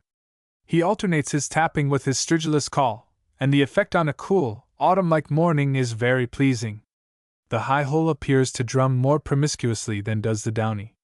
He utters his long, loud spring call, wick, wick, wick, wick, and then begins to rap with his beak upon his perch before the last note has reached your ear. I have seen him drum sitting upon the ridge of the barn. The log cock, or pileated woodpecker, the largest and wildest of our northern species, I have never heard drum. His blows should wake the echoes. When the woodpecker is searching for food, or laying siege to some hidden grub, the sound of his hammer is dead or muffled, and is heard but a few yards. It is only upon dry, seasoned timber, freed of its bark, that he beats his reveille to spring and woos his mate. Wilson was evidently familiar with this vernal drumming of the woodpeckers, but quite misinterprets it.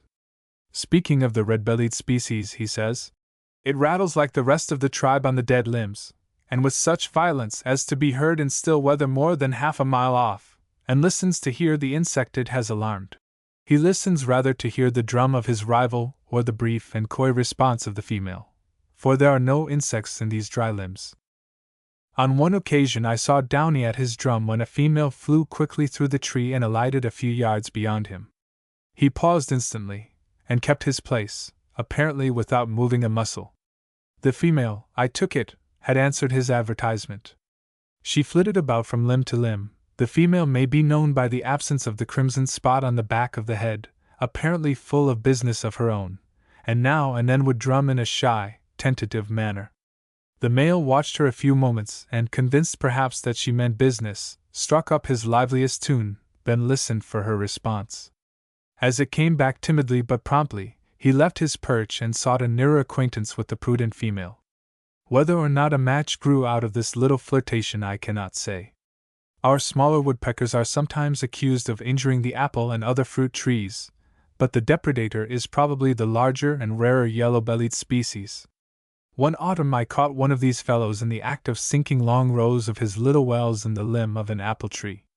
There were series of rings of them, one above another, quite around the stem, some of them the third of an inch across. They are evidently made to get at the tender, juicy bark, or cambium layer, next to the hard wood of the tree. The health and vitality of the branch are so seriously impaired by them that it often dies.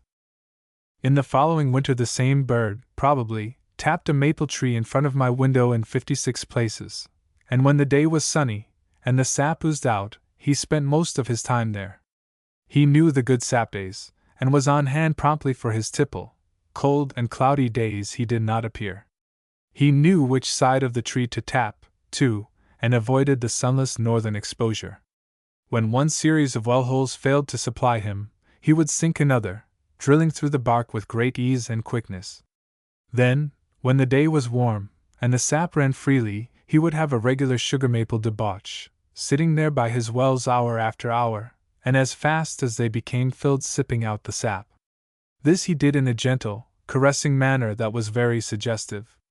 He made a row of wells near the foot of the tree, and other rows higher up, and he would hop up and down the trunk as these became filled. He would hop down the tree backward with the utmost ease, throwing his tail outward and his head inward at each hop. When the wells would freeze or his thirst become slaked, he would ruffle his feathers, draw himself together, and sit and doze in the sun on the side of the tree. He passed the night in a hole in an apple tree not far off. He was evidently a young bird not yet having the plumage of the mature male or female, and yet he knew which tree to tap and where to tap it. I saw where he had bored several maples in the vicinity, but no oaks or chestnuts. I nailed up a fat bone near his sapworks. The downy woodpecker came there several times a day to dine. The nuthatch came, and even the snowbird took a taste occasionally, but this sapsucker never touched it. The sweet of the tree sufficed for him. This woodpecker does not breed or abound in my vicinity. Only stray specimens are now and then to be met with in the colder months. As spring approached, the one I refer to took his departure. I must bring my account of my neighbor in the tree down to the latest date, so after the lapse of a year I add the following notes. The last day of February was bright and springlike. I heard the first sparrow sing that morning and the first screaming of the circling hawks, and about 7 o'clock the first drumming of my little friend. His first notes were uncertain and at long intervals, but by and by he warmed up and beat a lively tattoo. As the season advanced he ceased to lodge in his old quarters. I would rap and find nobody at home. Was he out on a lark, I said, the spring fever working in his blood? After a time his drumming grew less frequent, and finally, in the middle of April, ceased entirely. Had some accident befallen him, or had he wandered away to fresh fields, following some siren of his species? Probably the latter. Another bird that I had under observation also left his winter quarters in the spring. This, then, appears to be the usual custom. The wrens and the nuthatches and chickadees succeed to these abandoned cavities, and often have amusing disputes over them. The nuthatches frequently pass the night in them, and the wrens and chickadees nest in them. I have further observed that in excavating a cavity for a nest the downy woodpecker makes the entrance smaller than when he is excavating his winter quarters. This is doubtless for the greater safety of the young birds. The next fall, the downy excavated another limb in the old apple tree, but had not got his retreat quite finished, when the large hairy woodpecker appeared upon the scene. I heard his loud click, click, early one frosty November morning. There was something impatient and angry in the tone that arrested my attention. I saw the bird fly to the tree where Downy had been at work, and fall with great violence upon the entrance to his cavity. The bark and the chips flew beneath his vigorous blows, and before I fairly woke up to what he was doing, he had completely demolished the neat, round doorway of Downy. He had made a large ragged opening large enough for himself to enter. I drove him away and my favorite came back, but only to survey the ruins of his castle for a moment, and then go away. He lingered about for a day or two and then disappeared. The big hairy usurper passed the night in the cavity, but on being hustled out of it the next night by me, he also left, but not till he had demolished the entrance to a cavity in a neighboring tree where Downy and his mate had reared their brood that summer, and where I had hoped the female would pass the winter. Notes by the way. The weather-wise muskrat. I am more than half persuaded that the muskrat is a wise little animal, and that on the subject of the weather, especially, he possesses some secret that I should be glad to know. In the fall of 1878 I noticed that he built unusually high and massive nests. I noticed them in several different localities. In a shallow, sluggish pond by the roadside, which I used to pass daily in my walk, 2 nests were in process of construction throughout the month of November. The builders worked only at night, and I could see each day that the work had visibly advanced. When there was a slight skim of ice over the pond, this was broken up about the nests, with trails through it in different directions where the material had been brought. The houses were placed a little to one side of the main channel, and were constructed entirely of a species of coarse wild grass that grew all about. So far as I could see, from first to last they were solid masses of grass, as if the interior cavity or nest was to be excavated afterward, as doubtless it was. As they emerged from the pond, they gradually assumed the shape of a miniature mountain, very bold and steep on the south side, and running down a long, gentle grade to the surface of the water on the north. One could see that the little architect hauled all his material up this easy slope, and thrust it out boldly around the other side. Every mouthful was distinctly defined. After they were 2 feet or more above the water, I expected each day to see that the finishing stroke had been given and the work brought to a close. But higher yet, said the builder. December drew near, the cold became threatening, and I was apprehensive that winter would suddenly shut down upon those unfinished nests. But the wise rats knew better than I did. They had received private advices from headquarters that I knew not of. Finally, about the 6th of December, the nests assumed completion. The northern incline was absorbed or carried up, and each structure became a strong massive cone, 3 or 4 feet high, the largest nest of the kind I had ever seen. Does it mean a severe winter? I inquired. An old farmer said it meant high water, and he was right once, at least, for in a few days afterward we had the heaviest rainfall known in this section for half a century. The creeks rose to an almost unprecedented height. The sluggish pond became a seething, turbulent watercourse. Gradually the angry element crept up the sides of these lake dwellings, till, when the rain ceased, about 4 o'clock they showed above the flood no larger than a man's hat. During the night the channel shifted till the main current swept over them, and next day not a vestige of the nests was to be seen. They had gone downstream, as had many other dwellings of a less temporary character. The rats had built wisely, and would have been perfectly secure against any ordinary high water, but who can foresee a flood? The oldest traditions of their race did not run back to the time of such a visitation. Nearly a week afterward another dwelling was begun, well away from the treacherous channel, but the architects did not work at it with much heart. The material was very scarce, the ice hindered, and before the basement story was fairly finished, winter had the pond under his lock and key. In other localities I noticed that where the nests were placed on the banks of streams, they were made secure against the floods by being built amid a small clump of bushes. When the fall of 1879 came, the muskrats were very tardy about beginning their house, laying the cornerstone, or the cornisade about December 1st, and continuing the work slowly and indifferently. On the 15th of the month the nest was not yet finished. This, I said, indicates a mild winter, and sure enough, the season was one of the mildest known for many years. The rats had little use for their house. Again, in the fall of 1880, while the weather-wise were wagging their heads, some forecasting a mild, some a severe winter, I watched with interest for a sign from my muskrats. About November 1st, a month earlier than the previous year, they began their nest, and worked at it with a will. They appeared to have just got tidings of what was coming. If I had taken the hint so palpably given, my celery would not have been frozen in the ground, and my apples caught in unprotected places. When the cold wave struck us, about November 20th, my four-legged "I told you so's" had nearly completed their dwelling.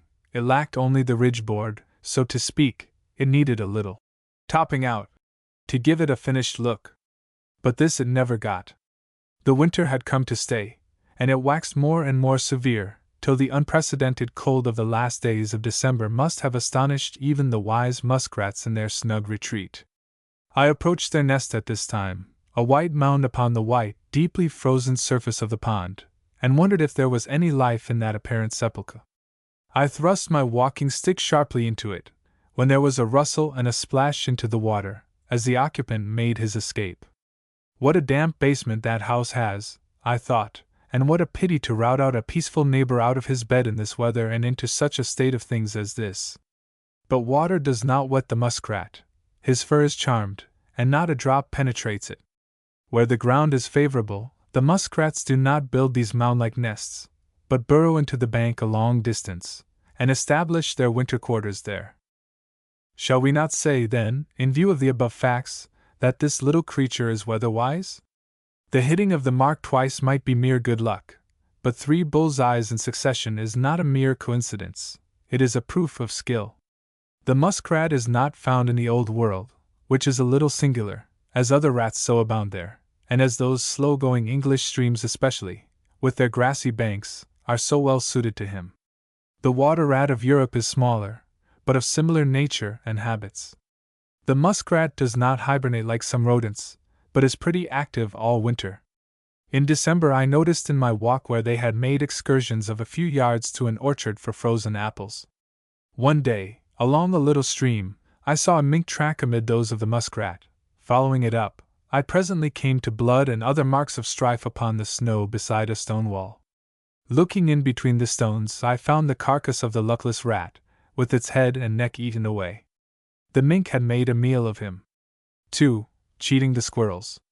For the largest and finest chestnuts I had last fall I was indebted to the gray squirrels.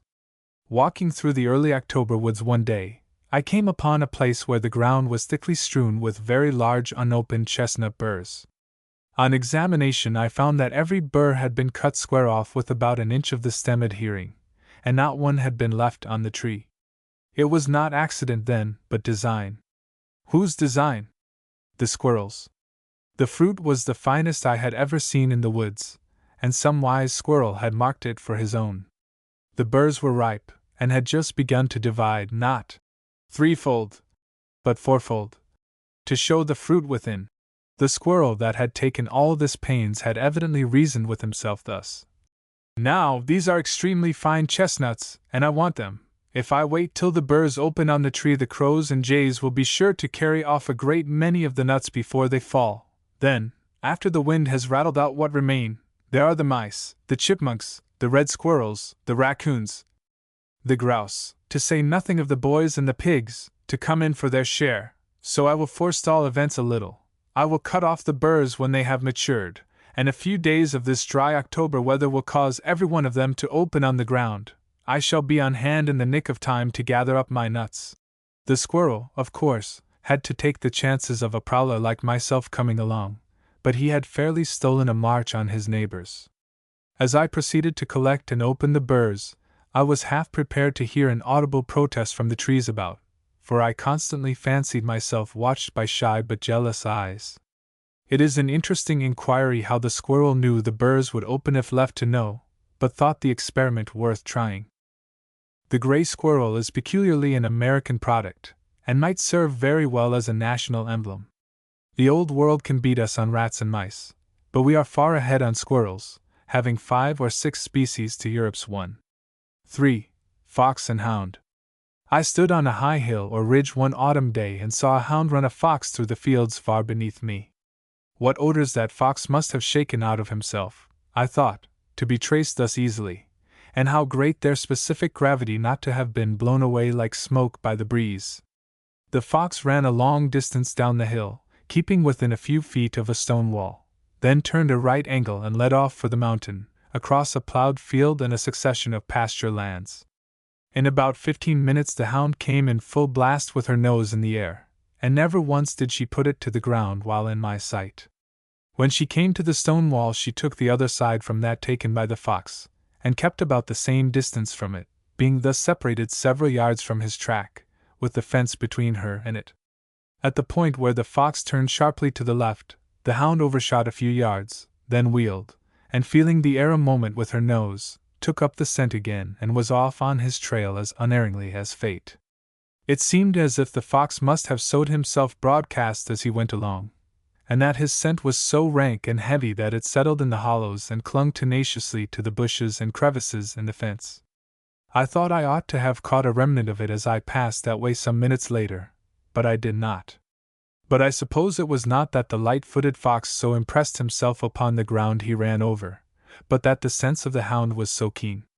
To her sensitive nose these tracks steamed like hot cakes, and they would not have cooled off so as to be undistinguishable for several hours.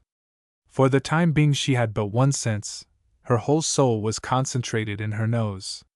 It is amusing when the hunter starts out of a winter morning to see his hound probe the old tracks to determine how recent they are. He sinks his nose down deep in the snow so as to exclude the air from above, then draws a long full breath, giving sometimes an audible snort. If there remains the least effluvium of the fox the hound will detect it. If it be very slight it only sets his tail wagging, If it be strong, it unloosens his tongue. Such things remind one of the waste, the friction that is going on all about us, even when the wheels of life run the most smoothly. A fox cannot trip along the top of a stone wall so lightly but that he will leave enough of himself to betray his course to the hound for hours afterward. When the boys play hare and hounds, the hare scatters bits of paper to give a clue to the pursuers. But he scatters himself much more freely if only our sight and scent were sharp enough to detect the fragments. Even the fish leave a trail in the water, and it is said the otter will pursue them by it. The birds make a track in the air. Only their enemies hunt by sight rather than by scent. The fox baffles the hound most upon a hard crust of frozen snow. The scent will not hold to the smooth, bead-like granules. Judged by the eye alone, the fox is the lightest and most buoyant creature that runs. His soft wrapping of fur conceals the muscular play and effort that is so obvious in the hound that pursues him, and he comes bounding along precisely as if blown by a gentle wind. His massive tail is carried as if it floated upon the air by its own lightness. The hound is not remarkable for his fleetness, but how he will hang, often running late into the night, and sometimes till morning, from ridge to ridge, from peak to peak, now on the mountain, now crossing the valley, now playing about a large slope of uplying pasture fields. At times the fox has a pretty well-defined orbit, and the hunter knows where to intercept him. Again he leads off like a comet, quite beyond the system of hills and ridges upon which he was started, and his return is entirely a matter of conjecture. But if the day be not more than half spent, the chances are that the fox will be back before night, though the sportsman's patience seldom holds out that long. The hound is a most interesting dog. How solemn and long-visaged he is! How peaceful and well-disposed! He is the Quaker among dogs. All the viciousness and currishness seem to have been weeded out of him. He seldom quarrels, or fights, or plays like other dogs. Two strange hounds, meeting for the first time, behave as civilly toward each other as if two men. I know a hound that has an ancient, wrinkled, human, faraway look that reminds one of the bust of Homer among the Elgin marbles. He looks like the mountains toward which his heart yearns so much. The hound is a great puzzle to the farm dog. The latter, attracted by his baying, comes barking and snarling up through the fields bent on picking a quarrel. He intercepts the hound, snubs and insults and annoys him in every way possible, but the hound heeds him not. If the dog attacks him he gets away as best he can, and goes on with the trail. The cur bristles and barks and struts about for a while, then goes back to the house, evidently thinking the hound a lunatic, which he is for the time. Being a monomaniac, the slave and victim of one idea. I saw the master of a hound one day arrest him in full course to give one of the hunters time to get to a certain runaway. The dog cried and struggled to free himself and would listen neither to threats nor caresses. Knowing he must be hungry, I offered him my lunch, but he would not touch it. I put it in his mouth, but he threw it contemptuously from him. We coaxed and petted and reassured him, but he was under a spell. He was bereft of all thought or desire but the one passion to pursue that trail. 4. The woodchuck. Writers upon rural England and her familiar natural history make no mention of the marmot or woodchuck. In Europe this animal seems to be confined to high mountainous districts, as on our Pacific slope, burrowing near the snow line. It is more social or gregarious than the American species, living in large families like our prairie dog. In the Middle and Eastern states our woodchuck takes the place, in some respects, of the English rabbit, burrowing in every hillside and under every stone wall and jutting ledge and large boulder, from whence it makes raids upon the grass and clover and sometimes upon the garden vegetables. It is quite solitary in its habits, seldom more than one inhabiting the same den, unless it be a mother and her young. It is not now so much a woodchuck as a field chuck. Occasionally, however, one seems to prefer the woods, and is not seduced by the sunny slopes and the succulent grass, but feeds, as did his fathers before him, upon roots and twigs, the bark of young trees, and upon various wood plants. One summer day, as I was swimming across a broad, deep pool in the creek in a secluded place in the woods, I saw one of these sylvan chucks amid the rocks but a few feet from the edge of the water where I proposed to touch. He saw my approach, but doubtless took me for some waterfowl, or for some cousin of his of the muskrat tribe, for he went on with his feeding, and regarded me not till I paused within 10 feet of him and lifted myself up. Then he did not know me, having, perhaps, never seen Adam in his simplicity, but he twisted his nose around to catch my scent, and the moment he had done so he sprang like a jumping jack and rushed into his den with the utmost precipitation. The woodchuck is the true serf among our animals. He belongs to the soil, and savors of it. He is of the earth, earthy. There is generally a decided odor about his dens and lurking places, but it is not at all disagreeable in the clover-scented air, and his shrill whistle, as he takes to his hole or defies the farm dog from the interior of the stone wall, is a pleasant summer sound. In form and movement the woodchuck is not captivating. His body is heavy and flabby. Indeed, such a flaccid, fluid, poachy carcass I have never before seen. It has absolutely no muscular tension or rigidity, but is as baggy and shaky as a skin filled with water. Let the rifleman shoot one while it lies basking on a sidelong rock, and its body slumps off, and rolls and spills down the hill, as if it were a mass of bowels only. The legs of the woodchuck are short and stout, and made for digging rather than running. The latter operation he performs by short leaps, his belly scarcely clearing the ground. For a short distance he can make very good time, but he seldom trusts himself far from his hole, and when surprised in that predicament, makes little effort to escape, but grating his teeth, looks the danger squarely in the face. I knew a farmer in New York who had a very large bobtailed churn dog by the name of Cuff. The farmer kept a large dairy and made a great deal of butter, and it was the business of Cuff to spend nearly the half of each summer day treading the endless round of the churning machine. During the remainder of the day he had plenty of time to sleep, and rest, and sit on his hips and survey the landscape. One day, sitting thus, he discovered a woodchuck about 40 rods from the house, on a steep side hill, feeding about near his hole, which was beneath a large rock. The old dog, forgetting his stiffness, and remembering the fun he had had with woodchucks in his earlier days, started off at his highest speed, vainly hoping to catch this one before he could get to his hole. But the woodchuck, seeing the dog come laboring up the hill, sprang to the mouth of his den, and when his pursuer was only a few rods off, whistled tauntingly and went in. This occurred several times, the old dog marching up the hill, and then marching down again, having had his labor for his pains.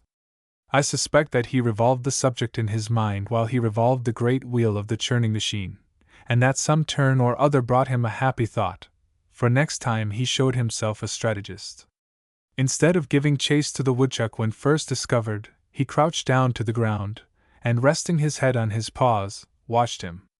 The woodchuck kept working away from the hole, lured by the tender clover, but, not unmindful of his safety, lifted himself up on his haunches every few moments, and surveyed the approaches.